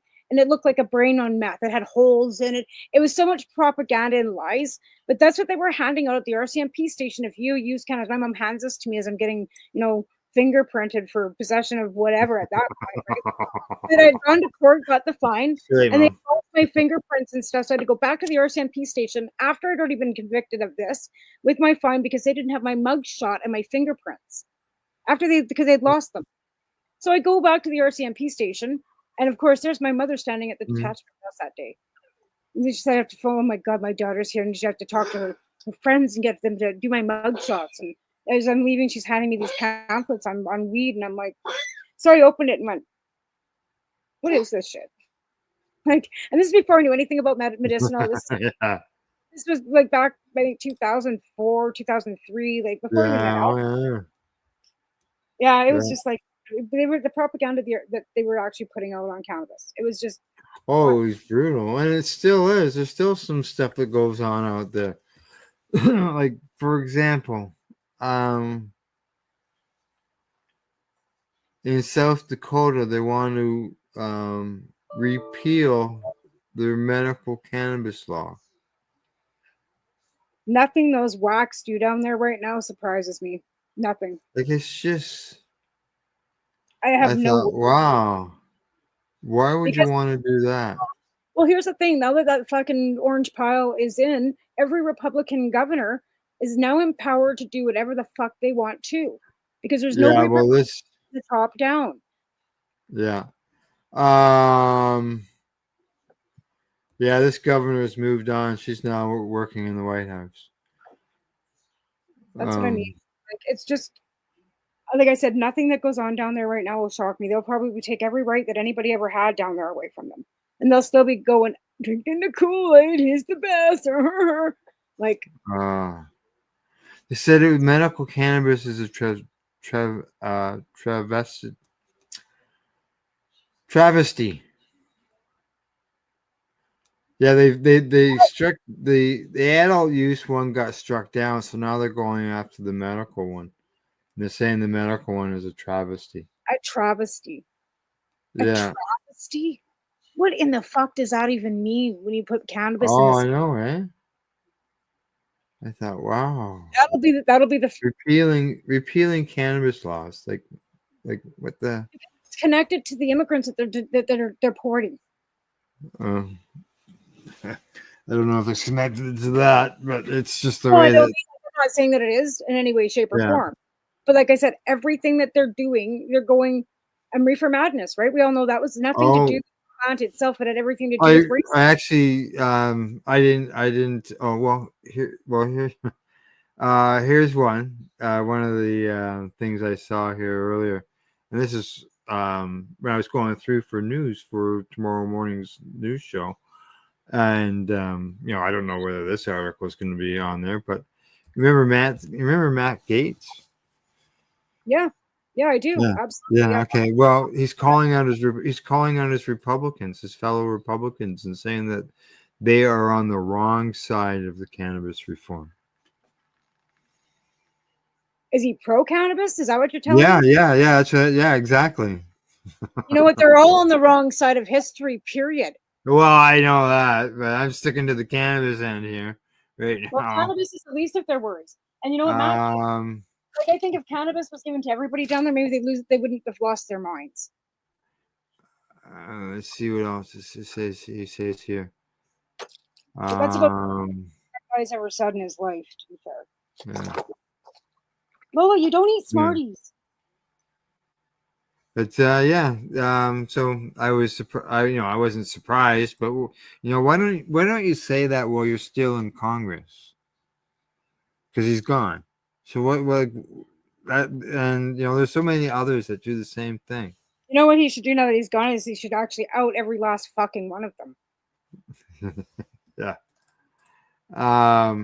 And there was one article that I saw, and I just read the headline, just kept on going. I didn't read the article. And there was a Republican that was saying that the Florida, remember Trump said that he supported the Florida legalization thing going on. Mm-hmm, yeah. There was a senator that's saying that Trump was tricked. So it wasn't what he was told it was about. So he would have probably never voted for it if he wasn't tricked. I just went, okay. All right. Do they not realize that Trump has probably smoked, snorted, done, he might not do it anymore, but do they not remember, like, he was on Epstein Island? Do you think they were just, sitting around drinking tea? No. They were passing the puffers around. Trust me.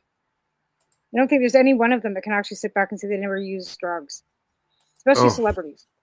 Yeah. Let's see what else we got here. Did you see Stalin's got a little thing going on down in California. He's got a little ganja lounge, and he actually Who? has Woody Harrelson. Oh yeah, So yeah. He's actually got one. He's got one store. I think it's Al and I did celebrity cannabis businesses on the High Guys, and yeah, Woody owned one store. There were celebrities that had multiple stores. I was watching something last night, and he's got that and a lounge, and he invites people in, and he does cooking and all kinds of things at this place. He has a bar too, where they go and have drinks. But he was having this event, and he was inviting kind of like a market where all the emerald growers came. And it was a sunshine growing event where all the growers were coming in. So he was like exhibiting all the growers in the emerald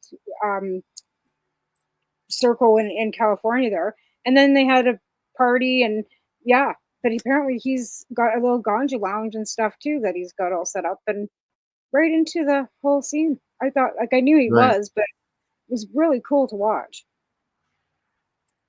Can't remember where I seen that. Maybe it was on Instagram. I haven't seen that. I just know we had an article. We had an article on it, and I just can't. And then then there's Snoop that I don't know what to say about Snoop anymore. Yeah. This might be it right here. Maybe. But it had a funky name like the Ganja Guru Ganji something. Yeah. It was kind of funky. Seth Rogen, he owns a business. Snoop Dogg, I don't know if he still has his lease or not. How old is this article? It's only 6 months old. And doesn't Belushi too? James Belushi have a? Yeah, I saw his name. Is there any female celebrities that have anything to do with it? Wiz, Burn Eggs, Cookies, Jim Belushi's Farm.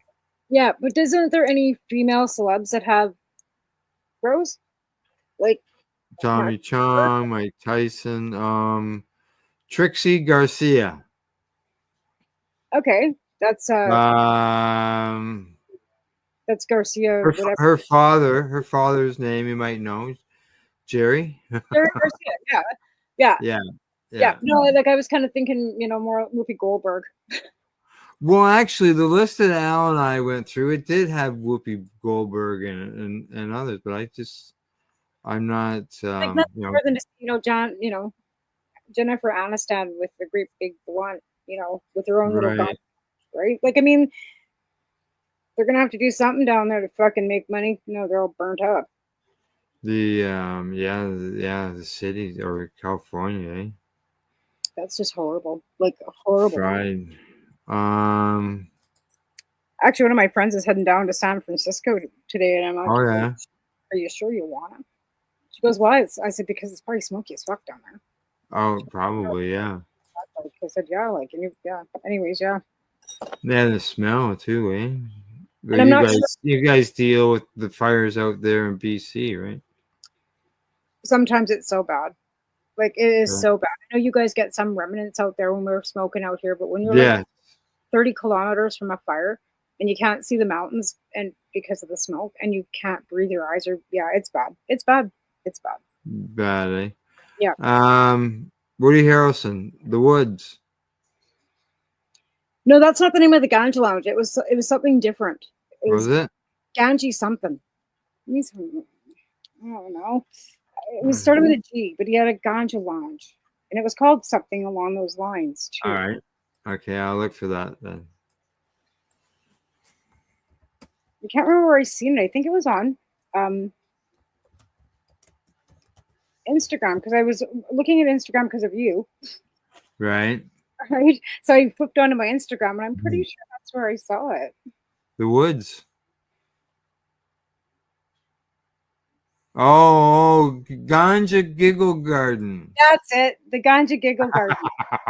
I just thought that was so cool. Yep, the Ganja Giggle. Yeah, and it's the raves, and it's the new rave down there. But yeah, the Ganja Giggle Garden. I thought that was so cool. Just a kind of a cool event. It was some girl that did an interview with him, and he was making food. There was infused foods and all kind. And he had a bar, and they went downstairs. And I don't know if he was using cannabis infused anything for the drinks, but right. Yeah. The Ganja Giggle Garden. Yeah, isn't that kind of I actually I had someone give me a plaque, and it says "Grow Giggles." I've tried the Woody Harrelson, like What? Woody Harrelson. What is it? Willie Nelson. So it's called the Woody Nelson is the name of their. Yeah. It's combined name of them. And I bought some here, and I won't. I wouldn't buy another bag. Oh, I didn't like it, eh? It had no flavor. It had no terpenes. It tasted like it had been eradicated. It just was flat. Flat, just blah. Flat. Yeah. So when I get a flat bag, I just don't ever go back. Like I said, I'm going back buying that fucking 91K from Tweed, and I chew my tongue off it, but it's good. Like that's a nice flavor to it. It reminds me of the old school, but I'm still looking for that old skunk that we had back in the 80s. Like, oh, good luck there. no, because the guys that were growing it was my husband, my ex-husband's friends, and they all went to jail, including my husband. Yeah. All charged with conspiracy for the purpose of trafficking and all. It was all through Kelowna. Yeah. Anyways, I don't think that strain was ever recovered, but it would be nice because that was. Yeah, probably. Yeah, if someone didn't save it that was connected there, more than likely it's gone. I doubt anybody did because I don't know whatever happened to the grower. Yeah. I knew his name and that was it because I was really young and really, how many people? I don't know, really, to tell you, but do many people keep a strain for very long? Al Barassa was the only person in the whole world that I ever knew that did that, and now he's gone. And I actually have a couple of his old strains because the hash bud that I used to grow was Owl and Robbins, right? And I've lost that strain now because the 4 seeds that I had left never sprouted for me last time I tried sprouting seeds. Oh. And I'm trying to sprout some seeds right now too, and they're old, so I'm not expecting them to sprout. But it's only been 2 days. But I've been diligently on them, like not letting them dry out like I usually do. I forget. But like I said, the medication I'm on now makes me actually like I don't know, I finish it. So I'm in there like they're sitting right by the kitchen sink now instead of putting them off, over somewhere where I might remember them 2 days. I go, yeah. Anyways, so far no luck, but I'm not gonna give up yet because I need to start growing. Keep trying. My project after the show is going downstairs and cleaning an area out so I can hang my lights down there. Yeah. Yeah, because I've got to like in order for sustainability for the program too, like even if it's just grown enough so I can make it into butter or oil or whatever, even if it's not even that great for smoking it, it's still helpful for other things, right? So I figured might as well do something else I love that I've got a tent downstairs too. Like Mark left me his tent, like so I could put the tent up downstairs too, right? Oh yeah, grow tent. Okay, yeah. I've got, like I said, I've got everything except for the lights, ballasts anymore. But I've got those. The ballasts in the basement flooded, but they were the old fucking 500-pound fucking ballasts. Oh, those old steel ones that had the coil in them. Oh God, no. 600 pounds, right? Oh yes. I've got brand new those were little mini transformers. They weighed more than I do. Yes, I remember them. I actually used one of them when I first started. That's and that's what Alvin liked, and we just never bought the new ballast. We just never did, and they worked. They didn't hour out. And like I said, I still have brand new bulbs downstairs. But it gets too hot and then the bugs, right? Even that 400, I turn it on and it gets too hot, even with a fan. Yeah. Because there's only one window. I'll figure it out. But anyways, yeah, I'm gonna turn on the lights, but I got to go down there and clean it. So yeah. So what? I hate. Is it an LED light? I think it was an LED light you had before, didn't it? I had 2 LED lights that I grew out in. Yeah, I did. I do. I still have them. They're in the kitchen. But now they've been like they're 4 years old, 3 years old. They're no good. Like they're okay for growing lettuce in the kitchen, but I don't think I'm gonna just buy some new ones, right? Right. Like, but they're not that expensive LEDs, and I'm thinking I might get some actually decent ones. I might go down to Top Crop and get some areas. They've got the areas down. Yeah, the technology is all new and stuff. And I was at actually our sponsors, Limestone City Hydroponics, and they had a lot of their stuff on sale, and big price change. things have come down a lot. Yeah. Yeah, a lot. I mean, we used to pay like, oh my God, we bought an air tagger, right? Which is you know what an air tagger is? It's for the smell, like a carbon filter. They can put it so it would like take the smell out of your room if you're growing in the house. I can pick one of those up now for like $100. When we bought them like 20 years ago, they were like $1,200 and $1,500. And there was only one place that we could go to get nutrients and stuff, and it was on in Calgary, and it was called Bloom Store, and they sold Bloom A and Bloom B, and we would have to sneak off to fucking Calgary to go get nutrients because it was all hush hush and Right. like, yeah, it was so shady back then. Yeah. You All know, right. like, this paperwork. We had our legal licensing, and we were still feeling real shady. Okay, time for us to take a break, pay some bills, all that type of stuff. And when we get back in 3.5 minutes, change the topic. I got a couple of topics I want to discuss in the last segment. And other than that, you're watching the Pace Radio Show. We're live here at paceradio.net and 420pace.ca. I'll get it right. It is. All right. See you shortly. Bye. You're listening to the Pace Radio Network here at paceradio.net. Legacy 420 have an awesome array of cannabis-infused beverages, from pop to Nature's Nectar's teas, all in amazing flavors. What a selection! We even have a delicious mango-infused juice, and let me tell you, it's delicious. Everything is infused in-house, so we buy our syrup from, the same place where everybody else buys their syrup for their pop, and the infusion is done in the lab. It's all canned here, labeled here, produced 100% on Tyndonega. We have 2 lines of drinks. One's called our Nature's Nectar. That was our original line that we came out with. And then we also have a line under the Ready brand. We have them in 10 milligrams, 30 milligram, and 60 milligram cans.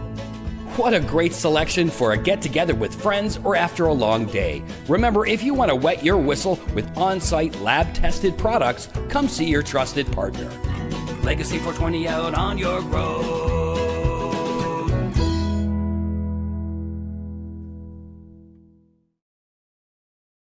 Camelford Lifestyle Shop. Open Monday to Friday from 10 till 7 p.m. or by chance.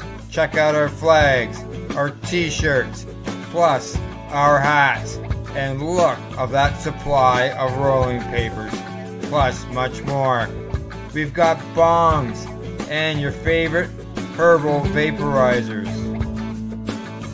Look at all the incense we have, as well as for those who collect knives, check out these knives in our collection. And while you're here, stop in to see Shay at the piercing room, where you can get poked by Shay. Daily deals, check them out. Camelford Lifestyle Shop, 17 Bridge Street West, Camelford, Ontario. Limestone City Hydroponics is Kingston, Ontario's hydroponics shop. Take your growing to the next level and create the optimal environment with a tent kit, or maximize your yield with an ebb and flow flood table kit. Either way, Limestone City Hydroponics has more sizes and options to fit your needs. Are you looking for the power of the sun that adapts to your budget? Then look no further, as they have professional grow lighting. They have indoor grow systems that are easy and cost effective, with many options to fit your living space and lifestyle. Cultivate your growing potential. We have everything you need to succeed. And if you can't make it to the store, they offer local delivery to the greater Kingston area. Remember, when you're looking for experts to help you grow, then look no further than the locally owned Limestone City Hydroponics, 105 Sunderland Drive in Kingston, Ontario. Call them at 613-548-0420. Are you looking for non-stop, continuous cannabis and psychedelic programming?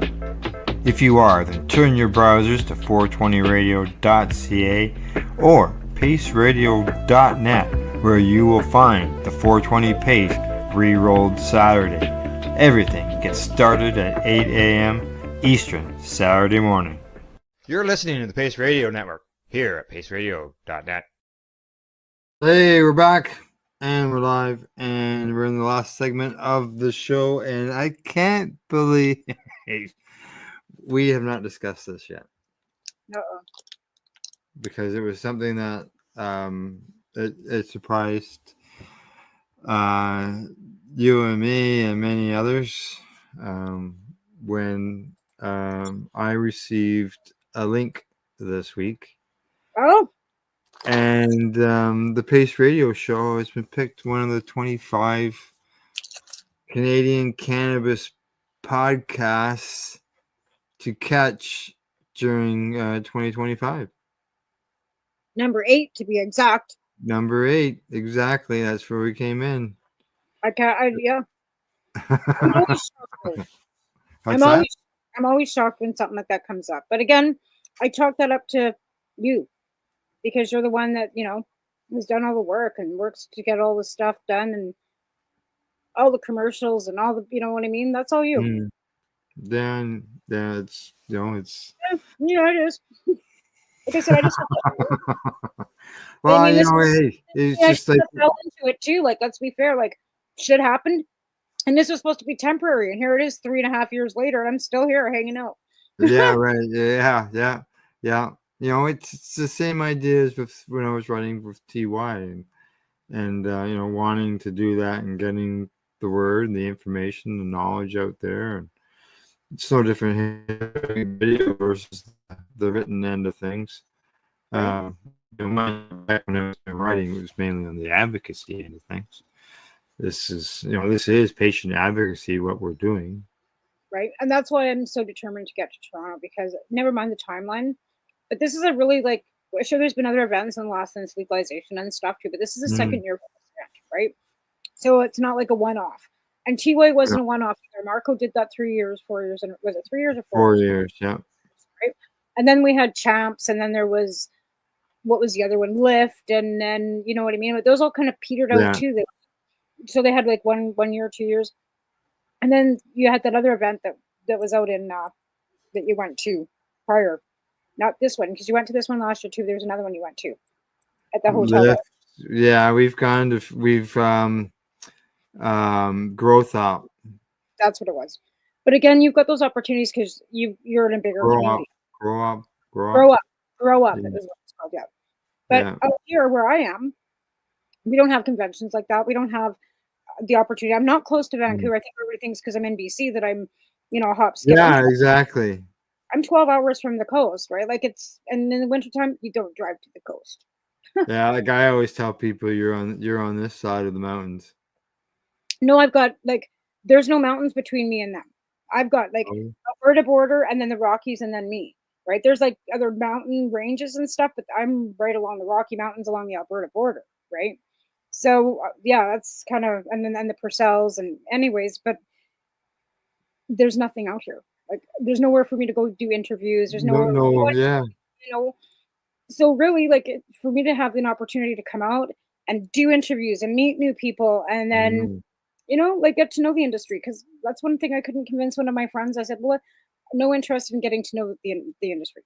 Doesn't want to know, won't use it. And I said, hey, that's okay.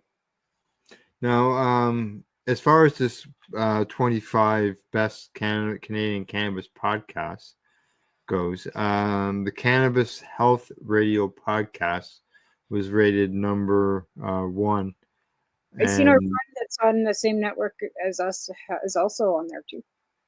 Yes, 420 Radio is on there as well. And we were both on that network at one time too. And now we're all kind of Yeah, and so if you go to 420pace.ca, 2 of the top 25, 2 of the top 10, 2 of the top 10 podcasts are there. Right. And there's another one that's not on the network or anything, but another one from basically this area, and that's the High Ladies podcast. I thought they were in Alberta. No. They're in Central Ontario. Oh, why did I think they were from Alberta? I don't know. But yeah, they're funny. So they came in at number 4. That's awesome. Yeah, yeah. Let's see what else. Who I would, who we might know.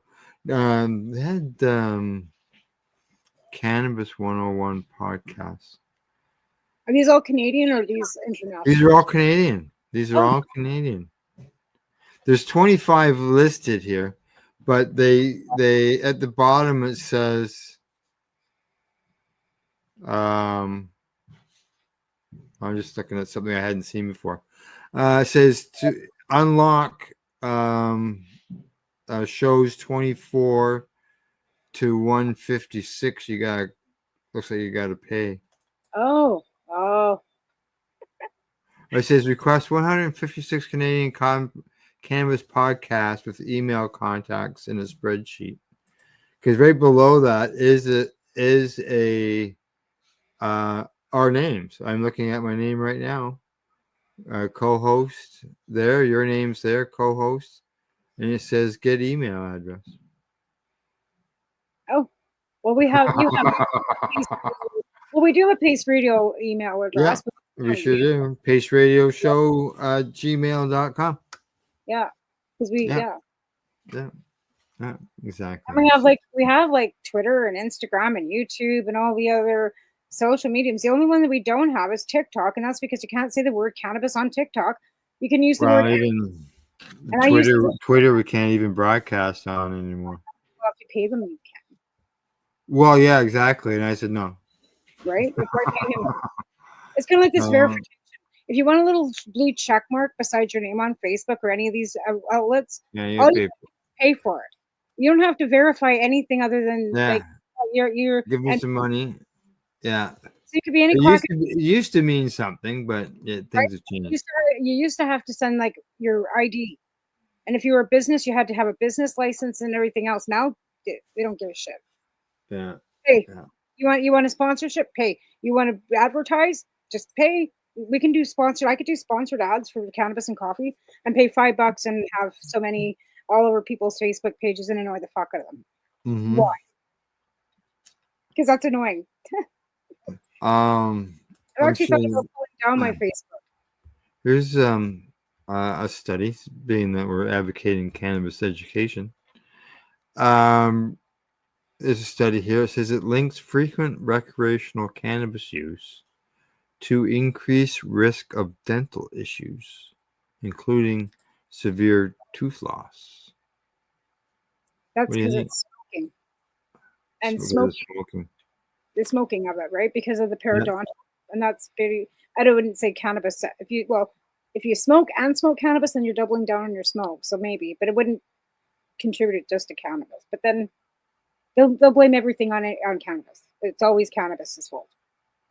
It says here that according to the study, individuals reporting FRC, frequent recreational cannabis. I just say frequent cannabis use because are they trying to say that there's a difference between medical and recreational when it comes to the effect on your teeth? I don't think so.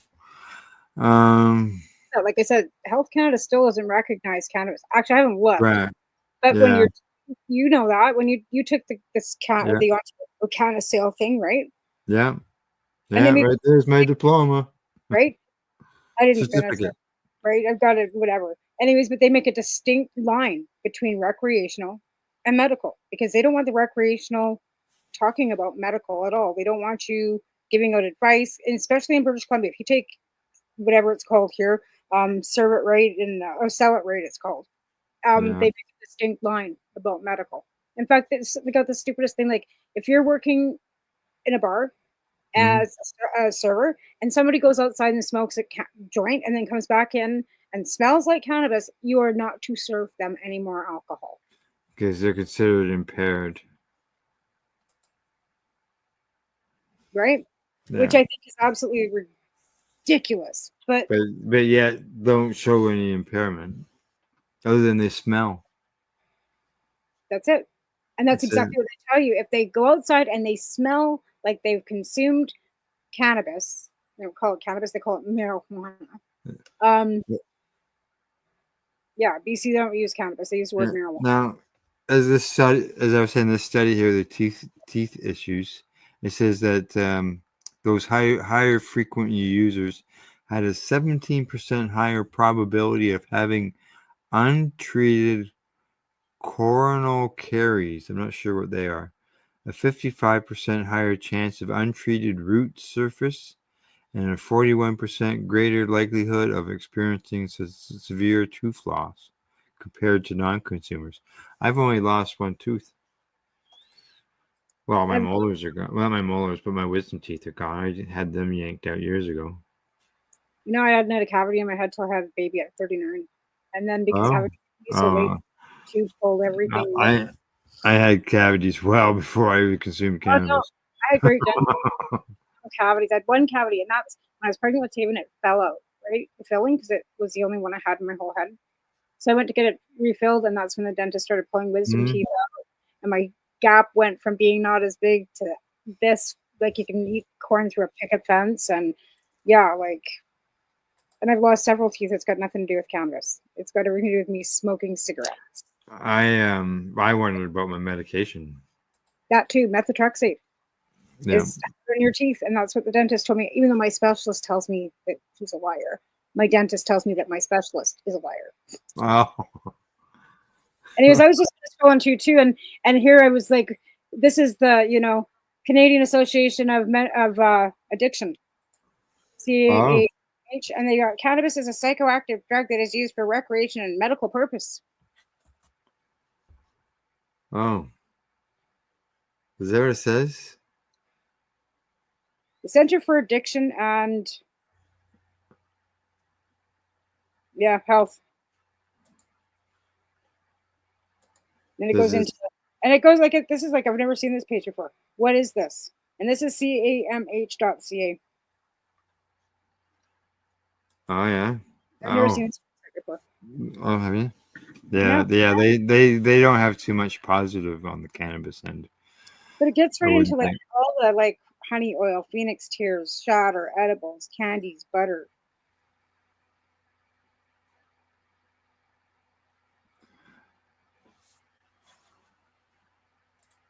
So I started the new strain.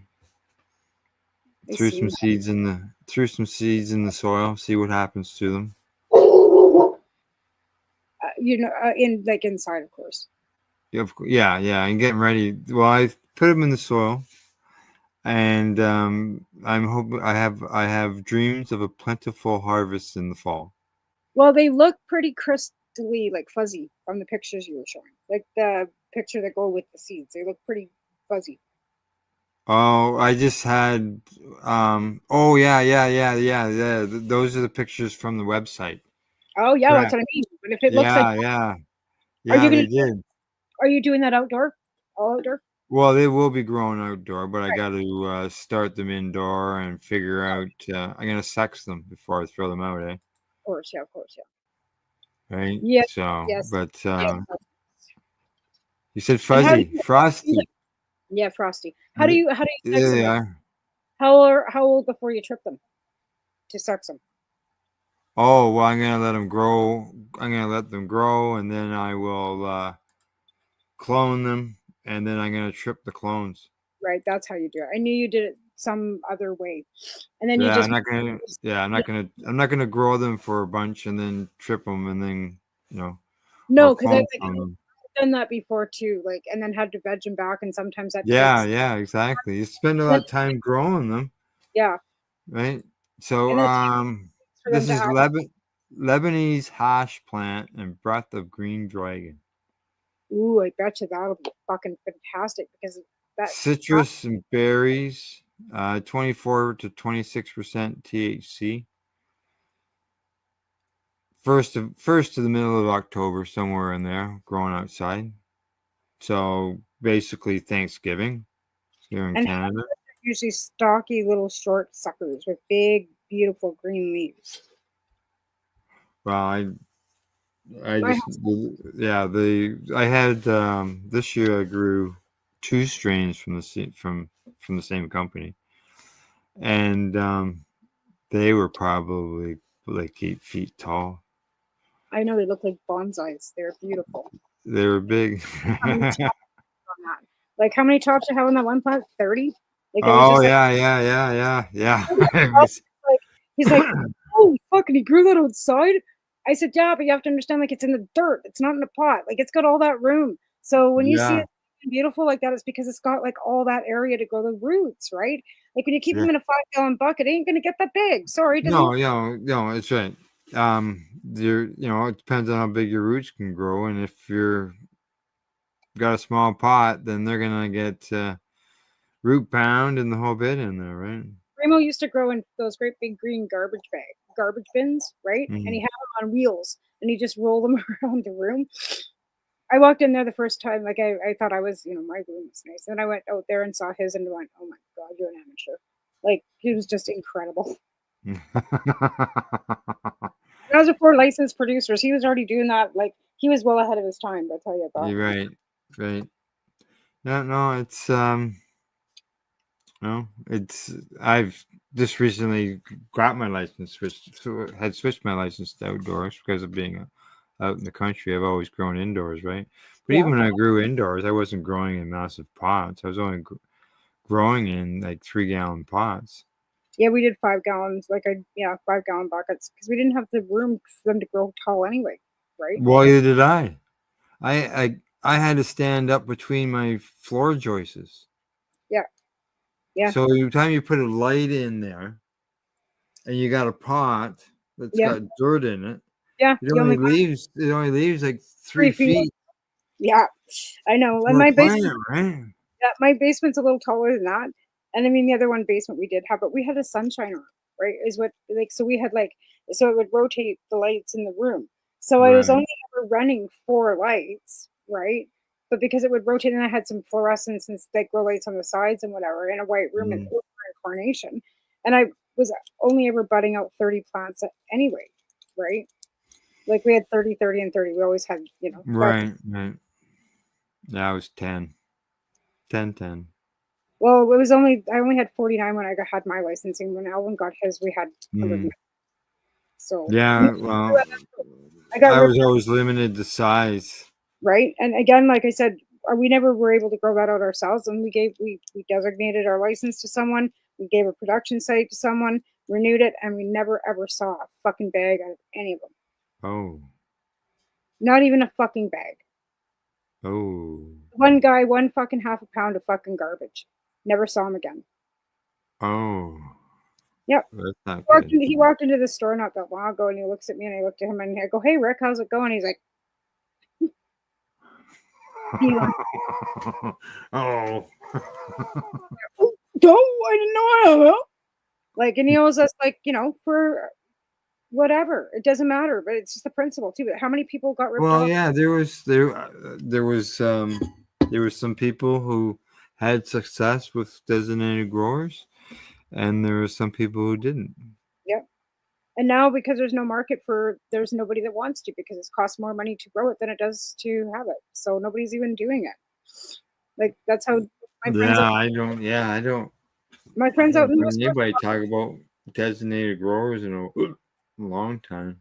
Yeah, but no, like I said, my friends in Nova Scotia, she had the same one for years and years, and then all of a sudden legalization happened, and he just shut everything down, which left her with no grower, right? Because he didn't want to bother with. He just shut everything down, didn't even do it for himself, and he was growing for 4 patients. Yeah. So that basically at that point it says why they were growing. No, for sure, most of them were. You all know why, and that's how the patients got it for free.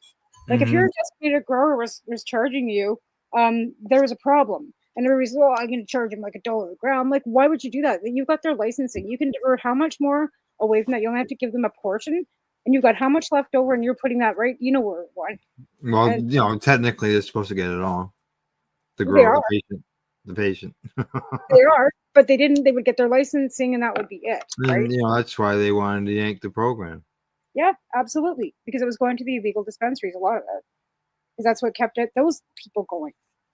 I mean, it's still happening. Like I don't even know why there's regulations on it. It should just be Well, like. I think I'm foreseeing some changes down the road for it. Well, I'm foreseeing a lot of changes on it if the government does any changing. But then the declarations say they're not going to do that. They're not going to pull back on that. And then there's other things that they say they are. So he says he won't change the regulations for medical or recreational. Out of one side of his face. Well, let's just say we know what the history shows, and the history doesn't lie when they vote against home growing of cannabis, whether it's medical or recreational. The votes matter. Yeah, I remember those days. I've got my red one. This is Alvin's. I got a white one too, but I pulled this one out because I'm reviving it because I want everybody to realize where we're heading. If we're going backwards. And this guy right now is the CEO of a unit called IDU. Yeah. And it's disgusting. Anyways, it's not cannabis related. So anyway, but he wanted us to, get rid of our licensing, and he wanted us to send him, our gardens in kitty litter and kitty litter. Try to tear the gardens down. When I was living in Coronation, I had a reporter drive all the way from Edmonton to come and interview me about that too, because I was making a huge fucking stink too, right? Anybody that would listen, I was in every media outlet. Get my fucking pay attention. Yeah, I got interviewed quite a few times from our local reporter, and I would doubt that was one of the times. So. Well, that's why I was told I could never get a pardon, because I've been in the media too long. And the Claims magazine published an article about me when I got busted for those 4 grams. So I was told by Pardons Canada that it was absolutely impossible for me to have a pardon because I've been published. Oh, well, we're all published because your name ends up in the newspaper. Again, but you don't have a criminal record that you're trying to get rid of because I've been published about my criminal record. Like, you know what I mean? Like, it was an article about me. Well, yeah. I was published because I was busted. It didn't have the results of what happened. Yeah, no. So evidence in the internet's forever. Oh yeah. So there's my thoughts on that. Thank God I can still get a passport. Yeah, as far as I know, because passport, there's countries that don't have problems with you. In fact, right now, I believe China is allowing people from other parts of the world without a visa for 45 days into China. Really? China is not like we've been fucking told it's about. It's like they don't have a problem with gay people either. Like, we've been just fed a bunch of lies about the world on so many levels. I'm not kidding. It took 20 minutes being on Red Dot, which is a Chinese like TikTok. Excuse me. They're laughing at us because we believe the bullshit. Well, I see what time it is. It's time to shut Tamara up. That too. Right? I know. I get it. I don't have anything to do with TikTok. I never ever opened an account. It's a trip. But whatever. Social media, it's got some good stuff and it's got some bad stuff. So yes. Yeah. But thankfully it's got us to this, so we can actually do video. As much as we all just balked at it, it was better doing radio. Yeah. All right. I'm as we sign off here, I'll play a little promo as we go. But anything you want to say before we say goodbye? I'll be live on Monday with Cannabis and Coffee with Tamarawana. And if you want to help support the Cranbrook Substitution Program, you can reach me on Facebook. There's a Facebook page, and as well at tamaralee3@gmail.com. And I'll see you in Toronto in March. Yeah, that's right. Yeah, you will see us in Toronto in March. All right. Let's see. Thanks go to our sponsors, legacy420.com, limestone city hydroponics.ca, Camelford Lifestyle Shop at ease.ca. And don't forget, you can catch Tamara and I. And Cindy will be there. Mary Jane will be there. Mary Jane will be floating in and out. And you will be there as well. 1, 2, 3.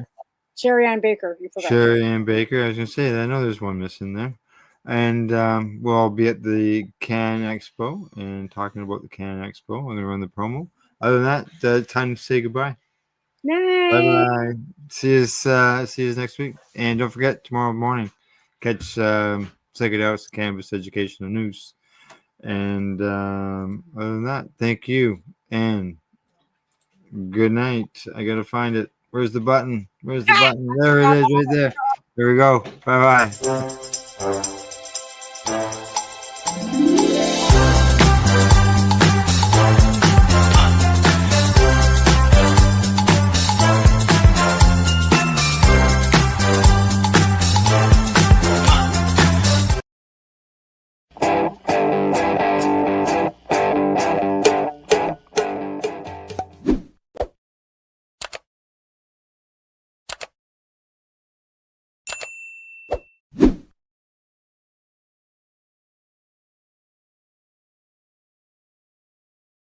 Let's share PACE everywhere. That way it can help create peace.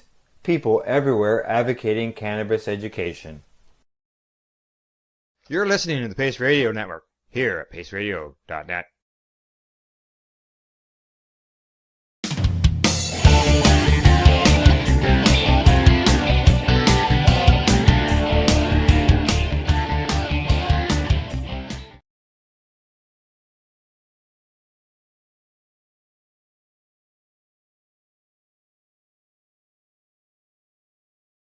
We're still in entertainment. Bring it on. I've got a dewdrop to test. Yes. To test out So, today. You showed that to us, but how does it work? Dave. Dave, and I'm gonna mess up pronouncing his last name. Pereira. Pereira, correct. Yeah. Or Electric Dave on Instagram. Yeah, and he's also the maker of the Happle. Correct. And I've got that. So right it's here. it's not Electric Dave though. No, it's electric. Electric. Electric. Yeah, yeah, correct. When you're looking for him. ERRLECTRIC.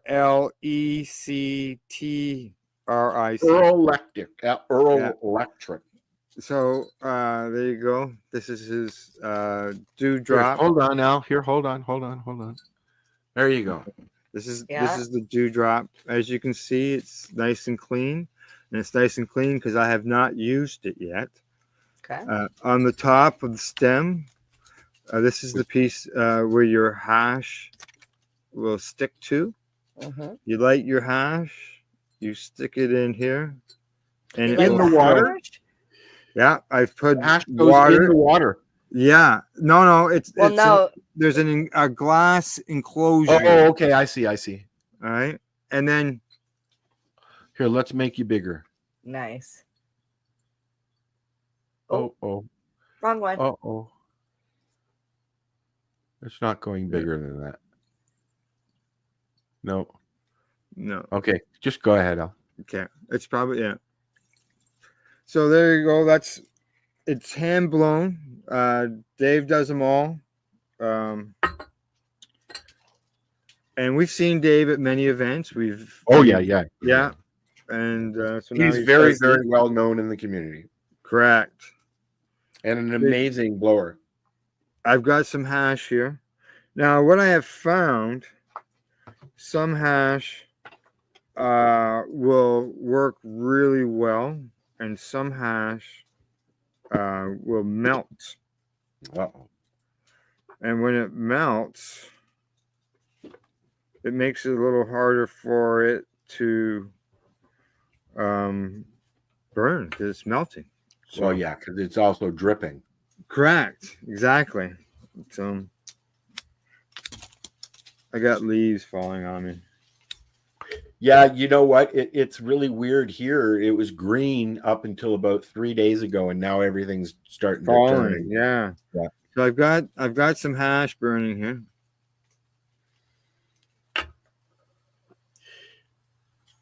Do you find you waste a lot with these toys? No. Yeah, just gotta make sure it's burning. It's not burning. Come on, hash. I should have maybe put some on here previously. Tested it out. But then I would have smoked it all.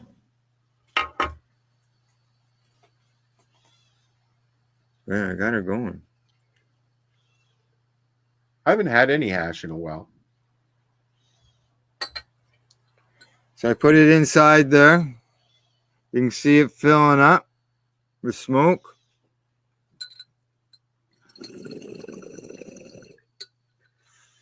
You just see it doing its thing. It sort of looks like our background. Yeah. Nice and smooth. Oh, Wow, yes. nice. Yes, I like this. And you could flavor the water as well, eh? Yeah, I imagine you could. Yeah. Put a couple of droppings of some terpenes or something in there. And it's very, very nice. Dave says it's got a new reinforced stem on it here. And I'll tell you, this lid, it's just glass on glass. I have to tilt that to clear the chamber. It seals that well. Yeah, it's got the little bubbler in the bottom. Pork holes. The handle for this has got some ridges on it, so it's not a completely smooth surface, so it's good to grip onto. And, the thing about smoking hash too is it goes forever. And what's the price range on those? You could have just said you don't know. I don't. I don't know. I don't know. Now I can tell you, the apple that I've got, the apple here. Yeah. I purchased it at Spirit Leaf in Campbellford, and it's a smaller version. I gotta clean it. This was $55, but it depends on the store, right? Yes. But if anybody's interested in one of these, you can buy direct from Dave. Correct. Yeah. Check your store, your local store, if you see if they've got one. Oh, stuff. I was checking out another store. It says it's $55 too. Pardon me? I was just checking out a couple other stores. They're $55 too. $55. Yeah. Good. Yeah, it's coined one of the best hash pipes in Canada. Yeah. Exactly. Yeah. It's no wonder Nugs was like, we want to brand it. Oh yeah. Yeah. Yeah, okay, I got a little cough on me, but yeah, but that's a concentrate for me. That's right. Exactly. Any concentrate can make nice, it hack. Nice, and it pulls nicely. It's easy to hold on to. And then it'll be easy to clean. Just like the apple will be easy to clean as well. I put my student glass, I take it apart and put it in the dishwasher on the top. Well, there you go. I don't know if I'd put that in the dishwasher, but yeah, it might be a little too thin. Yeah, but it's good stuff.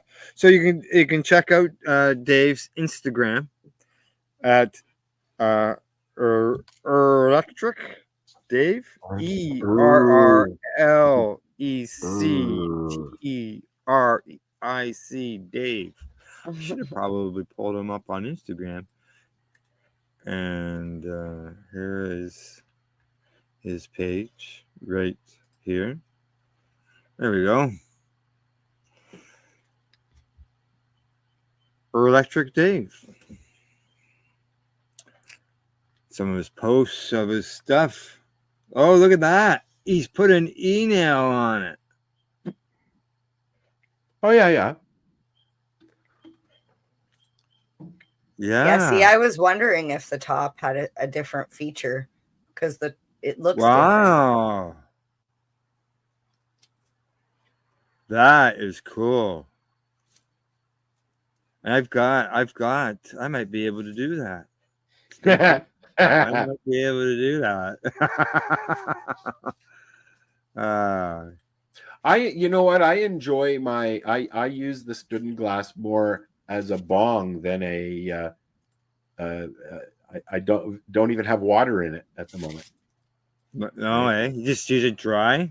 Just use it dry with the module as my vaporizer, and throw some shatter in there, or some diamonds. I've got 1 scoop of diamonds left. Yeah, right. It's my movie watching bong. I don't own a bong. That's the only thing. I use my shatterizer and my student glass. Now here it is with a banger on it. Is that a banger on the front of it there? Yeah, that's. I was wondering because the way the thing, it just looks different. Yeah. Here, let's make it Yeah. big, Al. Yeah, I got it. Yeah. There you go. Yeah. That's cool. Funny. I've got like 6 bongs and I don't use any of them. Oh, 7, 8. 8 bongs. Now he's got. I've got a glass one, a raw one up there on the shelf, but I don't use it. So he's got a bowl on it. Yeah, there. he basically made it like an it's your an big one at all, everything. Al? Yeah. That's gonna smoke everything. Flour, concentrates. Yeah, you can see he's changing it out, eh? Yeah. The drop. You're a genius. Yeah, he did. Fucking brilliant. I wondered because as soon as I seen that, I was like, what the fuck is that? Like, I've seen the hash kettle for years, but you look at the hash kettle prices, holy fucking shit. You could buy like 6 or 7 of the Happles. Yeah. Yeah. Yeah. Why would you buy that other thing? Steven, fuck off.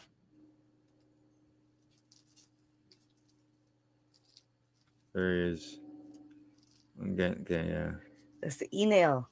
With the e-nail on it. Yep, Oh. carb. Nice. Nice job, Dave.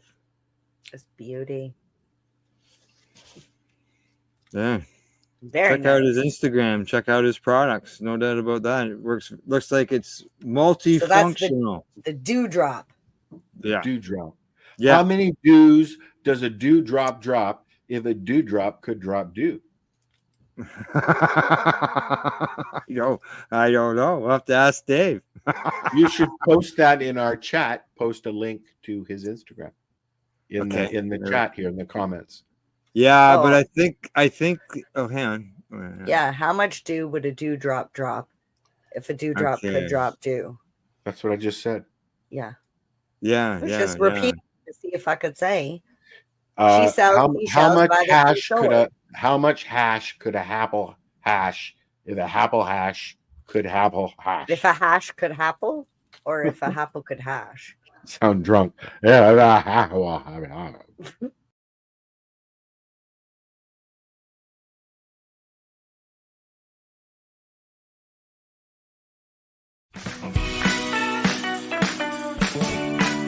Hi, I'm Timmy. And I'm Mary Jane. He's the newbie. She's the doobie, and this is the show where we toke cannabis. Talk. From both sides. Is that even possible?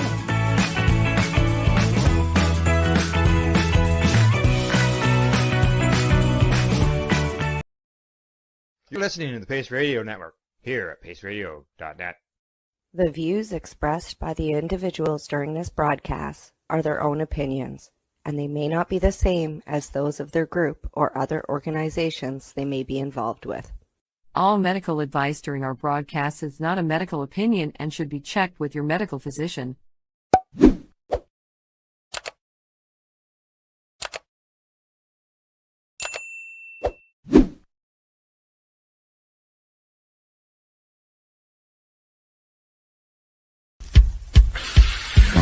Oh yeah, baby, that's lovely.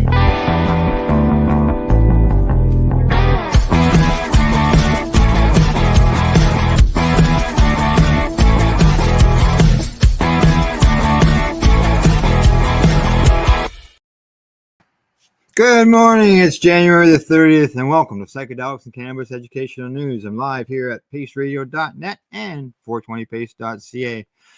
Glenn is obviously not with me today, and Glenn is, well, I can just say he's headed to a much warmer climate. He's posted this morning on Facebook. He is off to Costa Rica for the next month or so. So he's headed down to a nice warm climate, and I hope they have him and his wife Cindy have a great time. And I'm sure I'll get some reports back from him. He'll let us know what's going on, how the weather is. I'm sure getting little jabs in every once in a while, sitting on the beach where it's nice and warm, where we're out here shoveling snow. It's never fun. So.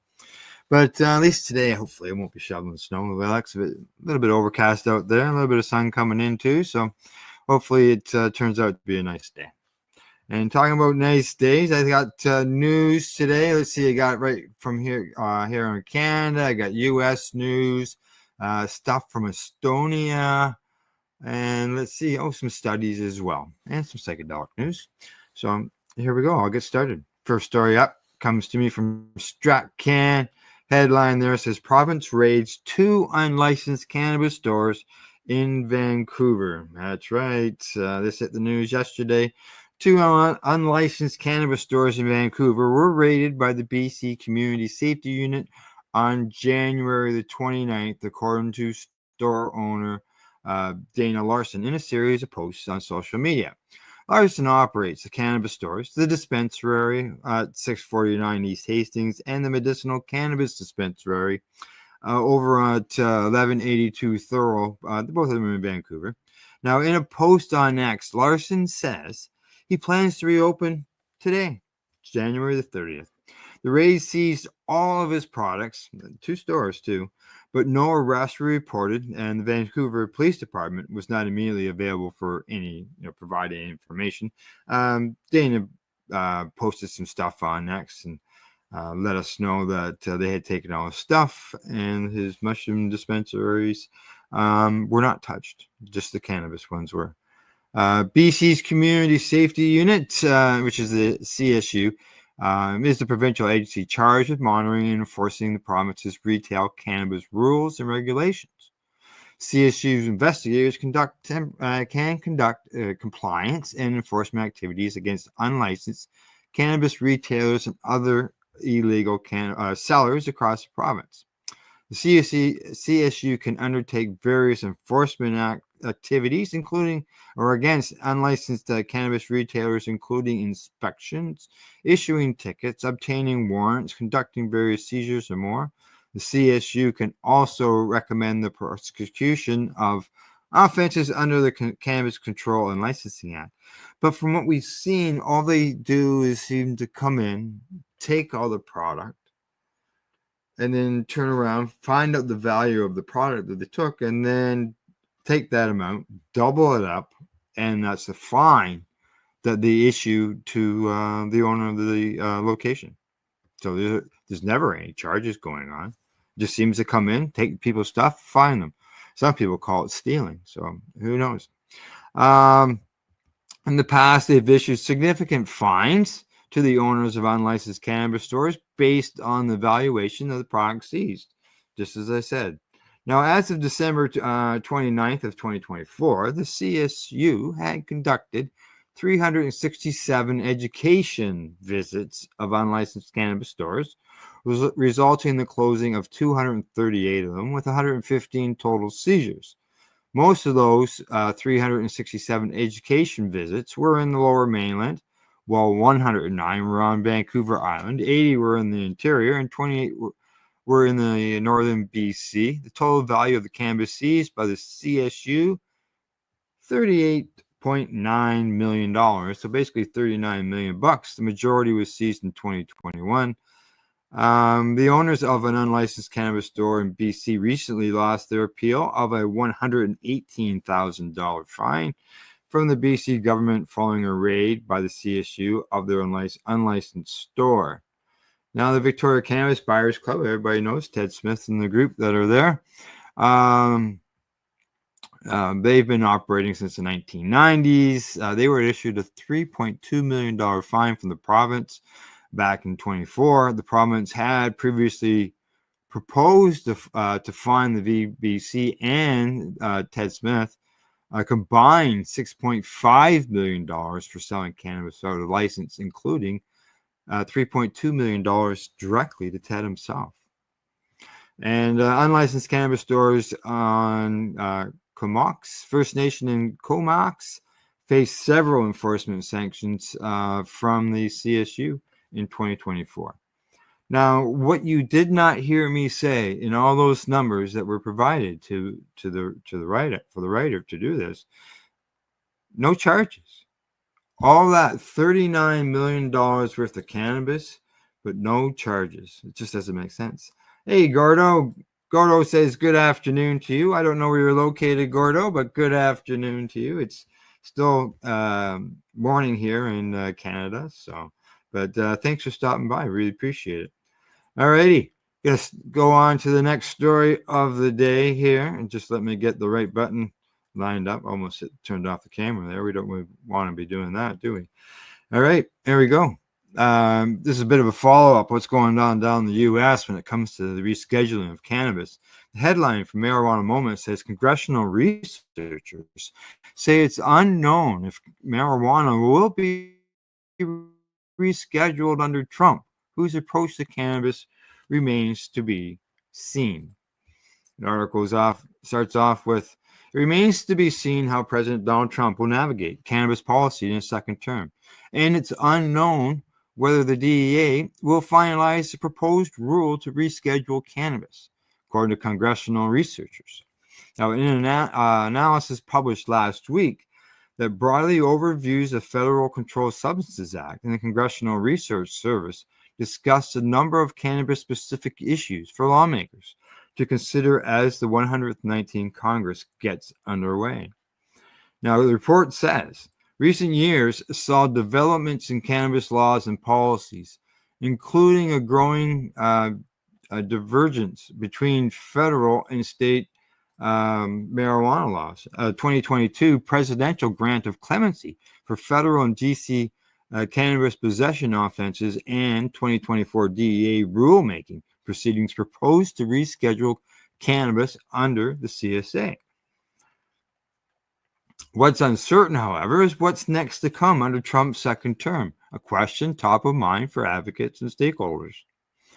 Some are holding out hope that the president's endorsements of rescheduling cannabis industry banking access and the 2024 Florida legalization ballot initiative during the campaign, which, by the way, I saw one report saying that one senator has said that Trump was, when it comes to that vote, was tricked into voting for it, as well as his stated support for states' rights to set their own cannabis laws, which motivate the GOP-controlled Congress to take action. Others are skeptical, pointing to anti-cannabis leadership in both the House and Senate, as well as controversial administration figures like the acting head of DEA, who has made substantial claims about cannabis use and repeatedly criticized the rescheduling process that unfolded under the Biden administration. Now, it says here, the CRS says that it remains to be seen which approach President Trump's second administration will take towards cannabis regulation. The number of DEA's cannabis arrests fell even during the first Trump administration. So what's going to happen there? We know how the first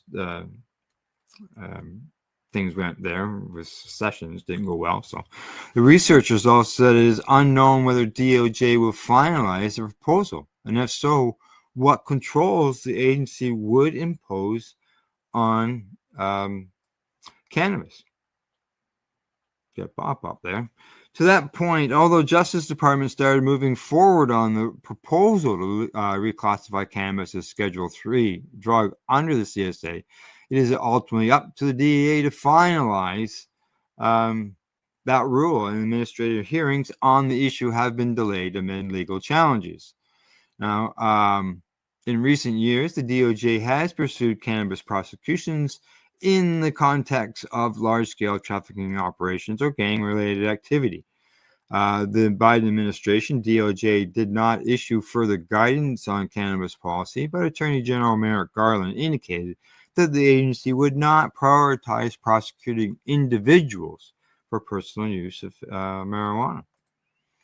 Now, the CRS also pointed out that while presidents can issue pardons related to the cannabis offenses, as former President Joe Biden did, and I know Trump did in his last administration, the president lacks the power to move cannabis out of its Schedule 1 status unilaterally.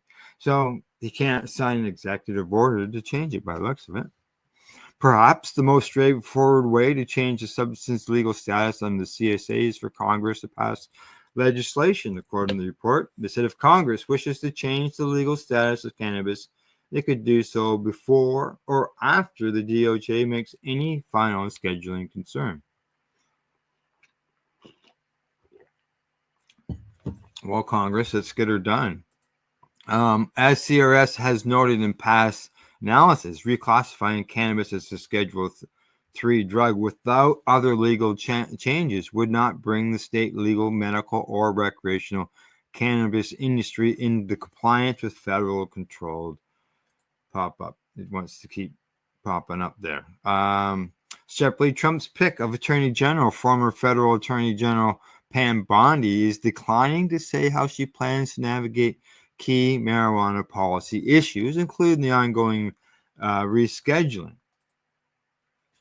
Meanwhile, lawmakers prepare to once again take up large-scale agriculture legislation in the new session, and CRS also recently provided an overview of the policy landscape around hemp, emphasizing the divides around various cannabis-related proposals among legislators, stakeholders, and advocates. Let's see, this story is going to keep going. There we go. We're at the end of the story.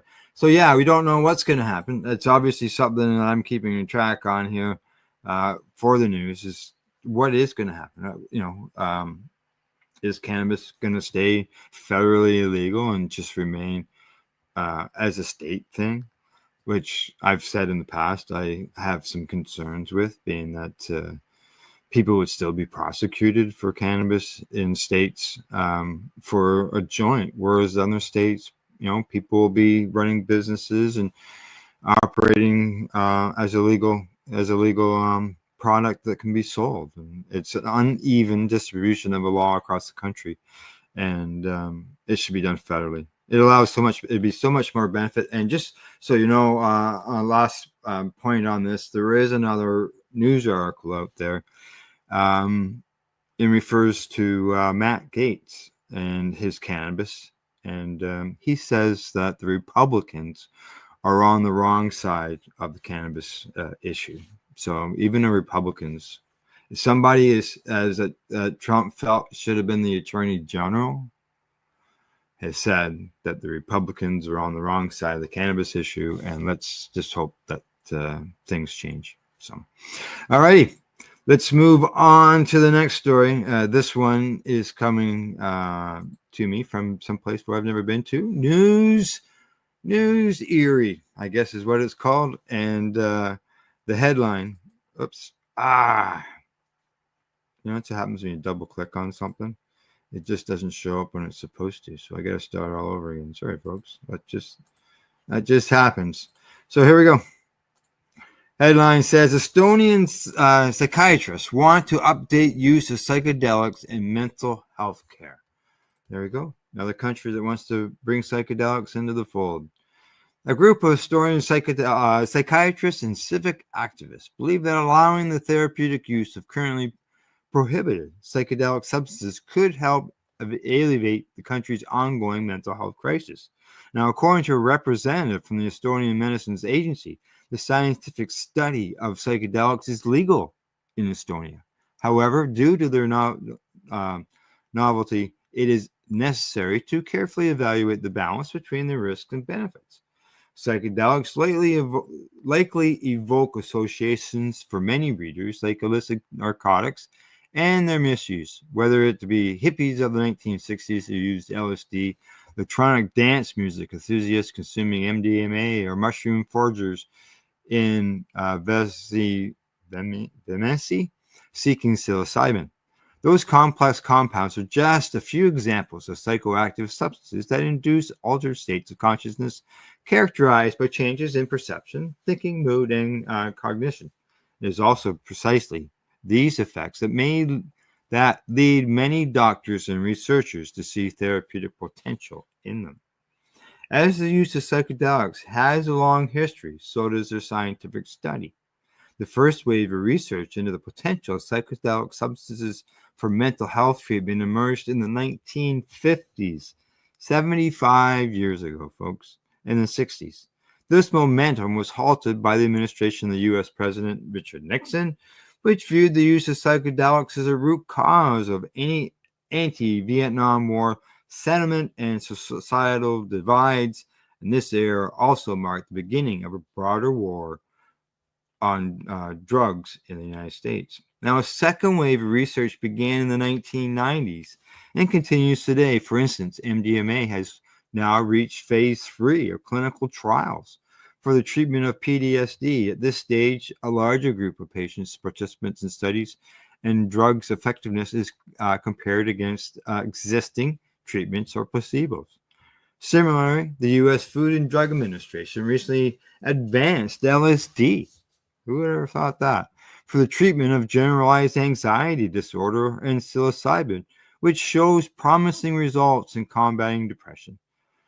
To the same critical stage before a drug can apply for market authorization. Now, the FDA has designed all three substances, MDMA, LSD, and psilocybin, or designated them, as breakthrough therapies. The status reflects the significant therapeutic potential researchers see in these medicines, allowing their study data to be processed on an expedient basis. Let's move this along quickly, folks. The topic is not unfamiliar in Estonia either. Last week, the Foundation of Development and Innovation of Psychedelic Therapy, I'll call it TAP, I guess, held its opening seminar in Tallinn. The foundation aims to promote a science-based approach to psychedelic-assisted therapy in Estonia. Specifically, its mission is to advance the use of psychedelics either as a primary therapeutic intervention or as tools to support therapeutic treatments. Now, according to Vijay Veed, he's the chair of TAP's supervisory board and is a psychiatrist. The foundation was established to raise awareness around the existence and necessity of this field. There remains a lack of understanding both at the level of agencies and even among physicians, Veed explained. He added that TAP is part of a pan-European network representing Estonia, alongside professional organizations such as the European Psychiatric Association. Now, according to Anne Kleinberg, chair of the board of Estonian Psychiatric Association, the need for new treatment methods stems from the poor state of mental health support. Access to care today is insufficient. All existing treatment options have their limitations. For instance, antidepressants, which are the most widely used, are at most 60% effective, and 1/3 of patients do not respond to standard treatment. So if 60% allows existing treatment to go through, if 60% of people on these studies with the LSD and stuff find benefits, then obviously they should be approved as well. In addition, antidepressants work slowly. In Kleinberg's view, it typically takes at least a month for a patient's condition to improve, symptoms to subside, meaning they cannot provide quick relief for those in severe distress. Both Kleinberg and Veed noted that some mental health conditions leave psychiatrists with virtually no effective treatment options. One of the most striking examples is in Estonia is alcohol addiction, especially when alcohol use is accompanied by co-occurring disorders such as PTSD and depression. It is extremely difficult for a doctor to treat these with the methods currently available, according to Kleinberg. Now, Veed says research shows that psychedelic-assisted therapy could help many individuals. For example, could benefit those suffering from chronic depression that is resistant to conventional treatments or struggling with anxiety disorders that therapy and medication fail to address. Psychedelics may also be used for treating addiction, whether the substance involved is alcohol, nicotine, cocaine, or heroin. However, psychiatrists caution that psychedelics are unstable for individuals with certain conditions and cannabis is the same way, including psychotic disorders, bipolar disorder, or severe personality disorders. They are also not recommended for those with conditions such as intellectual disabilities, maybe not even speech disabilities, or dementia, where physical changes or abnormalities to the brain are present. Now, I'm not even halfway through this story, but so I'm just going to shut it down there now. But it's good to see that it's in Estonia that they are doing research on psychedelics, which is good. Oh, I just got a message sent to me. This comes from Buddy Weeds. And it says, "Good morning, Alan." Put it on the screen here. It says, "I'm not sure if you have heard or not, but Sam the Skunk Man passed away a couple days ago. He just on the VAC, the Veterans Action Council, just recently did an interview with Sam the Skunk Man, and I'm going to say it just aired here on the Pace Radio Network within the last week or two. And Gordo says, "Rest in peace, Sam." Yes, rest in peace. Thanks for passing that on, Buddy Weeds. No, I hadn't heard. I wasn't aware of that. Yeah, rest in peace, Sam. And let's take a moment here.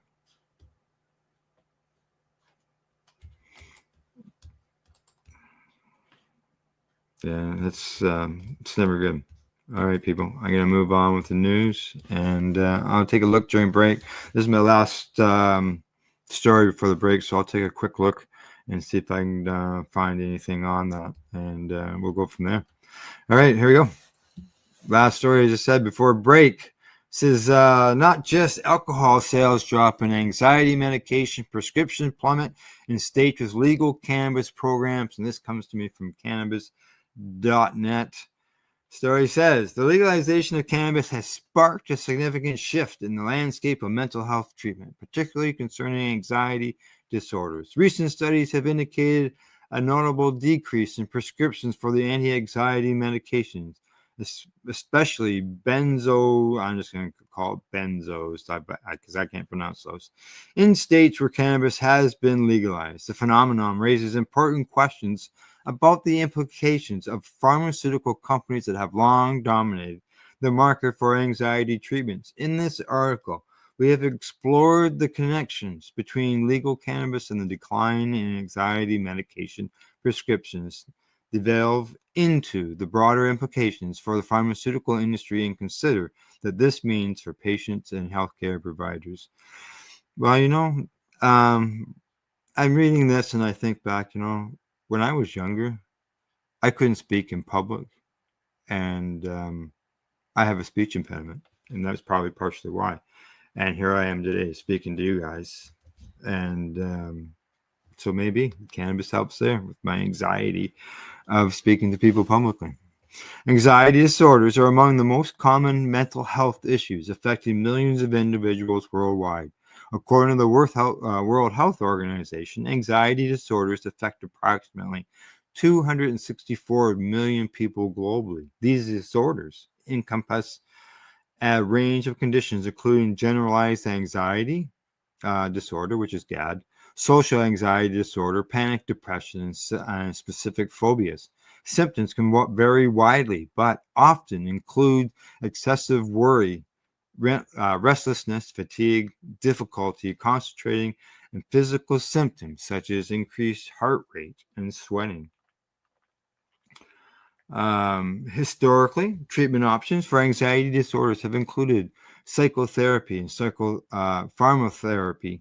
Common pharmacological treatments include benzos. Yeah, I've never been on them, but I've heard about a 7-year-old boy who was on them.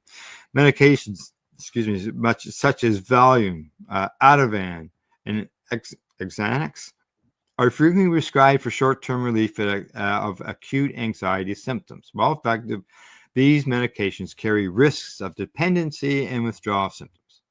selective serotonin reuptake inhibitors, which are SSRIs. They are like sertraline, which is Zoloft, Prozac, and others, often used as first line treatments for chronic anxiety disorders. I know somebody used to wear a shirt that said "Cannabis is my Prozac." Cognitive behavior therapy. This is a form of psychotherapy is widely regarded as an effective treatment for anxiety disorders. Despite their effectiveness, many patients experience side effects from these medications or find them inefficient in managing the systems. As a result, there is a growing interest in alternative treatments, including legal cannabis. Now, in recent years, various states in the U.S. have moved forward towards legalizing cannabis for both medical and recreational use. There's like 40 of them or something like that. Now, as of 2023, over states have legalized it for medical marijuana. I believe it's like 37 is where it's at, somewhere around that 40 line. Well, several others have legalized it for recreational use. Now, cannabis contains numerous compounds, as we know, THC and CBD. They say that research suggests that CBD can help anxiety symptoms without the side effects commonly associated with traditional anti-anxiety medications. A study back in 2019, published in the Permanent Journal, found that CBD significantly reduced anxiety scores in a group of patients without a month of treatment. Now, a groundbreaking study in JAMA Network Open examined prescription data from states that legalized cannabis. The researchers found that states with medical cannabis laws experienced a 12.4% reductions in benzo prescriptions. Nice. While those recreational laws saw a 15.2% decrease. This data suggests that patients may be substituting cannabis for traditional anti-anxiety medications. Now, several factors may contribute to patients' decision to turn to legal cannabis. Now, the perceived safety. So many individuals view cannabis as a safer alternative to benzos due to the latter's association with dependency and withdrawal symptoms. Patients often report positive experience with cannabis in managing their anxiety symptoms, leading them to prefer it over conventional medications. Cannabis is often perceived. Oh, I just got a cat making noises here. Okay. I've just lost my spot there. Or perceived as a part of a more holistic approach to health that includes lifestyle changes, mindful practices, and alternative therapies. And I thought something was going on with my fireplace there for a second. Now, in states where cannabis is legal, obtaining it may be easier than navigating the healthcare system to secure prescription for additional medication. So there's 4 good reasons. Now, the decline in benzo prescriptions linked to legal cannabis pose significant challenges for pharmaceutical companies that produce these medications. Well, if patients are getting better with cannabis. So they say these are key implications. Market dynamics. As more patients seek cannabis as an alternative treatment for anxiety, pharmaceutical companies may face reduced demand for the products. If people find an alternative, it works. This shift could lead to decreased revenue. Yeah, that's right. Because people found something that they can grow and do themselves. Why would they want to pay for something? Now, they say pharmaceutical companies may need to adapt by investing in research related to cannabis-based therapies and develop new products to incorporate cannabinoids. Some companies are already exploring synthetic cannabinoids, and that's where it's going to. Pharmaceutical version of cannabis is what they want. The evolving legal landscape surrounding cannabis presents regulatory challenges for pharmaceutical companies. As more states legalize cannabis, they may be increasing scrutiny regarding its safety and efficacy, broader for traditional medications. Now, broader implications for mental health treatment. They say that the rise of legal cannabis as a treatment option signals a potential shift in how mental health care is approached. They say healthcare providers may begin incorporating cannabis into treatment plans alongside traditional therapies. They say that the growing acceptance of cannabis reflects a broader trend towards patient-centered care models that prioritize patients' preferences and experiences in treatment decisions. And that as patients increasingly seek information about cannabis as a treatment option, Healthcare providers must be equipped with knowledge about its benefits and risks to guide informed decision making. And this is why we always say, like, this should be taught to doctors when they're coming through school, learning all about the cannabinoid system and learning about cannabis and how it can help people.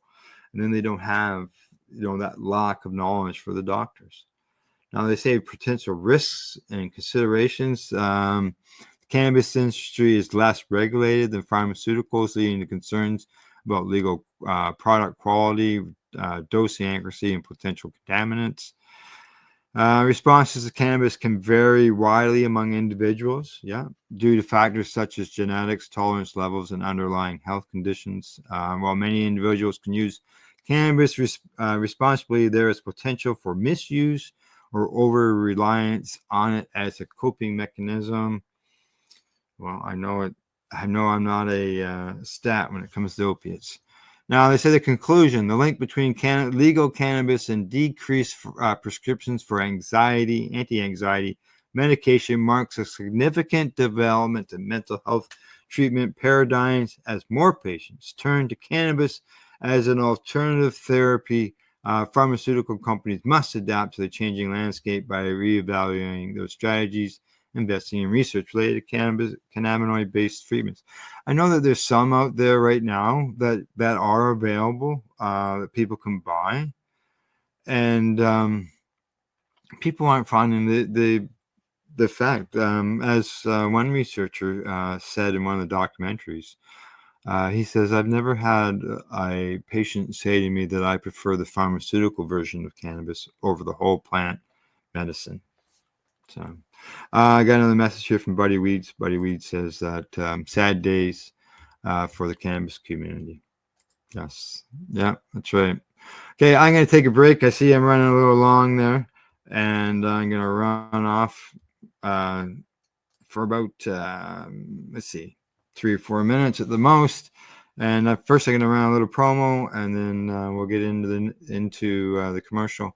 But other than that, you're watching Psychedelics, Cannabis Educational News. I'm here at paceradio.net as well as 420pace.ca.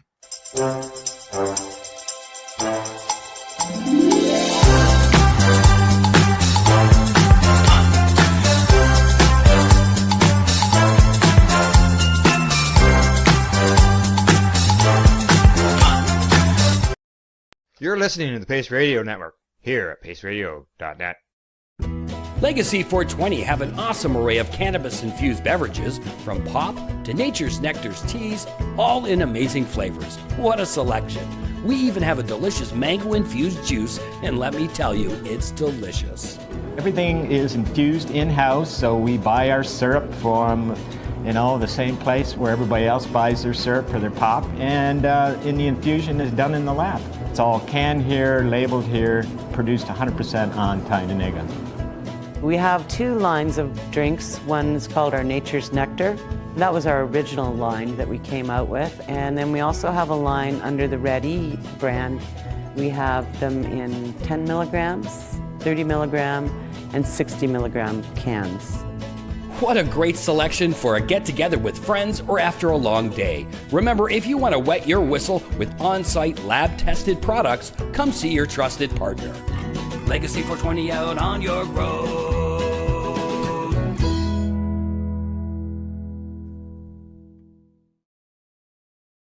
Camelford Lifestyle Shop. Open Monday to Friday from 10 till 7 p.m. or by chance. Check out our flags, our t-shirts, plus our hats. And look of that supply of rolling papers, plus much more. We've got bongs and your favorite herbal vaporizers. Look at all the incense we have, as well as for those who collect knives, check out these knives in our collection. And while you're here, stop in to see Shay at the piercing room, where you can get poked by Shay. Daily deals, check them out. Camelford Lifestyle Shop, 17 Bridge Street West, Camelford, Ontario.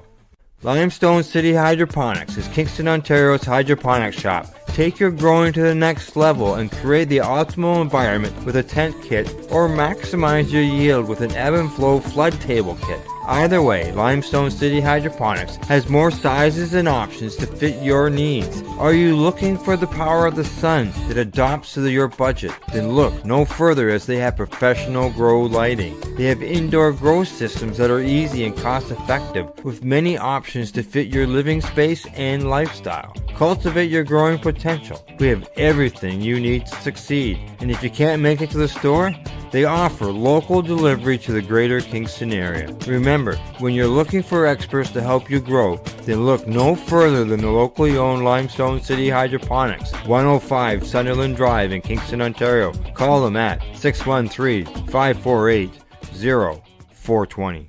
Are you looking for non-stop, continuous cannabis and psychedelic programming?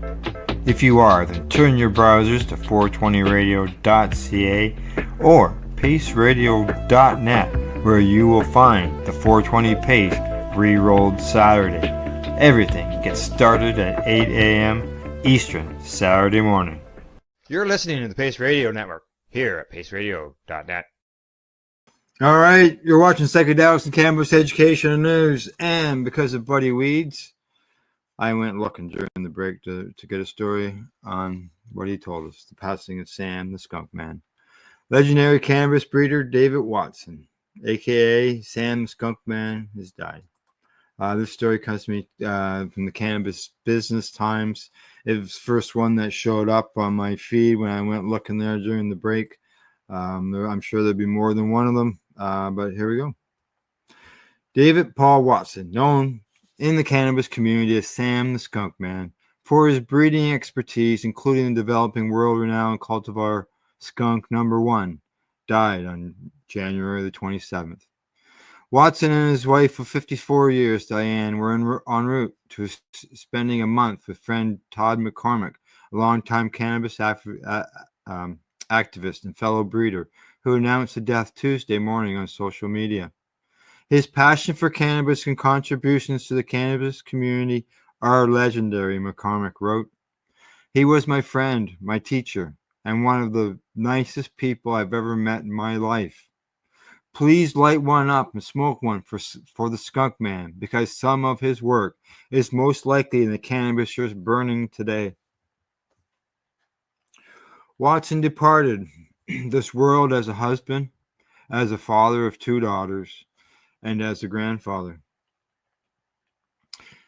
He was also the patriarch of the entire cannabis industry.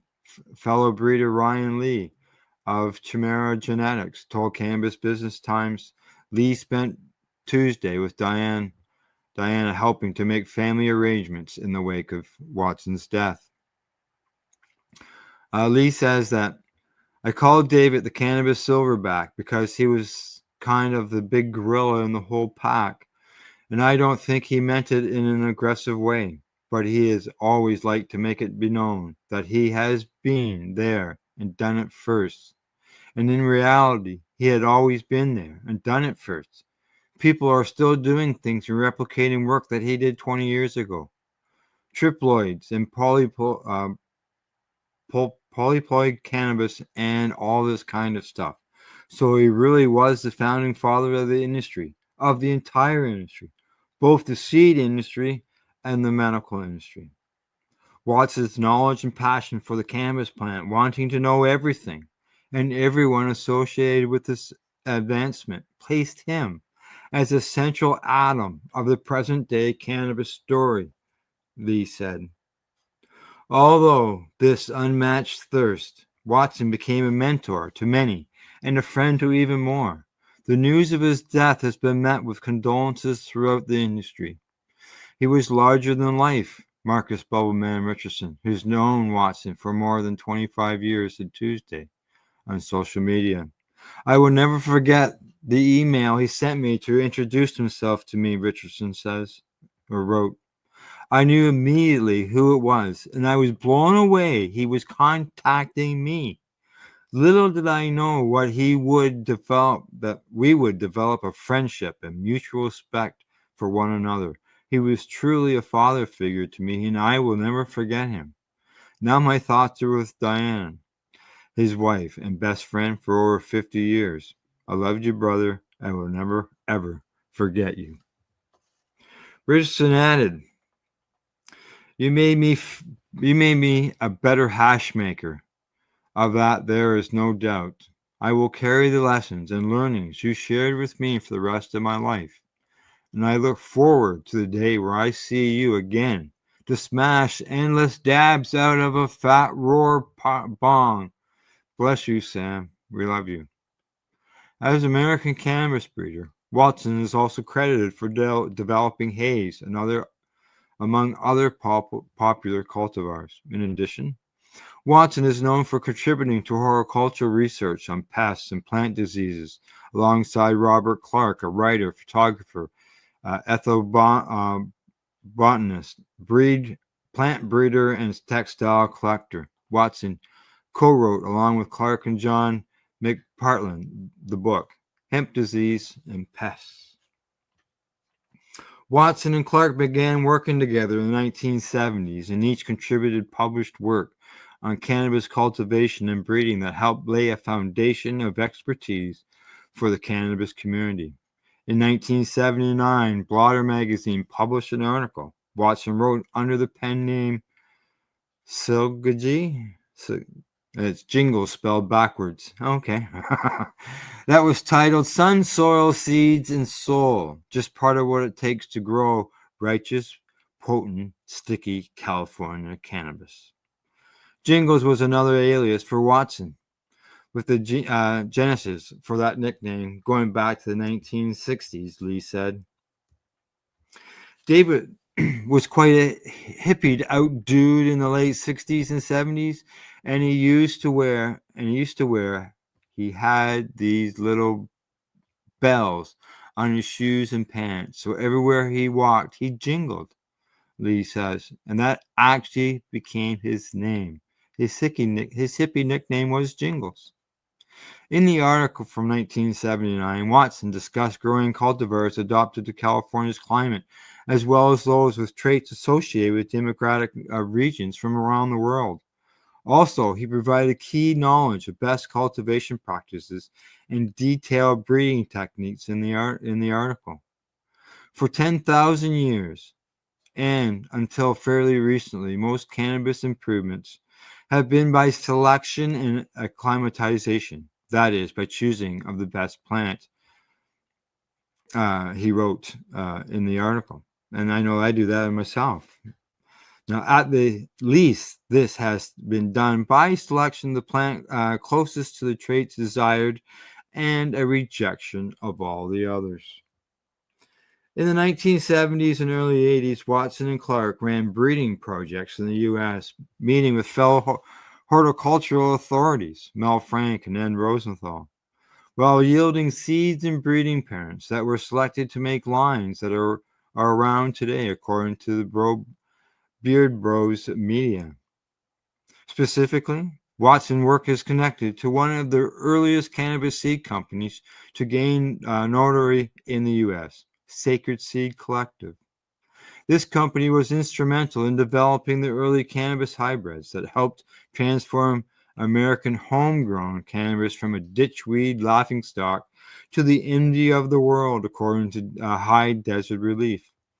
In those early years, Watson was among a group of missionaries in California's counterculture who often traveled the world looking for unique land races of cannabis, according to the New York Times. The most influential of these collectors was a man named David Watson, the Times reported in 2020.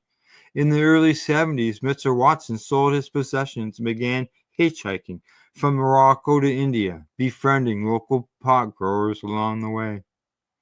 Now, skunk number one, the cultivar, which Watson shares his alliance with after being involved in its prototype, is a hybrid of Afghani indica, Mexican sativa, and Colombian gold sativa, according to Leafly. Skunk number one won the inaugural High Times Cannabis Cannabis Cup in 1988. In 1985, Watson left Santa Cruz, California, according to Vice, and moved to Amsterdam. Months later, where the box claimed to have some 250,000 seeds. In 1986, he began Cultivar's Choice, Amsterdam's first cannabis seed company. Haze and skunk weren't the only lineages Watson took overseas to breed and develop. Mojav Richmond, a developer of many awarded series varieties, told Cannabis Business Times.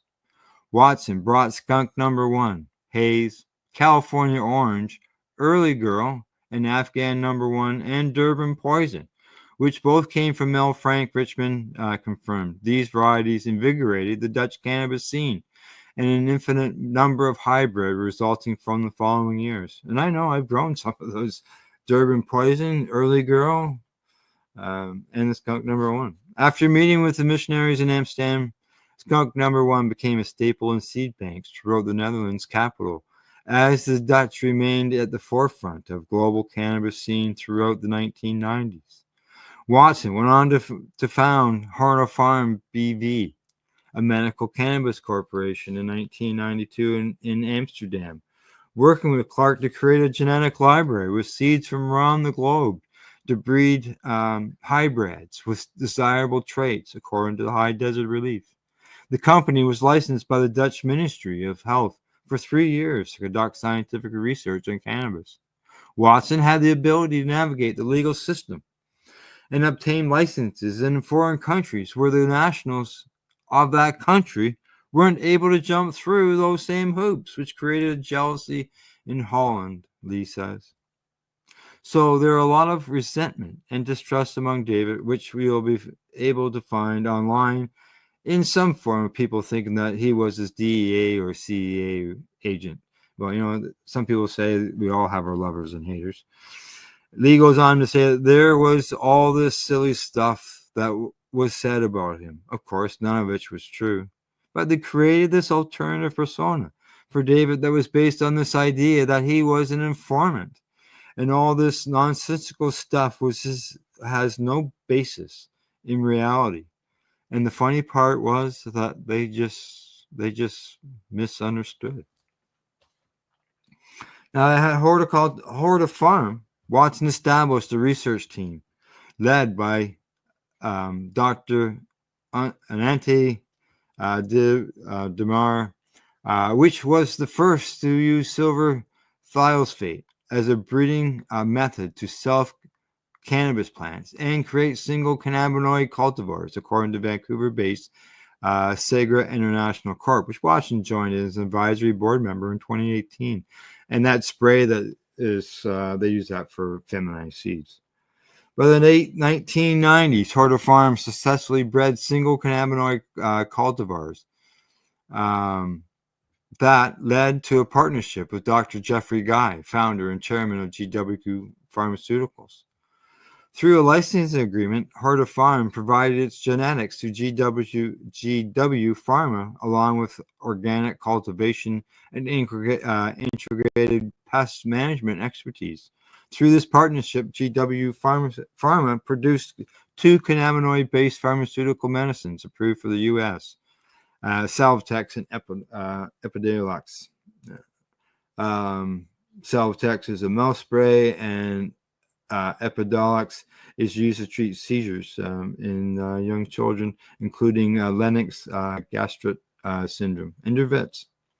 Now, Horta Farm leads the world in its understanding of cannabis botany and has built up over many years the most extensive living library of medicinal cannabis varieties, Watson said in July of 1988. As soon as the Dr. Guy's clinical research indicates the exact desired composition, our scientists can breed and register new medicinal varieties. Watson and Clark also founded the International Hemp Association in 1993, which published this scholarly journal dedicated to hemp agronomy research. Agronomy. The founding of that association further exemplified how far ahead of his time Watson was, according to Lee. Now, he says that the founding premise of the International Hemp Association was the dissemination of information regarding cannabis in all forms, medicinal, industrial, and recreational. It wasn't just pre-state legalization. It was pre-countries all over the world, even accepting hemp. Forget drug cannabis. Back then, even growing hemp in most of the world was restricted. The purpose of the International Hemp Association was to share information about the cannabis plant in general, Lee says. Before various countries legalized cannabis production of hemp, such as Canada did in 1998, government researchers contacted the International Hemp Association. Watson, who had a catalog of dozens of hemp varieties, would send the researchers large samples of each variety to allow them to have a diverse collection of hemp germ plasma to start their trials to see which varieties might work best in their region. There he is right there, giving the thumbs up. One of Watson's notable attributes was that he was always willing to share information freely, and he always had his finger on the button when it came to most up-to-date research in the community, Lee says. He was a beautiful man, incredibly intelligent, and singularly focused on cannabis. If you were interested in cannabis and forwarding the plant and doing work with the plant, and especially if you had the finest quality of hashish, he'd be interested in being your friend and speaking to you.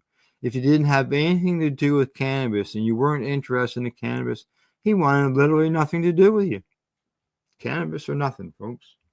Family arrangements to pay tribute to Watson's life were still being finalized as of Wednesday morning. However, Lee said one of Watson's wishes was to have his ashes shared with his friends, and that those friends use the ashes in their next cannabis crop. Half of his ashes will stay in California, while the other half will go back to Europe to be distributed.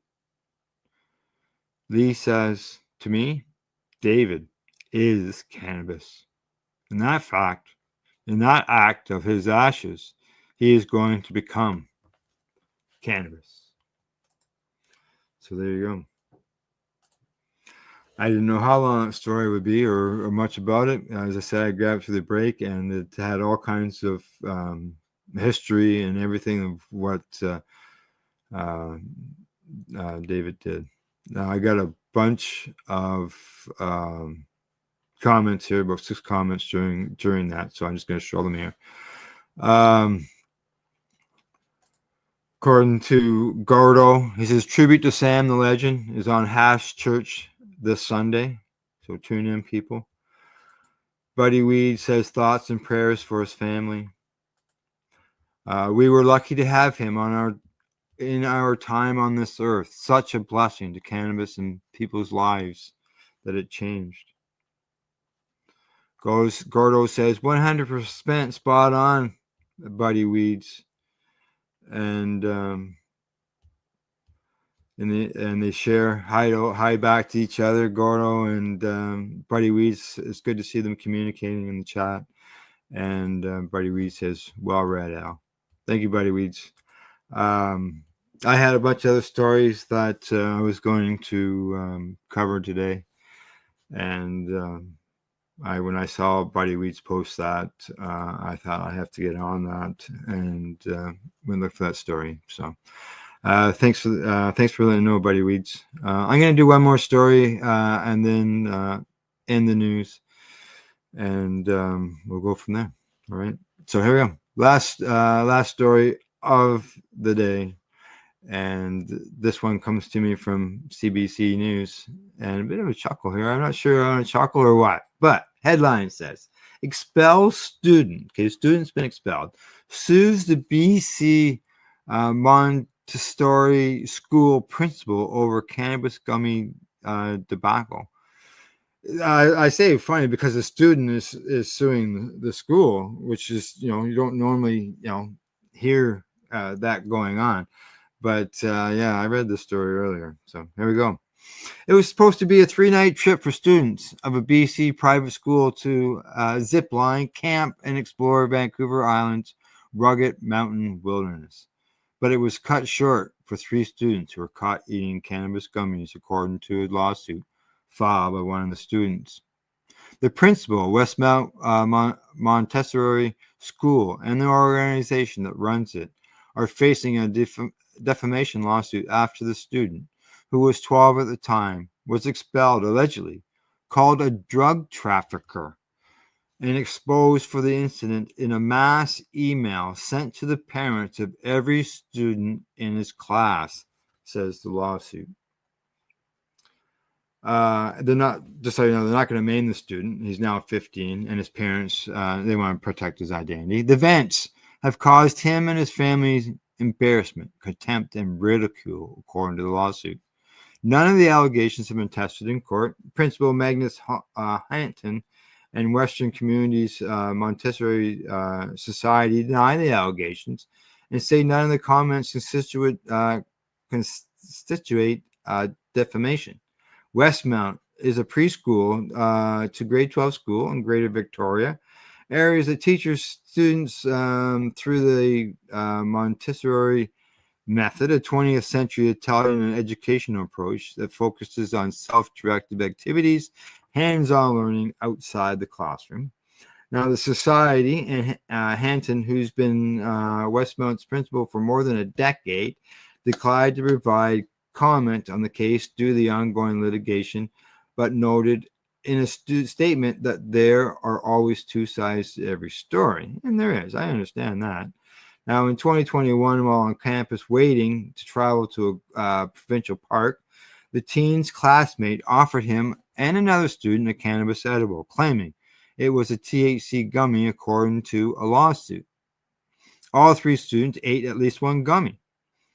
At the park, other students informed the teacher that they were made uncomfortable by their peers who ate the gummies. The 3 students had to be picked up by their parents. The teens' notice of civil claim insists that school staff will later determine that the gummies were actually contained CBD, but it doesn't get people stoned.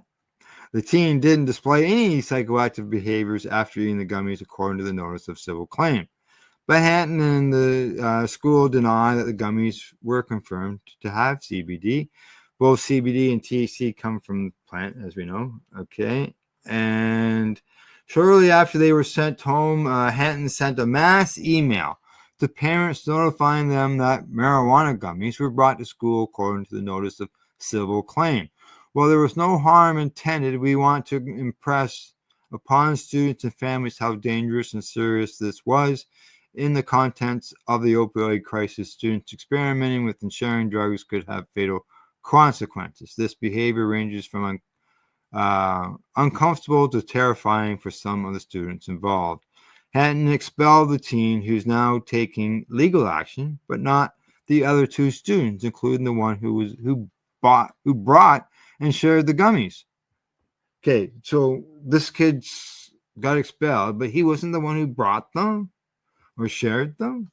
Now, according to this notice of civil claim, Hatton allegedly called the boy a drug dealer multiple times and accused him of pressuring other kids to do drugs during a meeting with the boy, his father, and 2 teachers.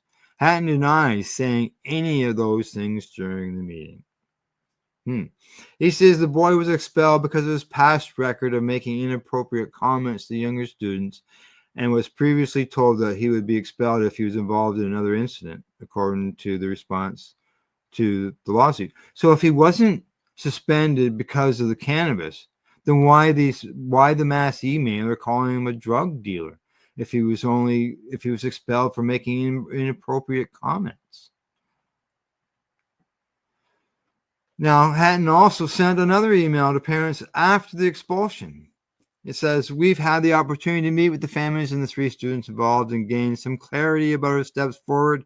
It is with heavy hearts that we say goodbye to and proceed to write the student's name, saying the school will not be able to best serve his needs." So they're naming the student again. The email also named the other students involved, saying they'd be returning to school after restorative process. You know, like there is a thing about publishing minors' names.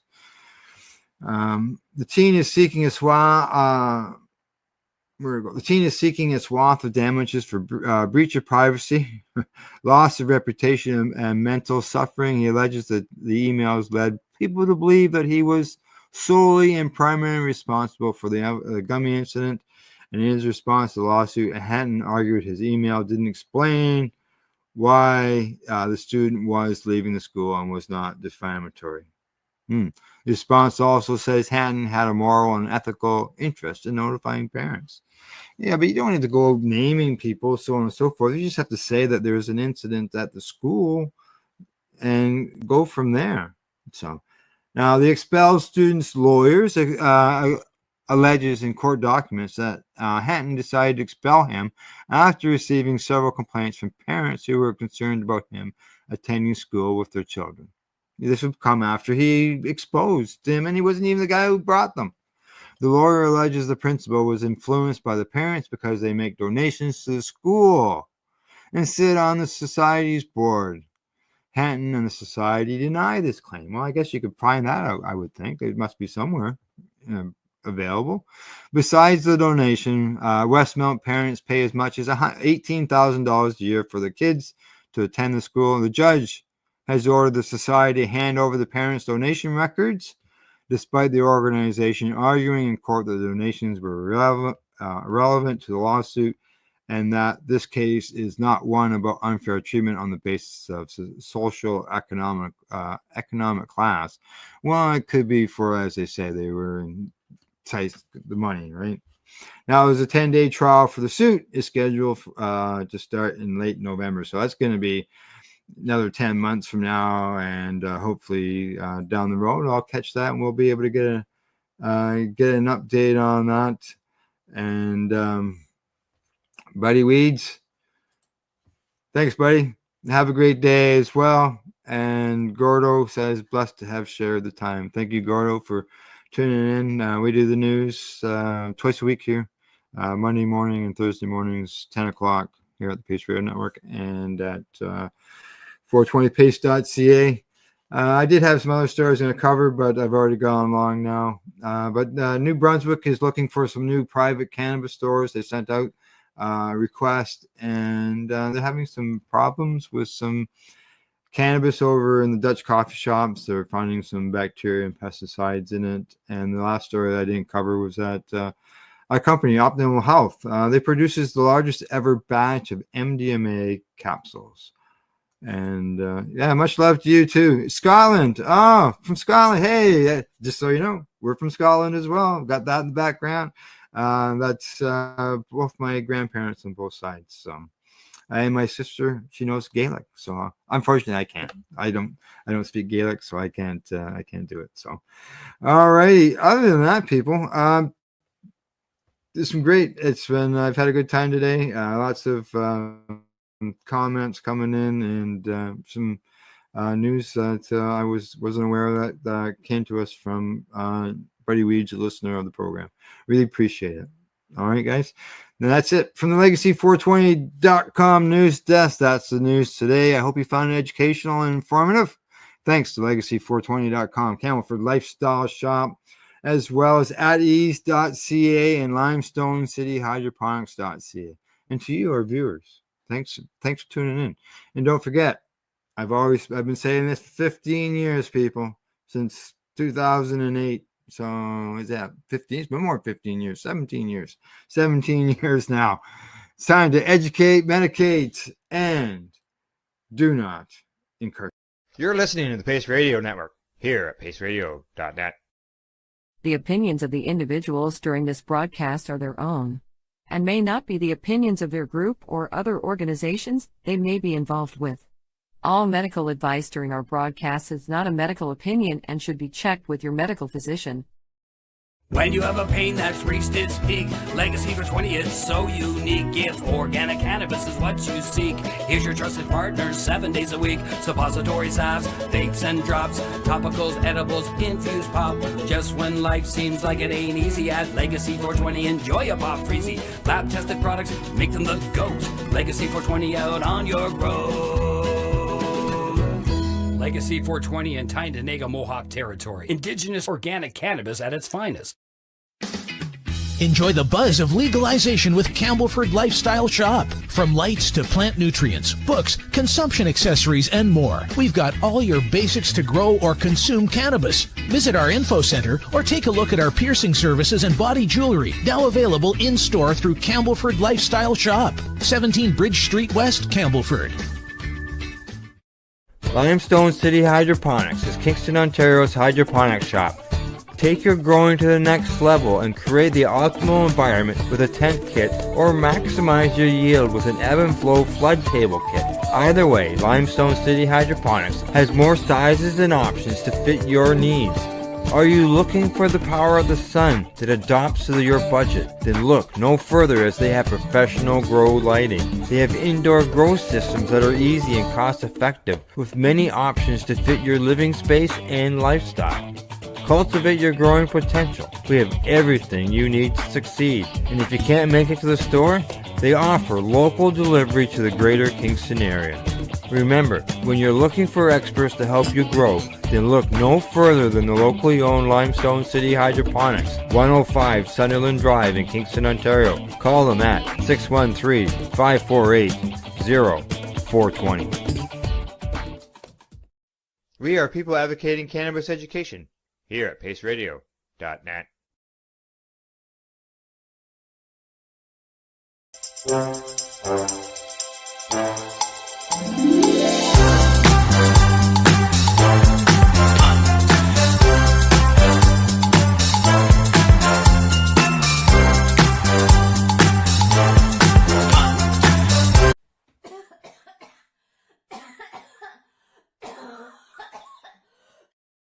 So what are you doing?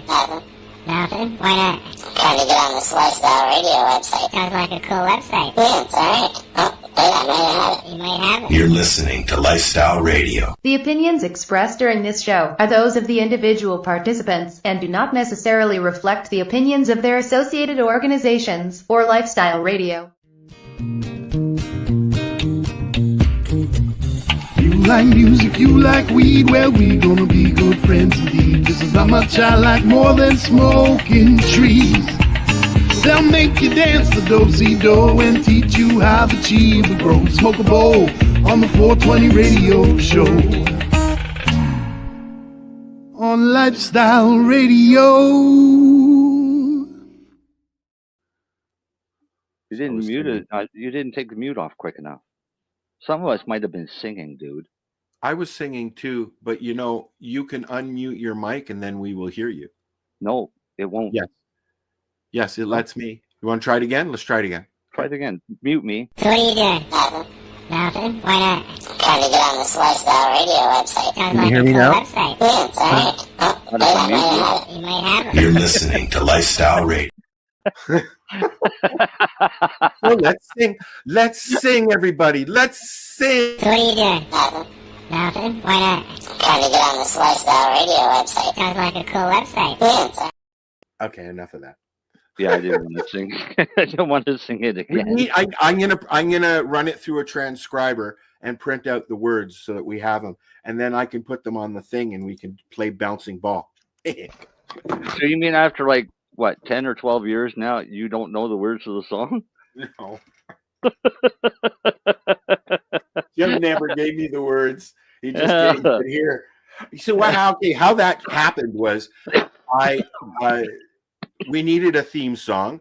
I said just out loud on Facebook and Twitter, I need a theme song for the 420 radio show. And all of a sudden, Jim said, "Here you go." And then he's also done another one called it's 422 and I missed it. Oh yeah. Yeah. So I've got that as well. Jane, we heard you. Did we? Yeah. I didn't hear her. Yeah, I did. No, I didn't. So you were talking. You got snow? Me? Yeah. Yeah, we got snow. We always get snow.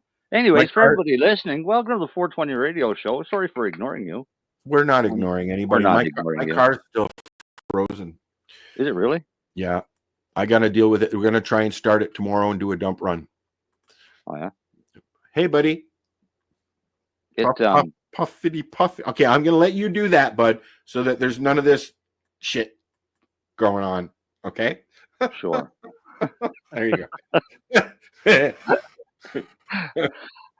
But sometimes the people like that.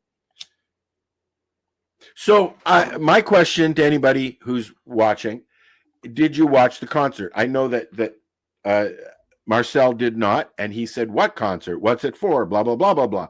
It's for the fire that happened in Los Angeles, in all the boroughs of Los Angeles, California. There was a lot of. I called it a geriatric concert.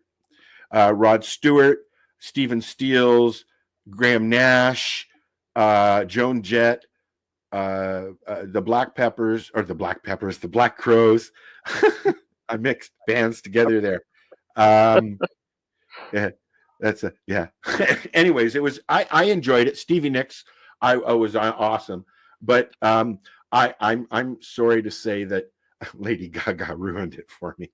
Why? What Lady Gaga do? Well, she was the closing act, but it really started to go bad with Sting and Stevie Wonder. Oh, really? Yeah. Mm-hmm. But you can watch it, and while you're watching it, make a donation. Every dollar goes to the people who need it, short term, and to help rebuild the communities long term. 60 million last time I looked, as well as Stephen Ballmer, the owner of the LA Clippers, is matching dollar for dollar. I think that's who it is. Can you hear me now? We can hear you. Just like Telus. Really? I heard you before. Shut the front door. No, we don't want to. It's cold in here. I heard you when Al was talking. Yeah, you know what the problem was, though? That was the wrong mic.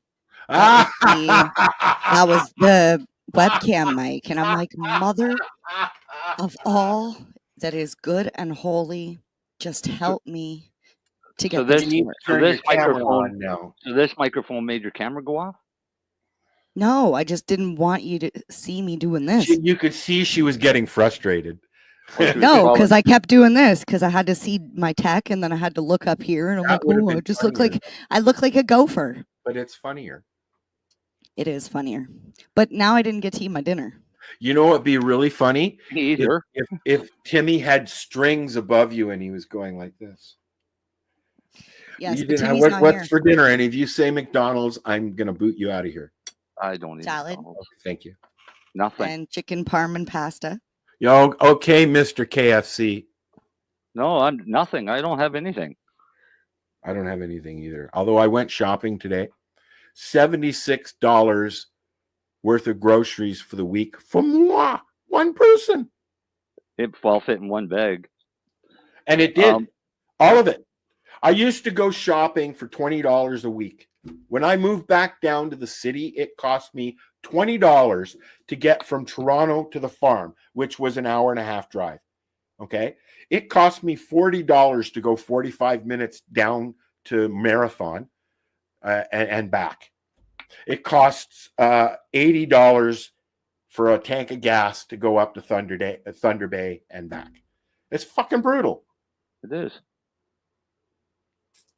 What's your gas price up there? The last time I looked, it was $159.6 or something like that. Still doing fucking better than we are. You know what? I'm hearing that. Yeah, but ours just went down today to 164. You can go over to the res and it's probably 130 something, 140 something. We can go to the res and it's 164. Yeah. Sometimes we get res prices here. I guess it depends on who drops off gas, first. But if I go to Costco, it's 154. It's not so bad. It's still pricey, I mean, I thank God that we're not in the U.S. paying gallon prices because, well, I mean, although the gallon is less than. What are you talking about? I think I'd rather be paying. A liter is almost twice as much as a gallon, isn't it? No, 3.74 liters to a gallon, to a U.S. gallon. Don't you pay per use, though? Like, you only pay for what you use for? It's not like you have to buy a whole gallon or a whole liter. Well, here I have to make sure. I always make sure that I have $20 worth Right. No, when you're putting gas in your vehicle, right? But yeah, a liter is 3.74 liters per 1 gallon. Yeah, I don't know those numbers. Okay, I'm sharing Oh, because good. I'm caring. You're caring about sharing? I'm caring, not Karen. I dated a Karen once. Yeah, I did. I went out on a date with a Karen once. And once I saw it was a Karen, that the date was over. She wasn't a Karen. A drama queen, yes, but not a Karen. But her name was Karen. Yeah? Yes. Yep. Yeah, okay. I never went out with a Karen. Not one named Karen. Yeah, her name was Karen. Anyways. Yeah. Mary What's the rest Jane's of your eating. shirt Mary say? Jane, welcome to the show. Mary Jane's This is having my dinner. weed smoking shirt. Okay. Oh, you're gonna smoke some weed? I didn't know that you needed a special shirt. Fuck, I've been doing this wrong for the last 40-some years. Oh, fuck. no, Every 50 shirt is years. my weed smoking shirt, but this is just to announce to people like, Psh, I'm smoking weed. Get away. Or But come join. Whatever. Are you a true weed smoker? Do you have shirts with the inevitable pinhole burn? I have no shirts with there that are not holy. None. Every I got single shirt onesies that I own with has burn holes on holes. it. Huh? See-through I have shirt with onesies burn with holes? burn holes. Oh, onesies. Yeah. Yeah, but they're still the inevitable pinhole burns. I had a nice satin shirt that, man, that thing used to light up so quick. You want to talk about? I got a burn story. My mom. Sorry, Mom. God love you. My mom had some issues with prescription drugs, and tackled. You guys know this story. She decided to fight with a bus in her brand new white G5 Pontiac. Mm-hmm. And she lost and bent the frame. They took her license away. I said, red, please. There was 25 kilometers on it when I picked it up from the parking lot. On the way home from Toronto, moving my mom up to my place, my deaf buddy put a hole in the back seat smoking a joint. Not 25 fucking kilometers, not 15 minutes out of the fucking city. I took a car for a test drive one time at the dealership. Took it for a test drive, went out, smoking a hash joint, little piece of hash fell, landed on the seat, burned a little hole in the seat, took the car back. He said, what do you think of it? I think it's an awesome car, but I need it in a different color. So I got one without the pinhole burn. Well, he when we got out of the car and I looked down at him, I looked down at the seat and I looked at him, and I mentioned he's deaf, and all I got was "Wah!" Yeah.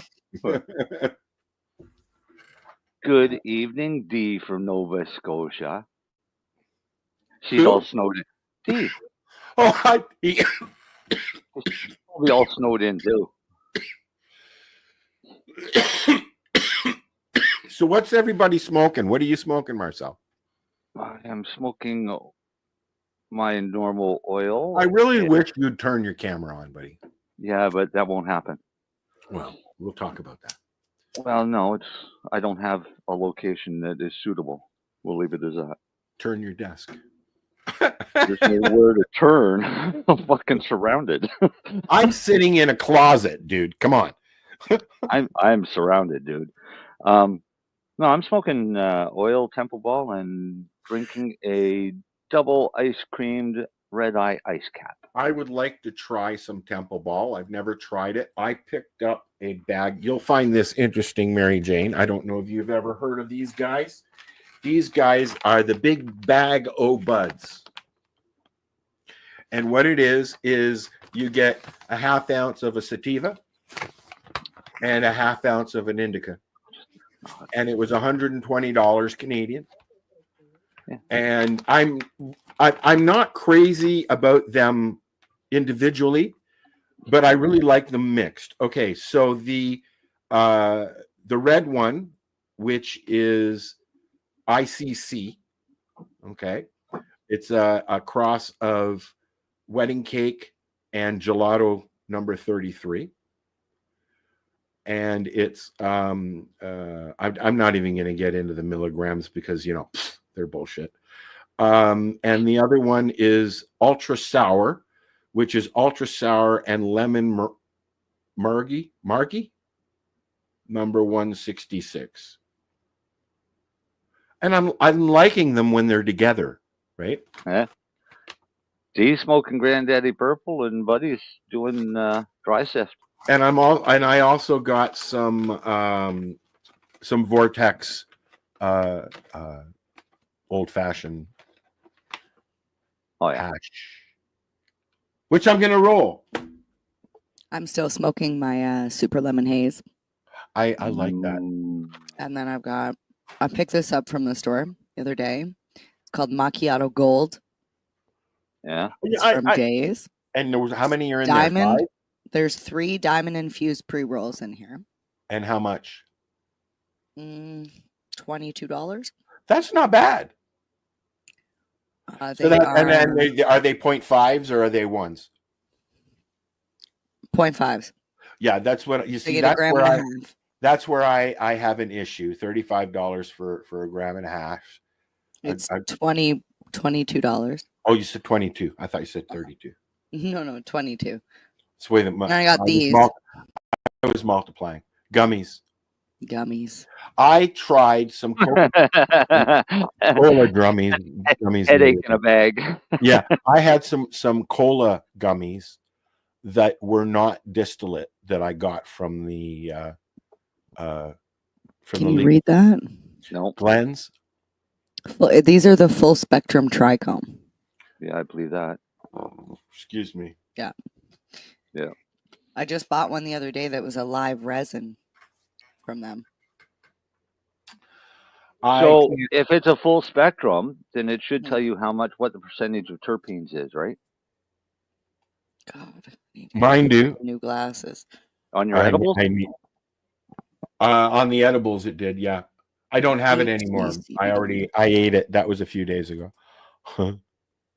Yes, buddy. Rest in peace, Sam. Yeah. Marcel, do you know to whom he's speaking about? Sam the Skunk Man? Yeah, can we Sam was the creator of the skunk strain. Okay. I have lemon skunk seeds. I think that's what it is. Can you pull something up maybe that we can play to tell people what to play? Yeah, like a little video or something. I can look and see if there is because you know what, I've never heard of this gentleman, but I have. Like I've heard the name, but I didn't know who he was. Just like the Hash Queen, what's her name? I can't remember her name. She was hanging out smooching with Mila. Mila, yeah, she was hanging out smooching there with Sherry Ann, right? Only reason I said that because she had it on camera.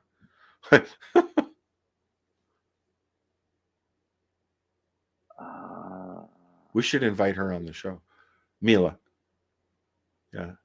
Okay, there's a video that's and Sherry Ann as well. I mean, she can come anytime. But I keep her for special moments. I have my Sherry Ann and my Mary Ann. There's no real videos.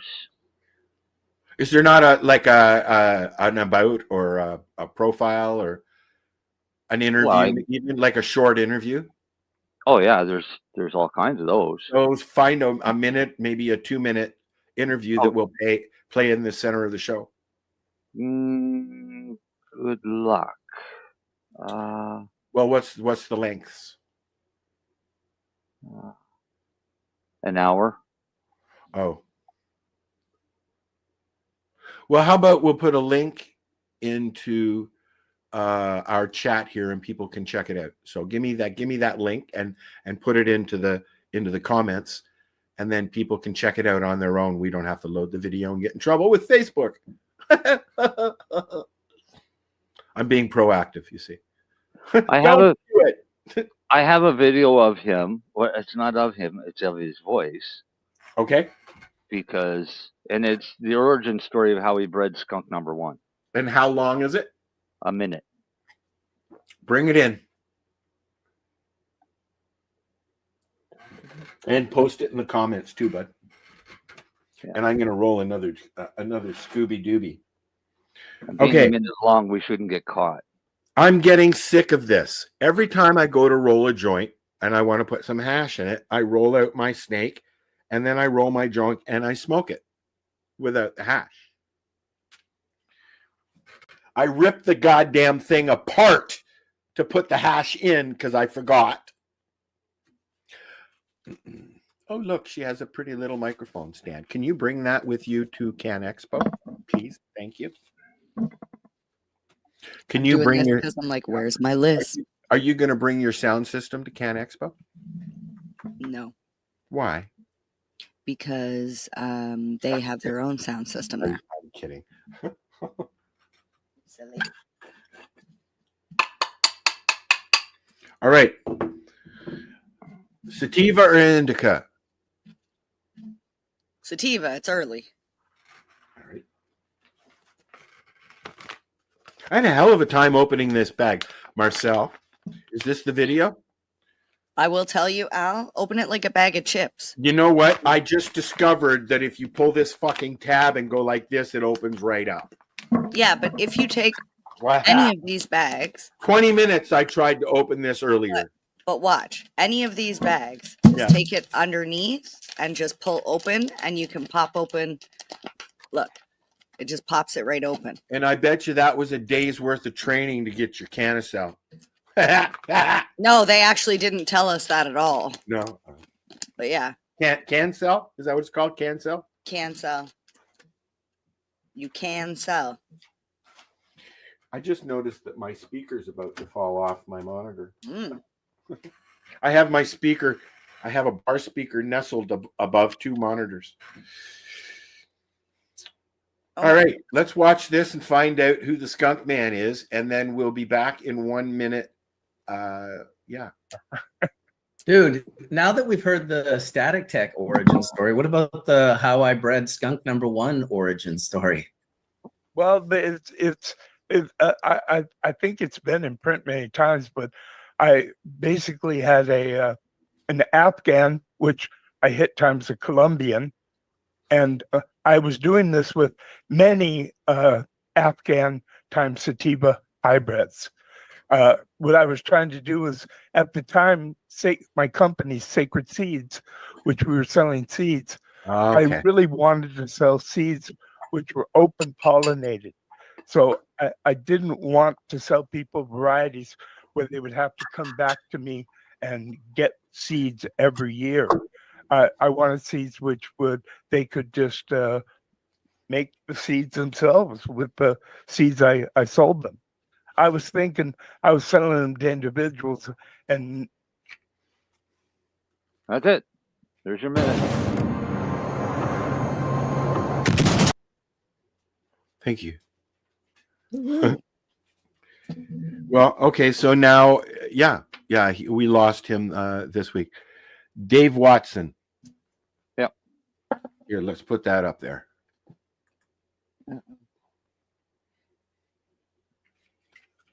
You know, we've lost a lot of when we lost Franco. That was my first loss in the community when Franco died. And he died, and Franco was the urban.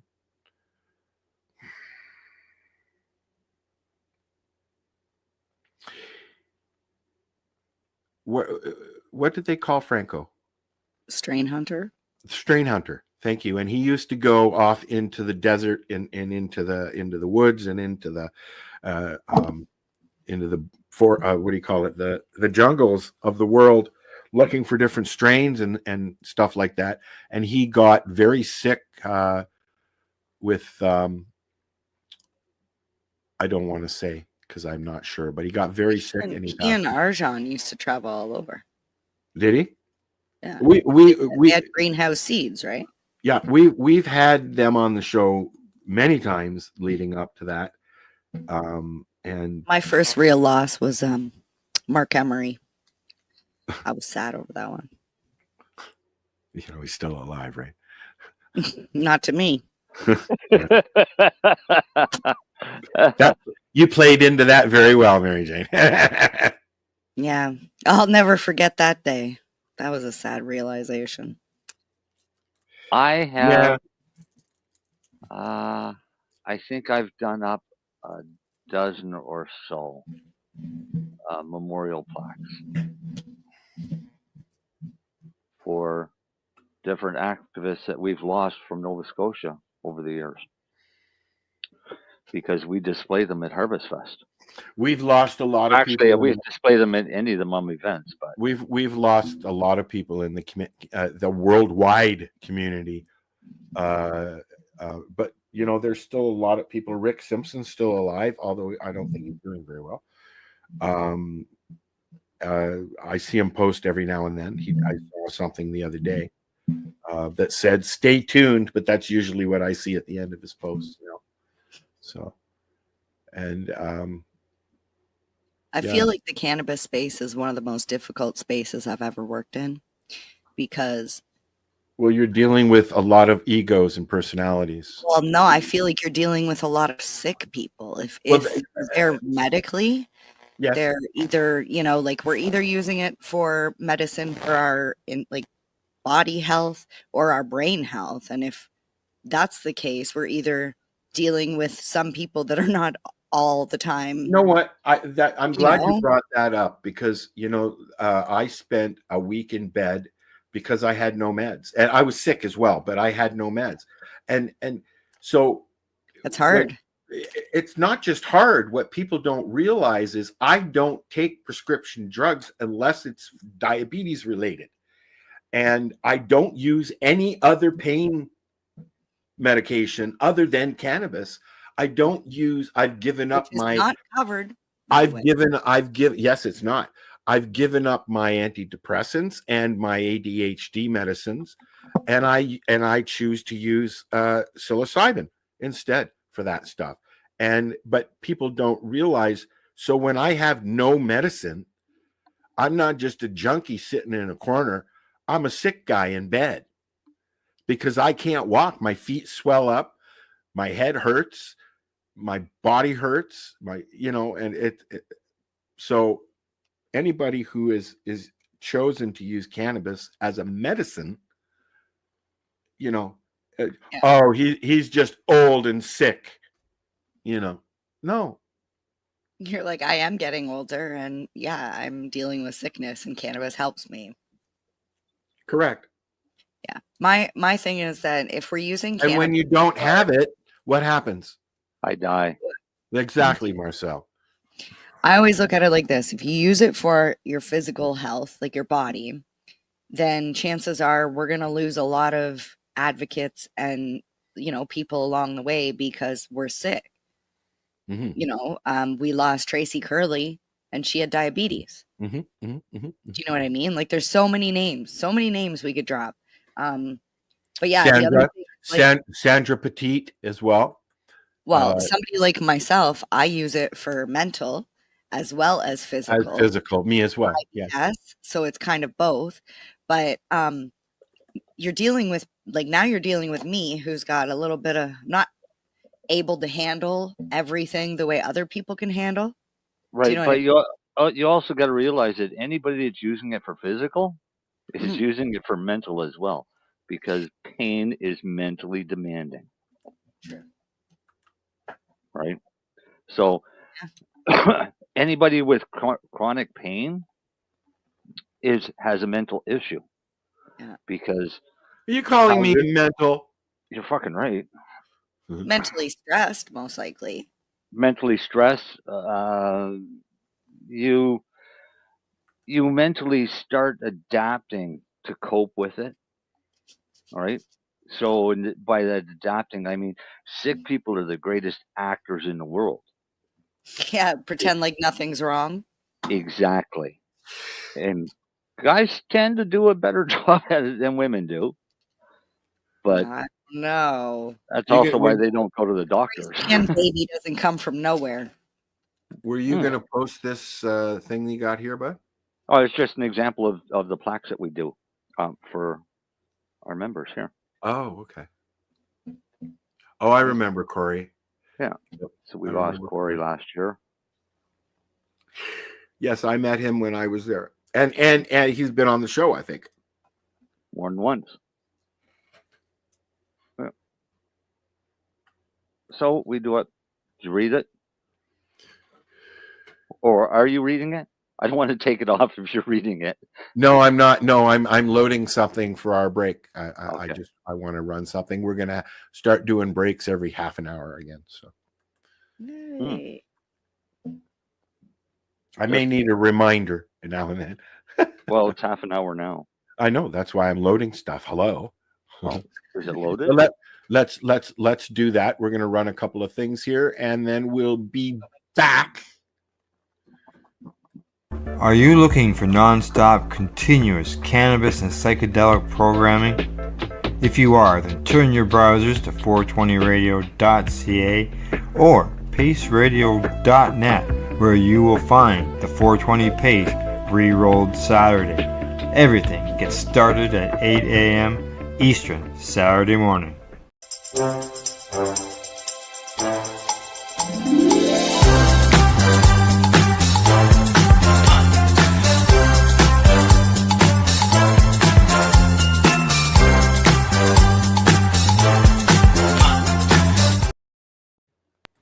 This, guys, is a BT bottle with a little straw on the end of it, okay? Back in the day, we used to have glass bottles, soda pop in glass bottles, okay? Soft drinks. And this was built for the old school hash. This is the hash that your uncles and your grandparents would get.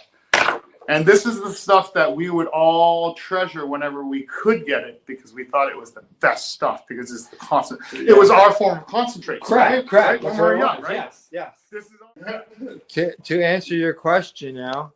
Oh, here we go. Forward. Oh, now you're going to cut this out if it doesn't work, right?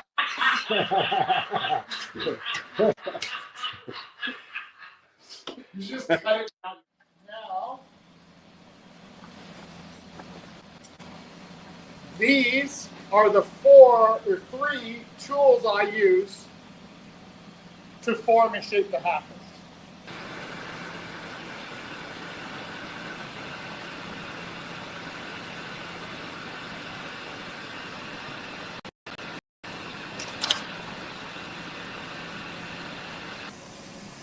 So now once the prep work is done over on the lathe, it now has to come over to me to put the mouthpiece on and finish off the top part.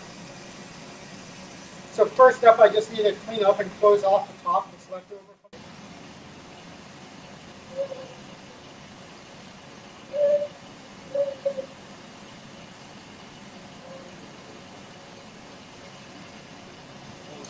First thing I'll do is I will heat up the corner and I'll push in the Maria, which is the circular love style. Acts as a stopper. Right? Whereas I'm kind of like, I'm 49 years old, but I don't have time to be an artist. You know, each one is individual, though. There's only one of each. So it does make it art. Oh, stop it. Okay.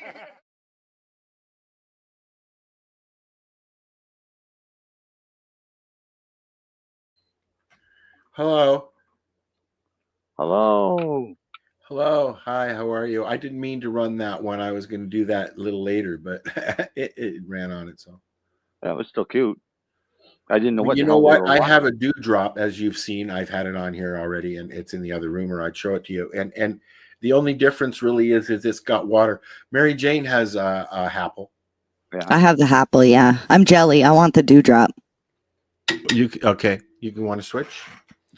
My stem Yeah. broke. Waiting for Dave's. Dave stands by his stems, and if you break one, he'll send you another one. I'm waiting for one. I did like the laugh in the background when he said, "You're gonna cut this out if it doesn't work, right?" Anyways, Yeah. where are you? Did you leave?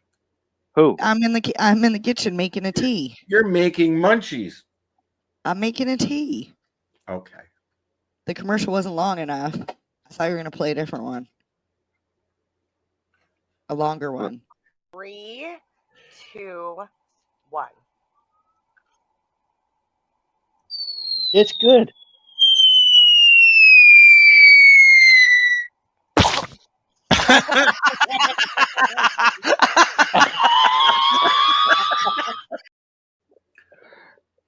Dale with his, it's good, yeah. Right? I was like, Dale trying to lie to me.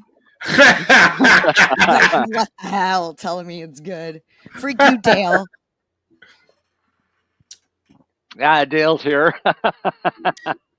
Is he? He must have heard me us talking about him. Yep. I mean, hi, Dale. Yeah, she doesn't mean to call you a liar, Dale. No, I did. Yeah, okay. No, it's personal preference. I'm sure he wasn't lying. He just likes it. All right, I was looking for something, and now you went and got me all flustered again. Derailed. Yeah, thank you for that. See, if I didn't even have my camera on, you wouldn't have even known that I left. Well, that's true. No, well, yeah, that's true. Yeah, because I can still hear and speak at the same time.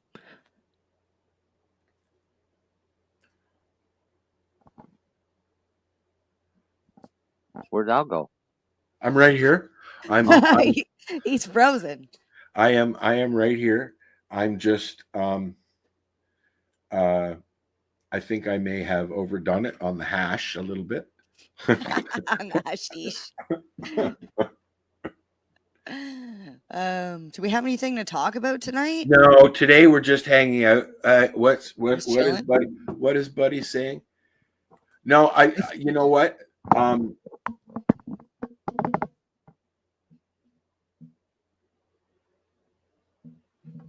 Songs you played in some of your old episodes.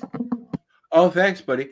And you know, every time I even try and play those as a replay, I get zinged and get blocked and shit now because of the music.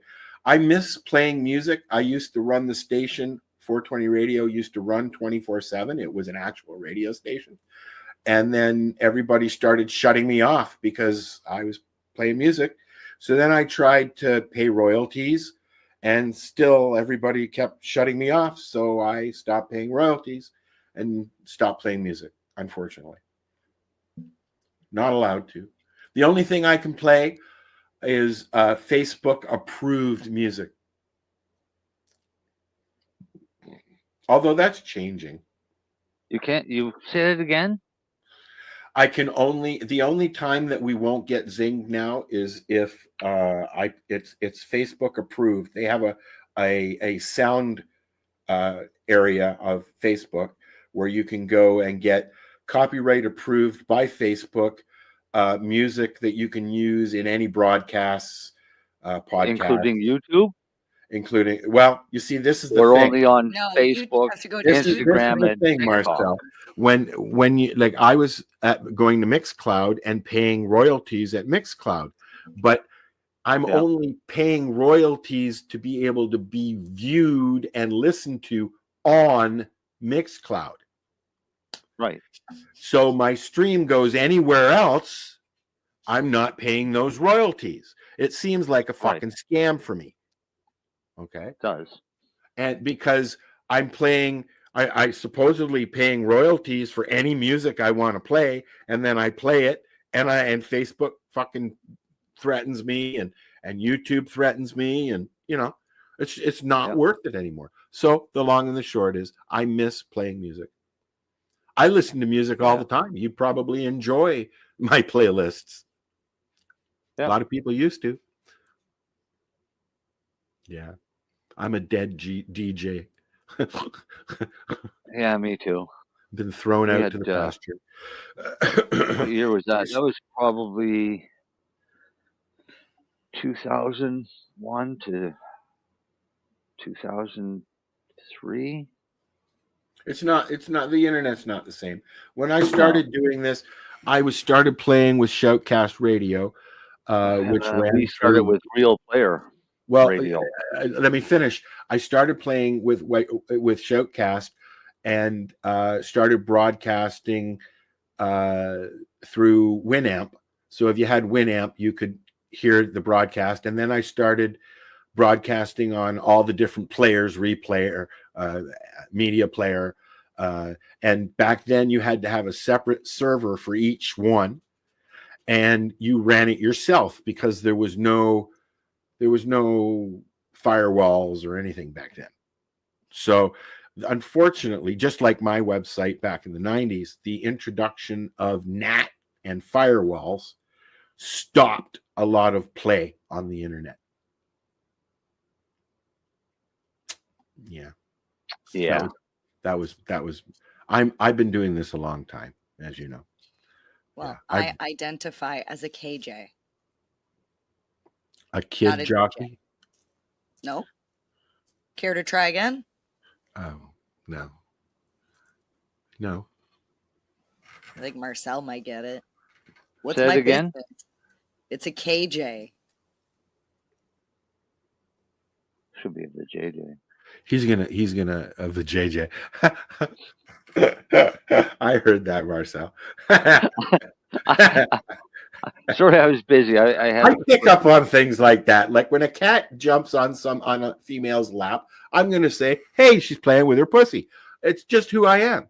If you don't like it, bye-bye. Yeah, twat. Twat waffle. Well, that's it. Twat It's not waffle, twat. yeah. It's twat waffle. So KJ is karaoke jockey. Oh, hey, Mm-hmm. Yeah. Although I have had to DJ. You know what?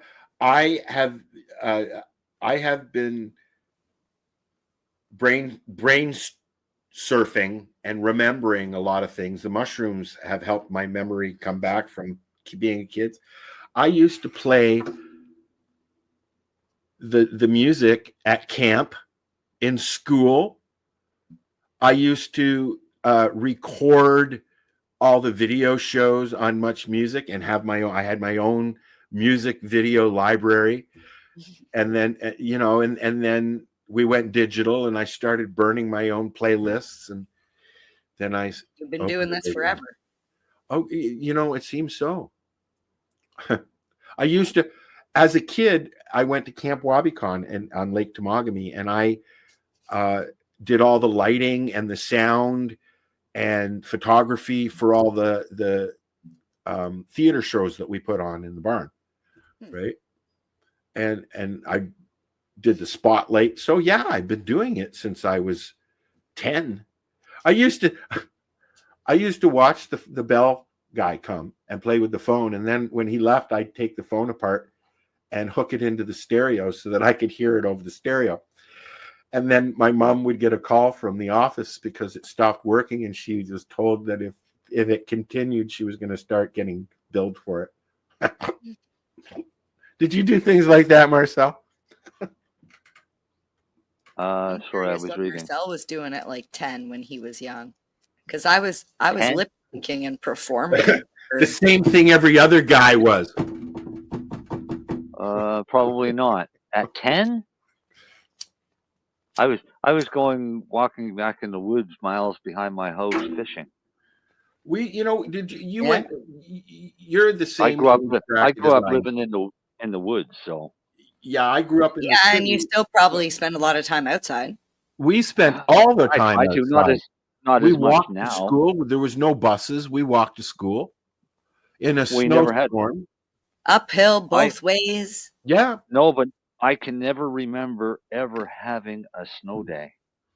No, we went to school Yeah, because we could play. If the teachers weren't there, we got to fucking play outside. Yeah, it started with us. I remember like it was the buses were canceled. They called them snow days, but most of the kids still went in.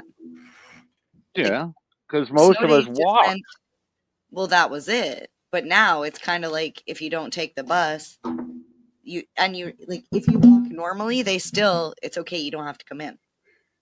Well, we lived in buttfuck nowhere growing up, and moved to the city.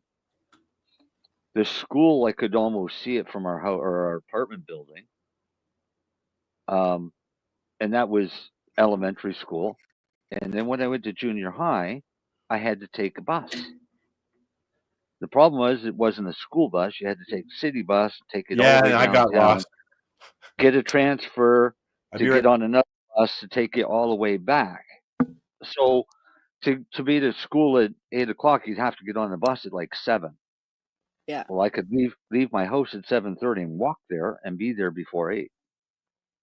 So you might as well just walk.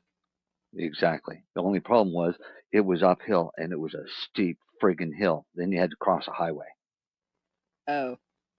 But we did it, and didn't matter the weather. And then we'd do it on the way home. But on the way home, it's always you got to stop and have a couple puffs along the way.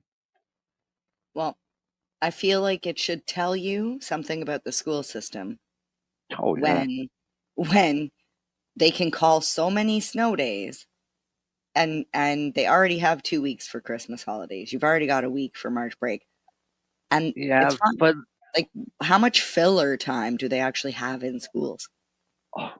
Well, Months. considering they're not teaching them how to read, write, or do math, there's a lot of free time to talk about what sex they want to grow up to be. Yeah. Right? Well, because that's what it boils down to. There's a lot of these videos coming up that are really pissing me off. And they're like simple math equations, and then they give answers, but they don't give the right answer. Right? So you pick one of the answers of which answer it is, but it's not the one that's actually correct. They don't put the correct answer there because they don't know what it is. Because they don't know how to do basic math. yeah, I will tell you that my daughter is 16, and when she was in grade 1, she came home with a spelling test, and the words on it were whip, lip, mip, sip, and jip. Yeah. Whip spelled W-I-P. No such word. Yeah. And I brought this to the teacher's attention, and I said, why is this not spelled correctly? And what is mip and jip?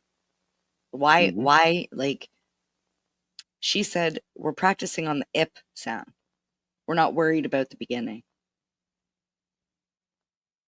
I said, well, that's not the correct way to teach kids how to read. And she said, or how to spell. She said, yeah, but we're teaching them to read. I said, it's a friggin' spelling test. Not teaching them to read either. Obviously, if you can't spell the words right. Well, yeah, I can't even remember. Oh, my son, who's 20, said to me the other day, because he had to fill out a physical form. Well, were you 10 when you had him? Thank you. So he says, Mom, how do I do the @ sign? Oh my God. I said, what do you mean? He said, like for my email. You must know that. They've never had to write. They've been typing and texting for so many years that writing is literally becoming like word on the back burner. I'm like, I knew they got rid of cursive, but the @ symbol, I told him, I said, do an A and then just draw a circle around it. What was it the other day? Something. There was something that was written out, and it was all in cursive, and everybody was freaking out because nobody could read it. Yeah. And as soon as I glanced at it, I read the whole thing, and then Do walked you know the away. scary thing about that? There's a theory that said the reason why they stopped teaching cursive in the first place was because the Constitution is written in handwriting. Well, yeah, and they don't want they don't want people to know what the Constitution actually Kids says. today don't even know how to sign their name. But that's what we're saying, that they never they taught print it. them. And another thing, since we're on the topic of this, I have to agree with this. we are doomed. So a problem that stems from, I don't know if anybody else has dealt with this, but I know I've talked with my friends about this, and I'm like, I don't understand, because my one friend's son had a fever, and he bundled himself right up and was shivering, and he's like, I'm going to go have a hot shower. And she's like, what are you doing? Like, I've told you before that that's not what you do. You do this.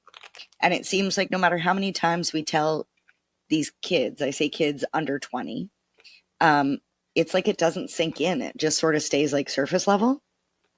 And they're saying it's because of the technology in the last 20 years has been very fast paced.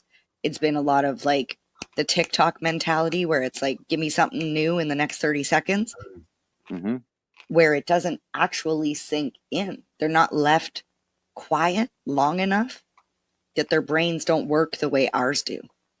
Right. I'd like to hope we're not doomed, but I feel like every 20 years, there's like a massive shift. And I think like, if you guys look at your age and then go down 20 years from there, you're like, holy crap, yeah. What are you and saying? then go another 20. What are you saying? Well, I'm just saying, like, I know you're saying. I know when something. I What went are you to saying? school, the biggest thing that the grown-ups were complaining about is that we didn't know how to research. We didn't know how to actually figure out the problem. We didn't know how to problem solve.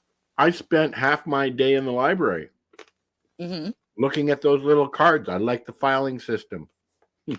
That doesn't exist. You go in, my old public school library just has computers. When I was in public school, the large Metropolitan Toronto Library on Yonge Street was built, and that's where we went and had lunch, and we would listen to albums, and because they had all the latest technology and computers that you could just go in and use. Now that's a reference library. It's the largest library in Toronto, and. But when was the last time you were in a library, though? Here. Yeah. I went because I the continuing education stuff is there. Okay. But you didn't get a book? Or did you get a book? No, I was signing up for a course. Yeah. Marcel wants to be political, I can see. It's not political. It's not political. Okay, what were we going to say, Mary Jane? You were talking about the school system and everything, and it reminded me that I saw this. Hang on. An angry orange man? No. He actually doesn't look that dark right now. He looks like he could use it. No, this is obviously an AI. All right, hit play already. Today, I am signing an executive order making it legal to call your friends fags and retards if they are doing something faggy or retarded. Fags and retards, ladies and gentlemen. We've got to start calling our friends this again. And we will. We're going to call them fags and retards again. Today, I am signing an executive order. Again, some people never stopped. They never stopped calling their friends that in a term of endearment. My brother sent me that the other day. Or I watch, we're going to get blocked now. Watch. You watch. Yeah, I sent that to my brother the other day, and he turned around and he said, we were supposed to stop? No, we didn't. Darcy's well, I do want to point out that the word retarded literally just means slower than. Exactly. That's what I say. Retarded is not as a derogatory term as everybody thinks. No. Well, it's only because some people started to use it in a derogatory way. I don't like it because being hyperactive and having ADHD when I was very young, I was called retarded. I don't like that word. Personally. That's what I mean. People used it as a negative connotation. Yeah. Right. But I mean, I'm sure to Albert Einstein, we were all retarded. Darcy. Unmute Darcy. Friends. Yeah, I got a lot of background noise, so I don't know how long I'll be off mute. Oh, okay. All right. Love the toque. Thank you. Do that. What's on it? Mm. I can't see what Slipknot. it says. Oh, Slipknot. Oh, yeah, okay. Actually, I was watching the Slipknot video earlier. And I can't even see what it says, but I know the logo. Yeah. I know the logo. Yeah. It's a little crooked. I don't know why it makes me just want to like. So is Darcy. Yeah, I'm sitting a little crooked tonight. Yeah. Are you busy? Oh yeah. Good. That's great. Yeah. That's why I said we just had a lull for a second here, so I said I'll jump on. Makes for a slower evening. And A faster evening. one night this week, Marcel, me and Mr. Man's gonna give you a call. Book an appointment. Yeah, well, you know what you said in the group to me. Yeah. I love it. Well, tell us something exciting since you're only here for a short period of time. Something exciting. I got a job.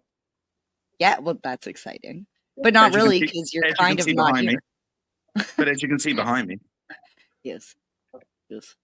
And then as long as you enjoy the job, that's what's important. I do.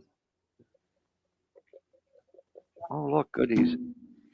Like those cupboards are looking pretty bare. It's been a busy night. Nice. Yeah, that's what I said. I like it when it's busy. It goes way faster. Is it snowing down there? Or did it finally stop for you? 1 sec, I'll double check. We got lucky here. The snow just missed me. Oh, I'm gonna do a quick little blurb. Really good papers. Lazy Susan. You know what? They just contacted They come me in about pink doing. and purple. They just contacted me. I got an email from them. They wanted to know if we wanted to review some of their stuff. I've never heard of them. All right. Papers I will send you the email and you can reply yourself. Okay. Yes. Sure. Yes. I love them because, of course, they're all pink. Yes. They're doing a Valentine's list. And blue. Right? Purple. Oh, sorry, purple. I'm colorblind, Oh. MJ. Okay, it's so more like a lilac blue. is there a difference between the two papers? Like, is one a thin and one the horse blanket, or they're just colored package? And they are thin. They are thin. Yeah, papers, they're like good Giza colored papers. or Way thinner than a Gazette. really? Yes. Like, it's kind of like the One Giza second here. green. Like the zigzag blue? No, it's like it's like the Giza green. I am all out of Gizeh green. I got one box of Right there, red Marcel? left. Yeah, it That's almost like looks the like zigzag. blue. No, it's the Blue. zigzag hologram. Yeah, they're super thin. Yeah. You know the holographic one? But Blaze No. and Stevens are For fucking zigzag? awesome. No. No? No. Oh, those ones are the thinnest. I have a problem with thin papers. Mm. So What, if they're rolling? too thin, using them. Because I spread oil onto a paper. If the paper's too thin, it rips. For oil, I like to use, funny enough, a Players or a blue Gizeh. Yeah. Because they're thicker, right? I'll tell you what, for wraps, I've become a big fan of palm leaf. I don't like wraps. I don't like What? wraps. The King Palm, Marcel. Yeah, king palm leaf. I don't know what that one is. Yeah. That's Those are actually backwoods. Girl. The backwoods. Are you still smoking tobacco too? No, well, it is. It's I tobacco know, but leaf. I mean cigarettes. No, I quit those over 10 years ago. I was gonna say it's been a while since MJ smoked that I knew of. Yeah, I like the king feel like palm I'm cheating. because of the filter. I feel like I'm cheating. Yeah, I do. I'm waiting to try this one. It's a raw cone, a I don't like raw. DLX as a don't like glass raw. filter. Oh yeah. That's, We got I'm a excited couple for that. different. We have a couple different extract ones. We have the drizzles, the drizzle rockets, and then Oh we my have god, the drizzle rocket! actual- Somebody somebody gave me the Drizzle Rocket one in a popsicle flavor, and I swear to God, it smells like vomit. And then we have the actual Moon Rock Canada. These are the Stardust, so they're bud, keep, and shatter. Mm-hmm. And then to carry then the actual Moon Rocks. And then these things are fucking crazy.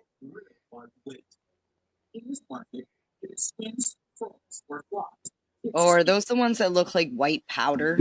These are Sticky Zoo, and they're snowballs. What they are is it's a 0.8. It's a 0.8 of LSO flour, 1 gram of distillate, and a 0.2 of THC diamond dust. Or distillate. Yeah. Yeah, the distillate's to hold the diamond dust on it. And the reason they'll use distillate, Marcel will back me up on this, it is way cheaper to use distillate than it is to use whole plant or live resin. Well, distillate is the cheapest, of all the byproducts, is it not? Right, but that's Distillate why is, all of the gummies and edibles and stuff that you're getting are full of distillate, and that's why there's nothing medical. We carry one product here in the store that's not a distillate or isolate for an edible, and it's Hippo Bites. Yeah. Have you tried one? Not yet, Marcel. Well, then how do you know that it's not distillate? You're promoting stuff that you haven't tried, Darcy. Come on. I'm just showing you what I got in my store. Yeah, but don't. Well, don't. I did try these. I don't know what those Stoned Age live resin gummies. Mm-hmm. They're made with live resin. Yeah. And equivalent to yours, Marcel. Yeah. So each one of them, they're like a little dot gummy. Yeah. And I have to eat 3 of them, which is 60 milligrams, to be equivalent to one of your square 20 milligram gummies. But they do work, and they don't. They do work, and they don't. But it's taste also bad. live resin. And it's live resin, but they don't. But they don't taste bad. You know what I mean? Like you can taste a little bit of the live resin, but nothing like. Well, you know what gummies I'm saying. Yeah, but you're also using a product that hasn't been decarboxylated because gummies. The temperature for gummies is not sufficient enough to decarboxylate. Yeah. And it's not in there long enough. So that's why you're not getting as much of effect off of that amount. If it was decarboxylated and they were putting the same amount in, it might be a little different. It sure would. Hey, gentlemen. Yes. It's time to take a commercial. If you can't stick around, Darcy, that's cool. Thank you for joining us. Oh, of course, dude. All right. Like I said, I'll be popping in and out all the time. Like I said, when it's not busy, he said, by all means, when you're not busy, go ahead and go on, do your show. Awesome. So, all right. And I got some merchandise.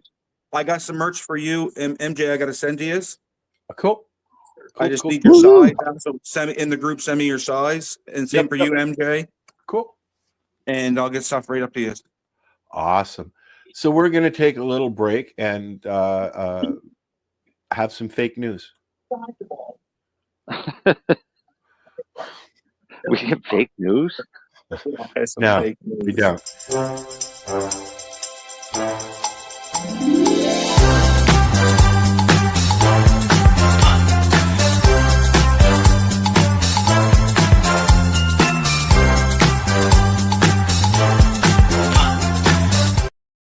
Are you looking for non-stop, continuous cannabis and psychedelic programming? If you are, then turn your browsers to 420radio.ca or paceradio.net, where you will find the 420 Pace re-rolled Saturday. Everything gets started at 8 a.m. Eastern Saturday morning. Hi, I'm Timmy. And I'm Mary Jane. He's the newbie. She's the doobie. And this is the show where we toke cannabis. Talk. From both sides. Is that even possible?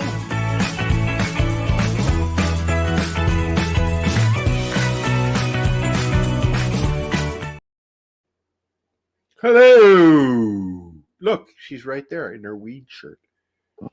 Who was that girl with brown hair? don't know.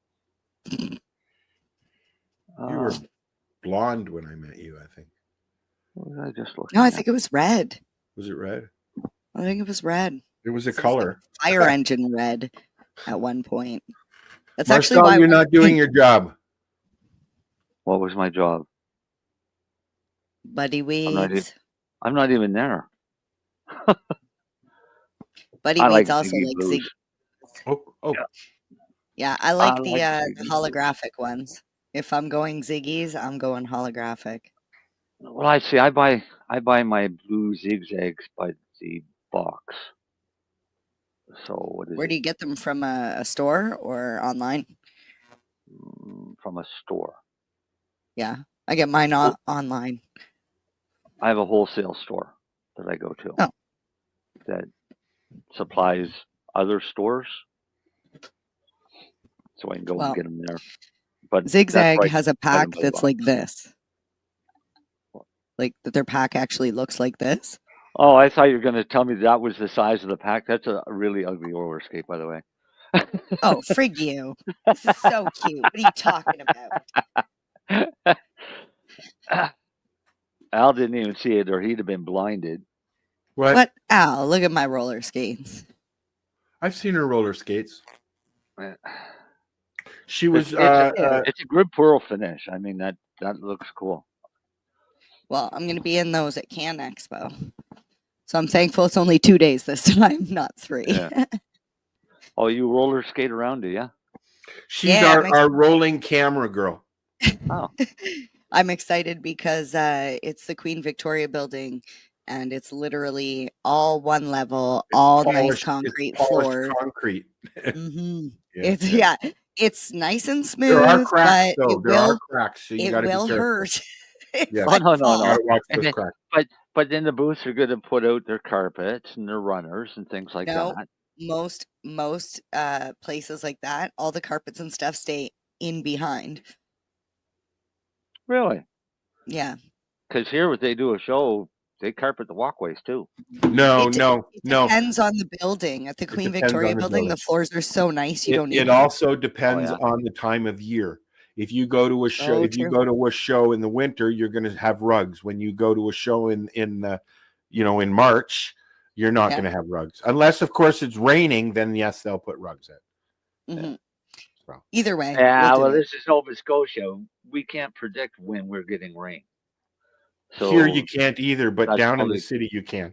That's probably why they always put the carpets in, because it could be sunny and beautiful out, and 5 minutes later being pouring down raining on you, and then back to sunny again. So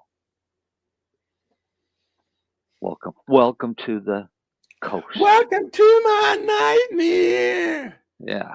Oh wow. Well, I remember it snowed the day my son was born, and that was April 3rd. He was born. He So- wasn't hatched. No, he wasn't hatched. No, I just went to the I'm gonna hospital smoke and some I more was like, weed. I want that one. So, Mr. Bloom said he'd like to come on the show soon, so I'm going to arrange that. I like Cool. having Steve Bloom on. We can Yeah. talk about USA stuff. Actually, I was going to talk about some USA stuff tonight, because I was Oh, still okay. reading some of this USA stuff. Do we have to? Well, it's about changes to cannabis laws in the U.S. Okay. And one of the things that they want is, like, the legal states like California, well, the majority of the country down there has got legal states now. None of them can use banking yet. Still, and we're in the same situation here in Canada as well. Yeah. And I there's don't no know about reason Europe. because I don't know haven't- what's going on in Europe if they have banking issues there with revolves around cannabis. in Canada, it's total bullshit, because in the States, they fall back with saying, well, we can't do it because it's not federal. It's not federally legal. Federally So legal here. we can't do that. But in Canada, it is federally legal. Yeah. And so there's no reason for that, but their banks are dicks. Well, but some of the it's changes- also it's a fear thing, though. It's a fear monger thing, right? Yeah. So they're not going to jump on forcing that change with the banking. Iowa approved a bill to double the number of medical cannabis dispensaries for their state. I think I saw something. I didn't realize it was them though. FDA says that hemp is a higher priority for agency warnings than marijuana because it's not regulated in many states and is more widely available. So they want to start controlling hemp as well. I saw that. Yes, I saw that. That's funny.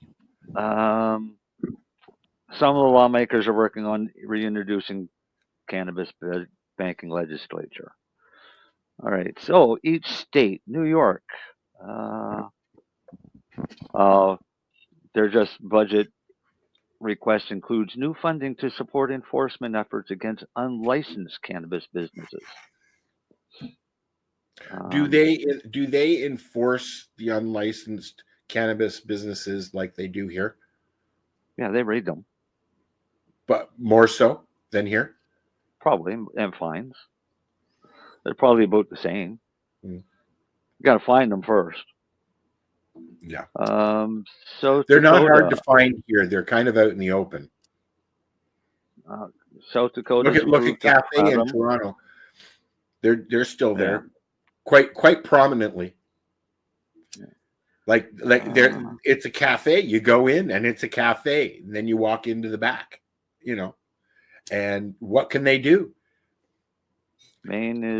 What's Maine doing? Maine is they're just doing some internal crap because they didn't get the report that they wanted. So how many states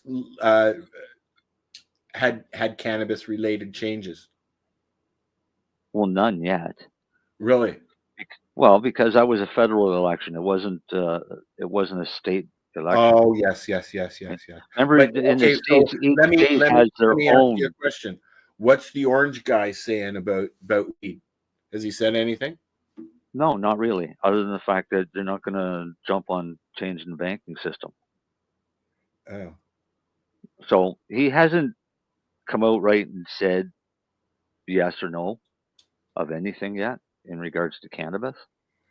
But there's a lot of speculation. So people are getting ready for that speculation one way or the other. Wow, Colorado lawmakers filed a bill to restrict why can't people cannabis. just be honest? Why what? Why can't people just be honest? Just say one thing and do another. That would just defeat their entire agenda. Oh, well. Right? So Colorado is going to restrict some cannabis and psilocybin products. Say that again, sorry? They're going to restrict, file the bill to restrict cannabis and psilocybin products. Who? Colorado. That's surprising, seeing as they were the first to legalize cannabis. Yeah. Pennsylvania. Well, I guess California was really. Pennsylvania representative defended his plan to legalize marijuana sales through a system of state-run stores. So Pennsylvania is pushing for it. Vermont judge is considering a request for an injunction against restrictions on marijuana business advertising. So that should be changed, yes. Yeah. We have that issue here. Oklahoma medical cannabis regulators are working to build new licensing and inspection software. That's good. Washington state regulators will host feedback sessions next month on draft rules for transfer of authority for accreditation of cannabis testing laboratories. Oh, for fuck. Yeah, okay. That's just a crap one. I just closed something and I'm glad it wasn't this window. Minnesota regulators will host a webinar about lower potency hemp edibles on Monday. Oh, wow.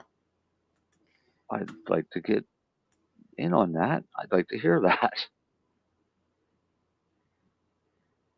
So I'm going to have to go and search that one out.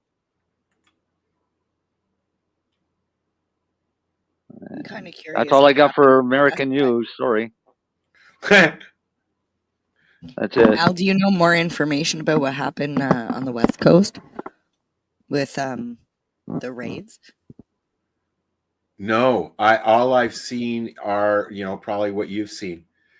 Just posts that there was raids going on, and that was they yesterday, wasn't it? Yesterday or the day before, and it was Dana Larson's both of his dispensaries. I love Dana. I love what he's doing, what he's trying to do, but unfortunately, he's on. The authorities and everybody are on the attack because he's got his coca lounge. He's got his drug test. Like they're going to go after him. Unfortunately, the drug testing is a good thing. But, yeah, but still, he's got a bullseye. He's also selling the drugs. He's got a bullseye on his head, unfortunately. And now every time I love having Dana on, but every time I've run a replay with Dana on, I get restricted on YouTube and on Facebook because of it. So something's going on there. They're trying to shut him down. And Dana is old school activist. So it's going to be hard. One thing, speaking of activists, one thing that I've noticed with all this Trump stuff, and I don't really care who you're voted for, who you like. You want to kiss him, you don't want to kiss him. I don't give a shit. What I care about is the fact that there are a lot of old school activists coming out of the woodwork because of what's going on. Normal has stepped up their posts. They're posting a lot more lately because of what's going on in the US and the threats that are being made. It's going to be an interesting ride. Yeah.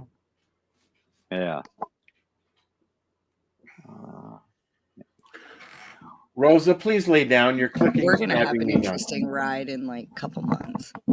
Isn't our election coming up? We're going to have an interesting ride here in Canada too over the next few months. We've got to deal with when is our election? Doug Ford in Ontario stepping down and hoping that people will re-elect him, and then the Mr. Moist and Lusciously couldn't leave soon enough. And the tariffs, the tariffs that are starting between us and the States. Yep. And then that's just a push and shove match because Trump wants us to be Americans. I'm sorry, but I will say this flat out. I will not become an American, even though my mom was American. She was born in New York. Technically, you could be a dual citizen right now. Yeah, we've explored that. Yep. Technically, I don't think so. No, I couldn't, and that's what we found out because I'm adopted. Oh, you're adopted. If you were a birth child, that would be different. Because you could do birthright citizenship that got shot down in court. Yeah. No, there was a time when I was looking at applying for dual citizenship because I was seeing somebody in the States. Oh yeah. And I found out that because I'm not a birth child, I do not qualify for that right.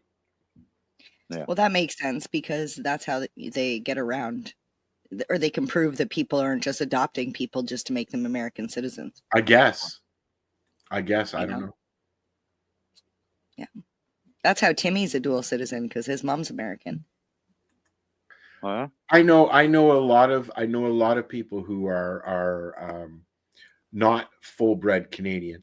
I was born here in Canada. I was born at Mount Sinai. I am Canadian, although I don't know half breeds. I don't know my birth parents. I know nothing about the history there. Nothing.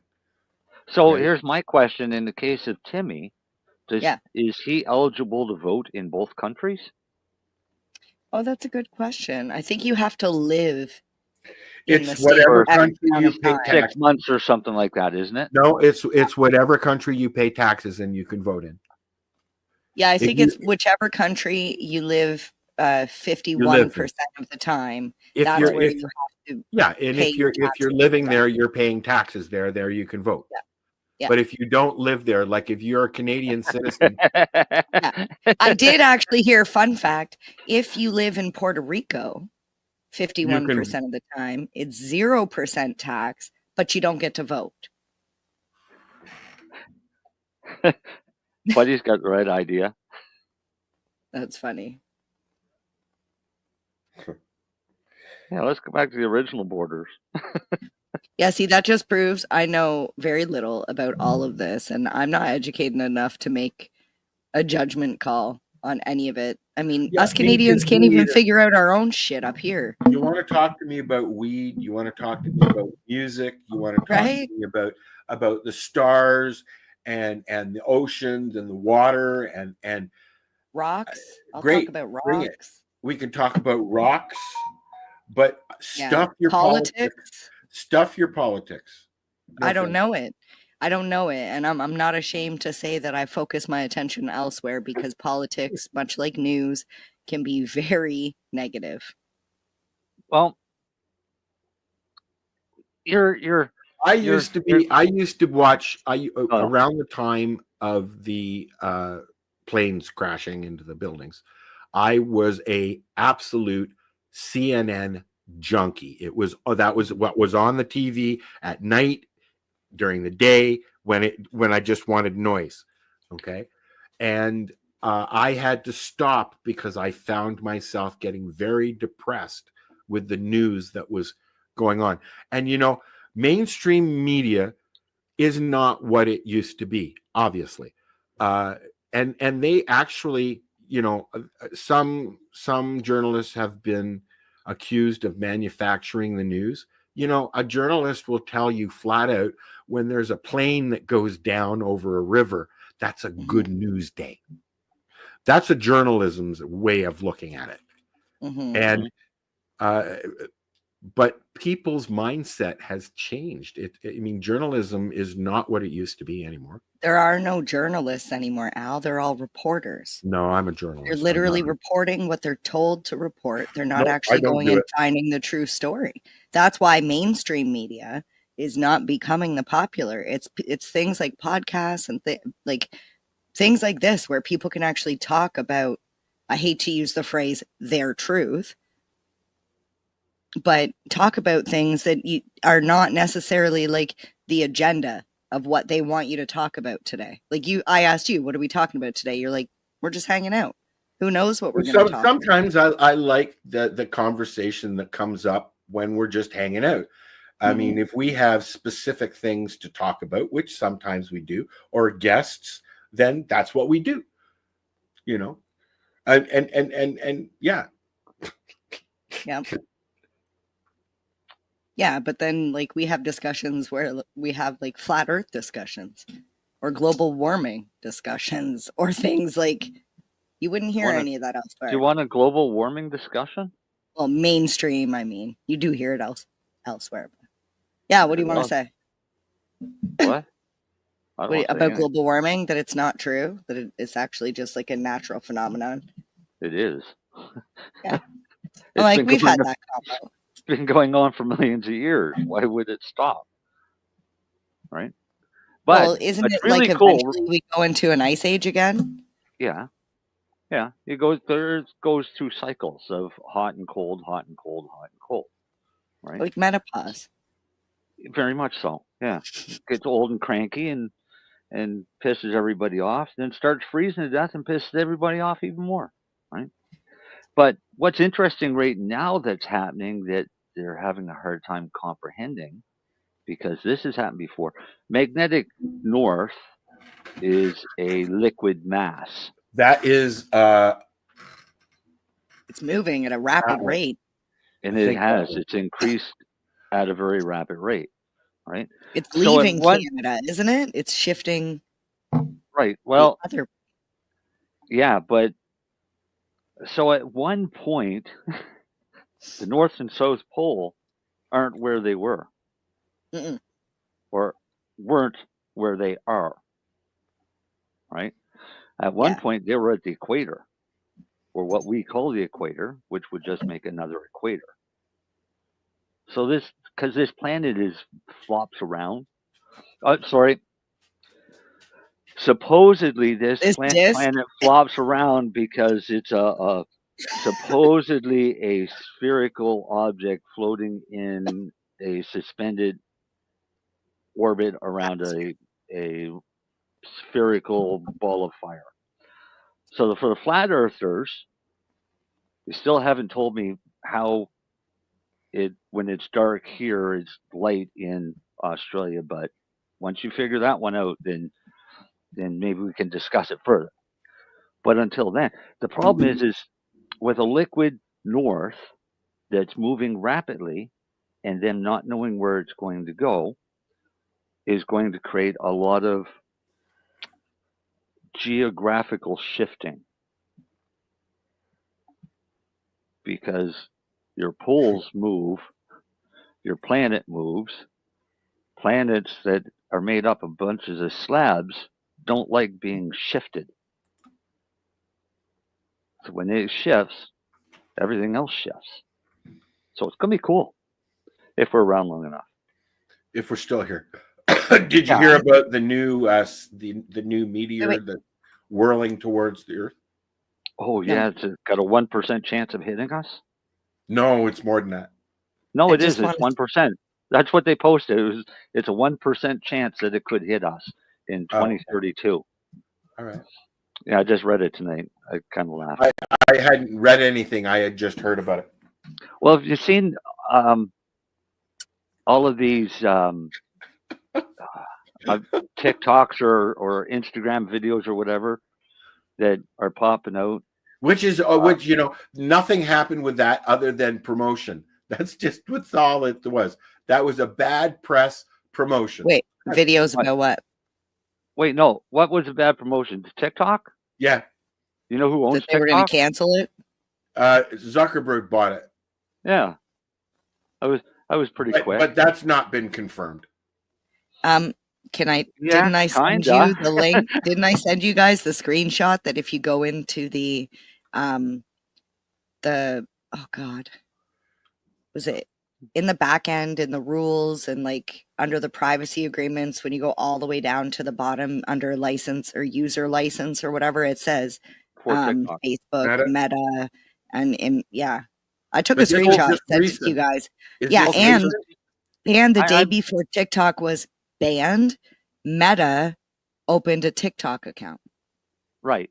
So I don't have TikTok. I won't have TikTok. I don't use it either, and we won't broadcast on there. No. But you, MJ, have had TikTok before, right? I still have it, yeah. So when it shut off and then when it came back on, did you have to do a new user agreement? Our TikTok wasn't affected. What do you mean? Actually, okay. The way things so that was the U.S. TikTok. Yeah, but in Canada it's different because there were things that were already done here that Trudeau implemented, and Canada, you can still down the app. You can still download the app. You can still use the site if you were a previous member, but they will not allow you to sign up and use an updated version. Like they're not allowed to update the app in Canada. That's what I read anyways. And that was before they actually did the ban, which lasted 3 hours? Yeah, I don't use it, so I got an Instagram account. It doesn't matter to me because I don't use it either. Yeah. The best thing that happened. Account, but I've did nobody even notice that I'm running the three high guys, the high guys thing there? No. So I see the 420 radio show is live. Friday. I just changed it, bonehead. Oh. Well, I know. Fuck. It's been running this one. It's been running this. Did you hear earlier at the beginning of the show when you asked everybody what they were smoking, and I said I was doing the double ice cream red eye ice cap? Yes, I remember. Yes, it's kicking in. Yeah, so is the hash. So I'm not reading that shit. And we still have a half an hour to go. Yeah, I know, it's great. I'm gonna do a little show and tell for a second here. What is it? Boom. So I stopped at the local store and I picked up some cologne. They're just samplers. It's called Bloom. But And it's wheat, what I found, wheat flavors. The scents are indica and sativa. Oh, which is actually kind of cool. So indica's got its own scent, and sativa has its own scent now. It's going to get even more no, it says confusing. indica and sativa inspired. Okay. The inspiration from uplifting and energizing qualities of daytime sativa strains, as well as intimate qualities of indica strains. There, I'll just let Buddy say it for me. You know what? I think it's a great way to be like, wear this one during the day. So it's aromatherapy. Kind of. They're just little samplers. And what do you do with them? You wear them. You wear them. It's perfume. Yeah. Oh. It's perfume. Yeah, it's just like a daytime, nighttime. This perfume called patchouli oil? Yes. Yeah, but does it smell like patchouli? Yeah, and that was that was a really big smell in Yorkville in the 60s and 70s. I was going to say that's very like hippie smell. It's almost mothball like. So when I was 14, so I went into a store one day, and there was a young girl working at the counter. She was older than I was, and when I got up to the counter, all I could smell was hash, and it smelled like good Afghan hash. And so when I got up to the counter, okay, hold on. You said you smelled halibut? Afghan hash. Hash. I thought you said halibut that smelled like hash. I was like, No. what the? No. I've never smelled any halibut that No, smelled the like cash register smelled like hash. The girl at the cash register smelled like hash. Right? So I said, wow. I said, you must really like my favorite smell. And she said, she looked at me. I said, yeah, I like hash too. And she goes, well, I know what your favorite smell is, and it's not hash. It's called patchouli oil. And that was the first time I'd ever smelled it. And it smelled exactly like the hash that I had in my pocket. All of my mom's friends smelled like patchouli. Yeah, I love that. Back in the day. That's why the hippies loved it. Yeah, because it smelled just like Afghan hash that we used to get off the boat. It probably covered up the smell of your hash. Yeah. Yeah. But as soon as I smell it, I'm just taken right back to the 70s to hash. You know, I enjoy that smell as well, but some hashes smell like poo. Oh yeah, some are bad. Some are good. It depends on what your product is that you start with. And how you make your hash. The Vortex hash that I have, this is what do you call it? They call it Afghani black hash. Okay. Yeah. Afghan black hash, and it's soft, and it's old school. And then you've got your Nugs, which is old school black hash, and it's softer. And then last week I tried some Wagner, and it was very sticky. It was more like just a big glob of globness. That sounds like the ice cream biker hash that we used to get out of Quebec. But it burned really nice in my hash pipe, and it burns really nice in a doobie as a snake. And what I discovered is I make my snake, and I take my piece of hash, and then I put it in my weed and get it coated so that so it doesn't get sticky, and then I can roll it out and it doesn't stick to my fingers, right? Sure. Yeah. There's lots of different. We'd love to know your tips. I'm sure Dale has a lot of tips because he's a big hash maker, right? Do you make hash a lot, Marcel, or do you just not bother? Because it's fair. I made it last year, as you know, and I made it with Puff Dog a few years ago at the farm as well. But it's very, very labor intensive. Al, did you seriously just ask Marcel if he makes hash a lot? Well, because it's the guy that does the demo every year at Harvest Fest on how to make hash. Haven't you known Marcel longer than me? Like, I'm so confused right now. Even I knew that. But what I learned to do is stop fucking around and making little batches, do big batches and get it done with. And I only have to do it once or twice a year. What size is a big batch? Well, maybe 10, 15 pounds of pot, right? Do that up in one batch, run that through for an ice water bath, and then collect all that hash up. That'd be enough hash to last me for a year. I haven't, I would like to get to that point, Marcel, where I can do that stuff like that, but I have not. Yeah, it's a lot of weed. It is a lot of weed. I know. Yeah. But when you grow it yourself, you have that ability. Well, I'm working on it right now. I'm having issues with chili house. Yeah. So what I've been doing for the last few days is watching my temperature, and I'm finding that 20 seems to be the sweet spot. It's 21.5 up here in my office right now. It's minus 21 outside, and it's 17 downstairs. So in your office, why not just put up a tray with a heat mat and a dome and a light?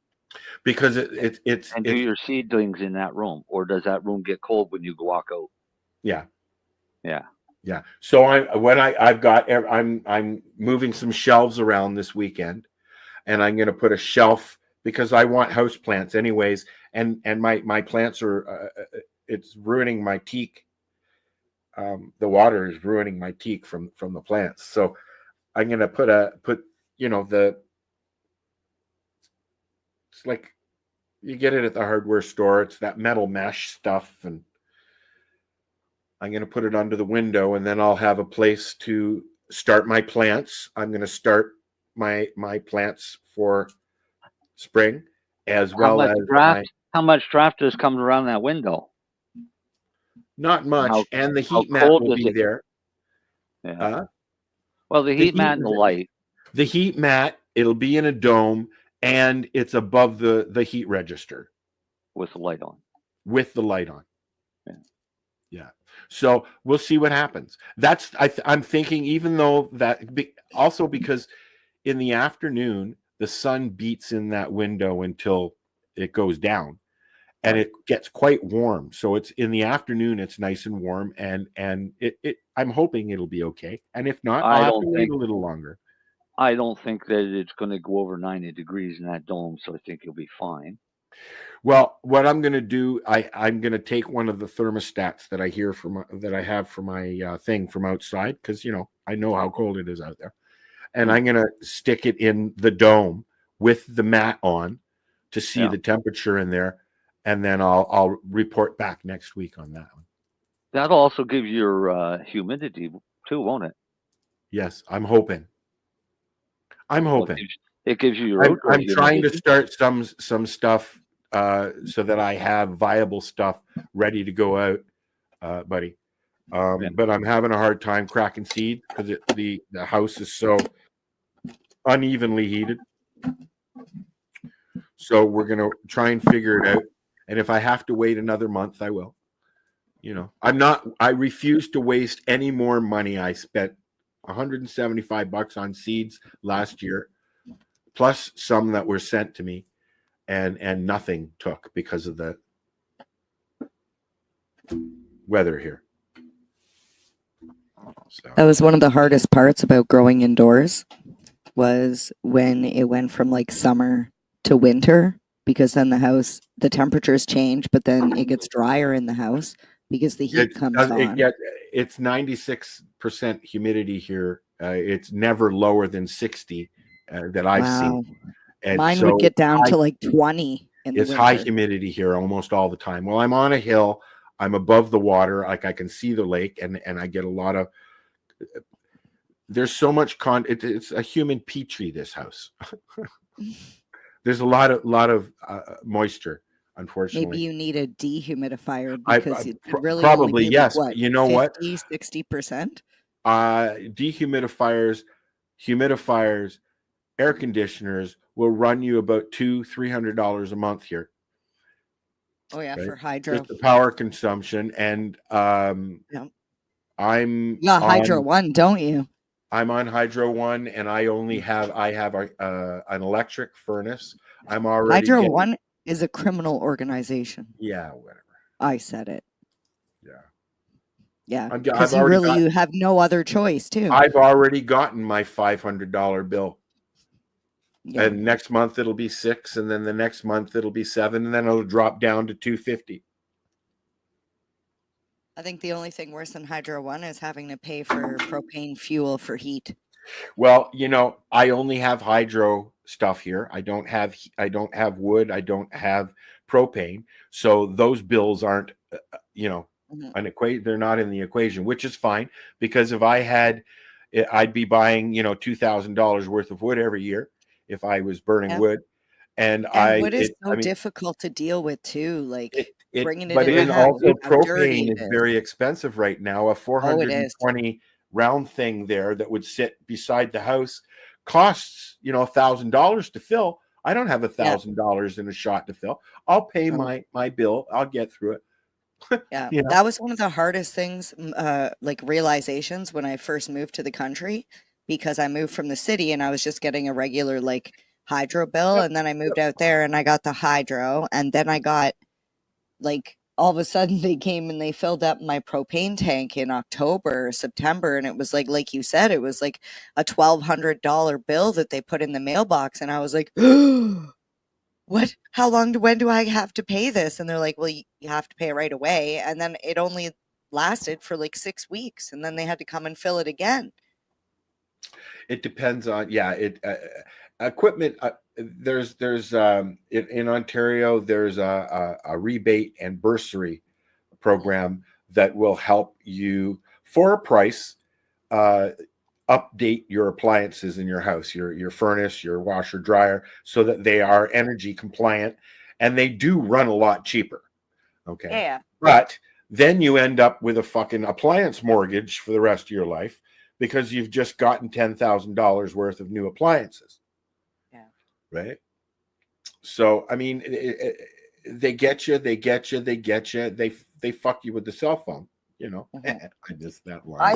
I still have propane heat here, except it's hooked up to the city. So like the gas pipe comes in the house. I get a monthly bill based on what I use. So that's natural propane, gas. or is it natural gas? That's natural gas. Oh, not propane. That's natural gas. Sorry, Yeah, my bad. okay. Yeah, because I still ask for unleaded when I go to the gas station. Just so you know, I ask for regular unleaded. What do you mean ask?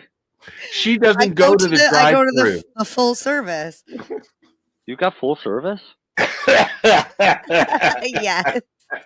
You think I'm going to pump my own gas? Around here, you'd have no choice, because I don't think I've seen a full service station here in 5 years.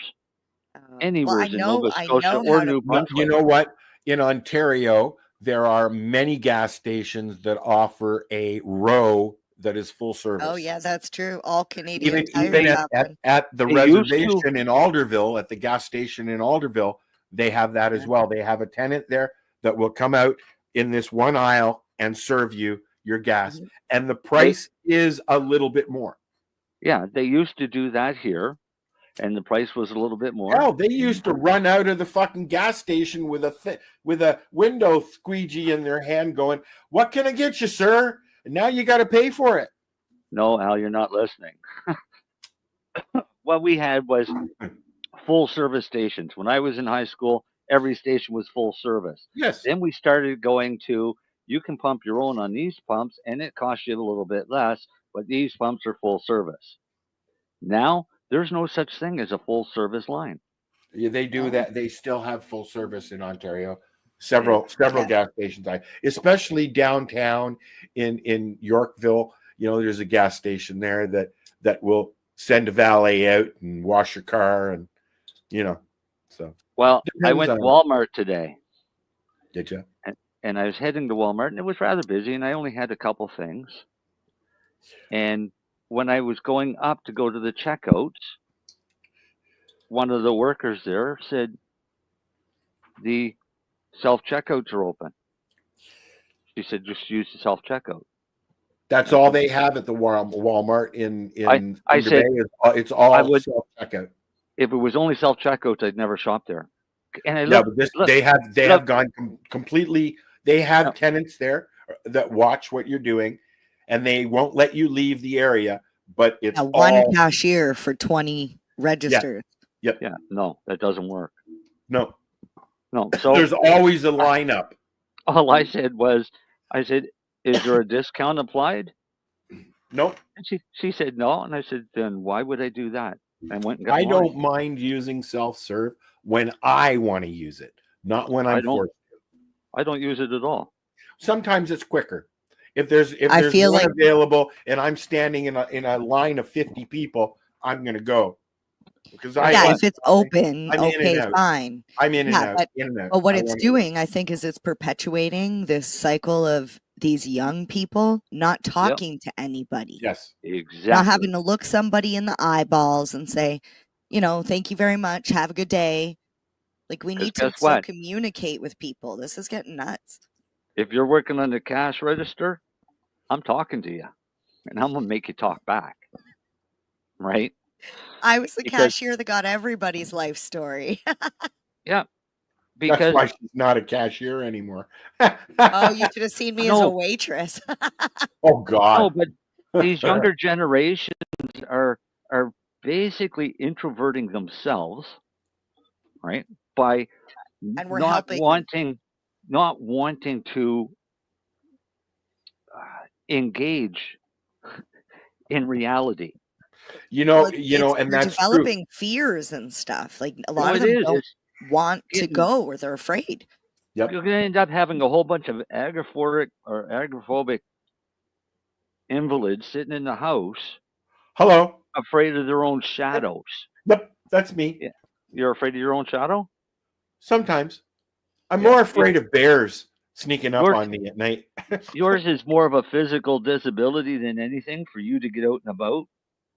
But I'm talking about the 18, 19-year-old, 20-year-olds that won't move out of mom's basement because they can't handle reality. I know a few of those. Yeah. My mom threw me out of the house. I was 19 years old. She threw me into a halfway house in Parkdale, Ontario, in Toronto. Yeah. It's like Buddy just said, we're so doomed. And I was a nasty, nasty, nasty teenager. I was about the same as I am now. So, yeah. No, actually, now I was a lot more quiet. No, I wasn't. I was in your face more. And now I'm quiet. I don't give a fuck what you have to say. If I don't agree with it, fuck off. Get out of my face. I don't want to talk to you. No, I was the really quiet person. Not literally, but most people were really scared of. And then I kind of just like that.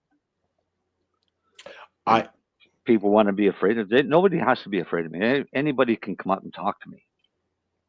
Yeah. But I think you're sweet. I also think that if I were to present an issue with you, you might not be so sweet. Well, no, I can still be sweet, but my issue is I've got no patience or time to pussyfoot around and sugarcoat shit. Because I feel like that comes with age, though. Like, why waste time? Even when I was younger, sugarcoating shit still means you're getting fed shit, right? Whether it's got sugar on it or not, it's still shit. So save the sugar, and I mean, everybody eats too much sugar anyways. But just give it bluntly. And she's having a blunt.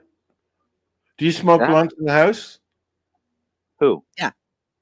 Do you do blunts, Marcel? Not the tobacco ones. But you mix. You're still mixing tobacco with your weed. No. And your hash. No, hash, yes. Weed, just hash. Oil and hash. Oil, paper, tobacco filler. I don't like weed. I don't like the taste of weed. But if I smoke weed, it's by itself, and it's pretty much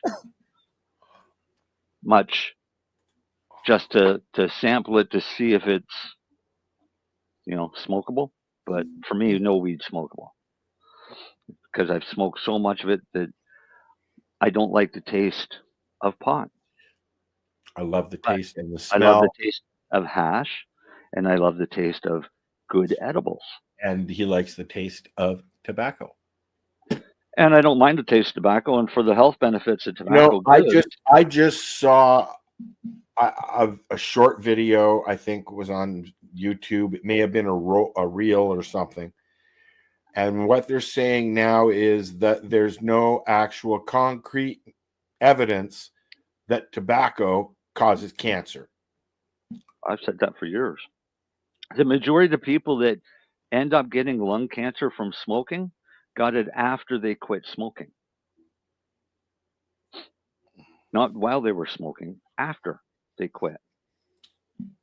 And it's very likely that if they continued smoking, they never would have gotten the cancer. But we'll never know. I keep getting smoke leaking into my video.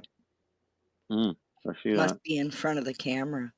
Must have that joint there. I don't know. It's a fucked up situation. But it started with Kush. It got to the point where I couldn't even stand this. I still can't stand the smell of Kush, but even the taste of it was turning me off. And then it slowly moved its way to the other strains. But you gotta remember, I'm coming on to my 50th year of smoking pot. 50 years. When were you? What age were you diagnosed with MS? Age? I don't know. Whatever I was in 2008. So whatever that was. 17 That years. was 18 years ago. 7. I was diagnosed with ADHD, what they used to call hyperactivity syndrome. I was 5 years old. I was a test study on high doses of Ritalin and Dexedrine till I was 16, when my doctor asked me, "Do you want to stop taking the pills? And are you smoking cannabis?" I said, "No, not yet, but my friends are." He said, "Well, if you stop taking the pills," which is what I've done as an adult now. Right? Yeah. But my question is, do you think that the prolonged use of methamphetamines, right? Yeah. Had an impact on me and is having an impact on my brain as an adult? Yeah. Yeah, me too. Yeah. But you like kiwis? No. Oh, too bad. It's one of those flavors that's just like, whoa, I wonder. Bitter. There's a Very theory. bitter. There's Is a what? theory there's a theory that your body knows what it needs, right? But there's also a theory that your body sometimes pushes the things that you need away. Maybe you just need to eat the kiwi in like a smoothie mixed with something else. Maybe. I don't like the alone, like I don't like bananas, but there's medical value there as well, right? The potassium. Well, it could be a texture thing too. If you're is like a me when it texture comes thing, to yes. foods, Yeah. kiwi So is a can- very Can you handle slimy, sweet weird texture. Do you like smoothies? Yeah. I'd rather crushed ice, but yeah. You could put crushed ice in with it. Make it like Well, a I have an ice cream machine and I can make smoothies with it. You just like I can dump in some juice and run it and it just makes a nice smoothie. I don't have a smoothie maker though. If I had one, would I you just need a grind up blender strawberries and stuff? I don't think so. But if it was frozen, maybe. Yeah, so that's okay. If you cut up your like fruit, like say kiwi, strawberries, and banana, and throw it in a Ziploc, throw it in the freezer. You literally take that out, pop it into a blender with some crushed ice or just water. And then you have, you know, Timmy puts chocolate, dark 90 or 80% cocoa right in it. I like dark chocolate. Yeah, I prefer it. You can put it right in there and make it more like a dessert thing, but it's the fruit, the benefits of the fruit. I put Yogurt. 2 tubs of ice Yogurt cream. gets my almost instantly. Yogurt will just Yeah, you don't have to use yogurt. No, but Dale just said yogurt Oh. and fruit every morning he has. That's what he I don't has. do the Yeah. yogurt. Mine is We have yogurt and fruit. I do.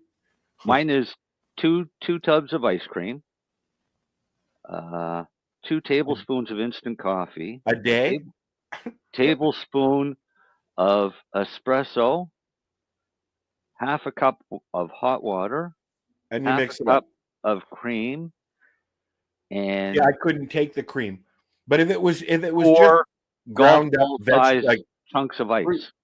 Yeah, I like ice. And that is and a tablespoon of brown sugar. And That that might is put me over though. That's a medicated red eye ice cap. Yeah, but for a diabetic, that a little extra sugar because of all that natural sugar, right? Might be a bit much. Natural sugar? Natural sugar is actually the stuff in harder the on- ice cream. Yeah, but it's different. What's different? I don't know. I was like, where's the natural sugar?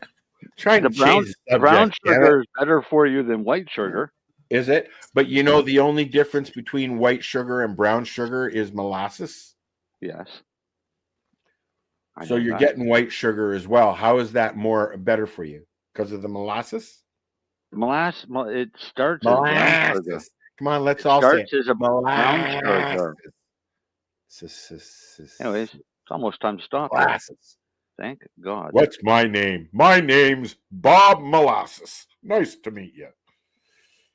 Oh, Want to man. buy a car? What have you been smoking? That was my car salesman voice. I think you had too much hash. Too much water. Not enough water. I love the water here, man. It is so cold. It's frosty right out of the tap coming from down yonder there in the lake. I can't drink Fucking awesome. tap water. Oh, I love it, dude. They're the only time I don't like it, and you just leave the water out for 5 minutes or so, is when they bleach it, right? When they always chemical it. bleached. It's always No, you can taste it when they douse it. When we get a lot of boil water alerts, when it gets warmer, right? Yeah. And and you can smell it. You can smell the bleach. You can taste it. But if you just leave your water bottle out for 5-10 minutes, gone. Yeah. I'm surprised you don't have a well. I don't know. I'm on town. I'm right. No, in he's town. right in the town. I'm right in Yeah. town. I have sewage and Thought water. you lived that far north, I guess. I'm sorry. But that they would have. You've been misinformed. Well, yeah, I went up past Highway 7 and they had wells up there, so. Yeah, but if you're in a small little community, it's only got a dozen houses. Like the farm. You were at putting the in a farm. municipal system. I had to bring hydro in at the farm, and I had to get the big jugs there that I had at the farm for water. Right. But here, no, I'm on it. It's a water and sewage. I pay water and sewage and all that. Thanks for coming again. Oh, that sounded bad. Thanks for coming back to speak, Funny Weeds. Don't you dare pull that as a soundbite. Sheesh.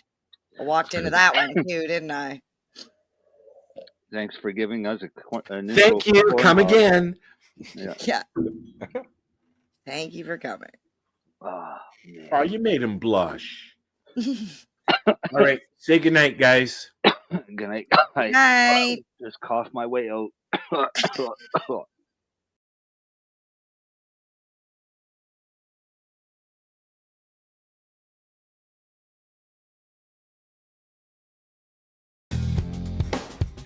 Stay tuned. We'll be back after this toke.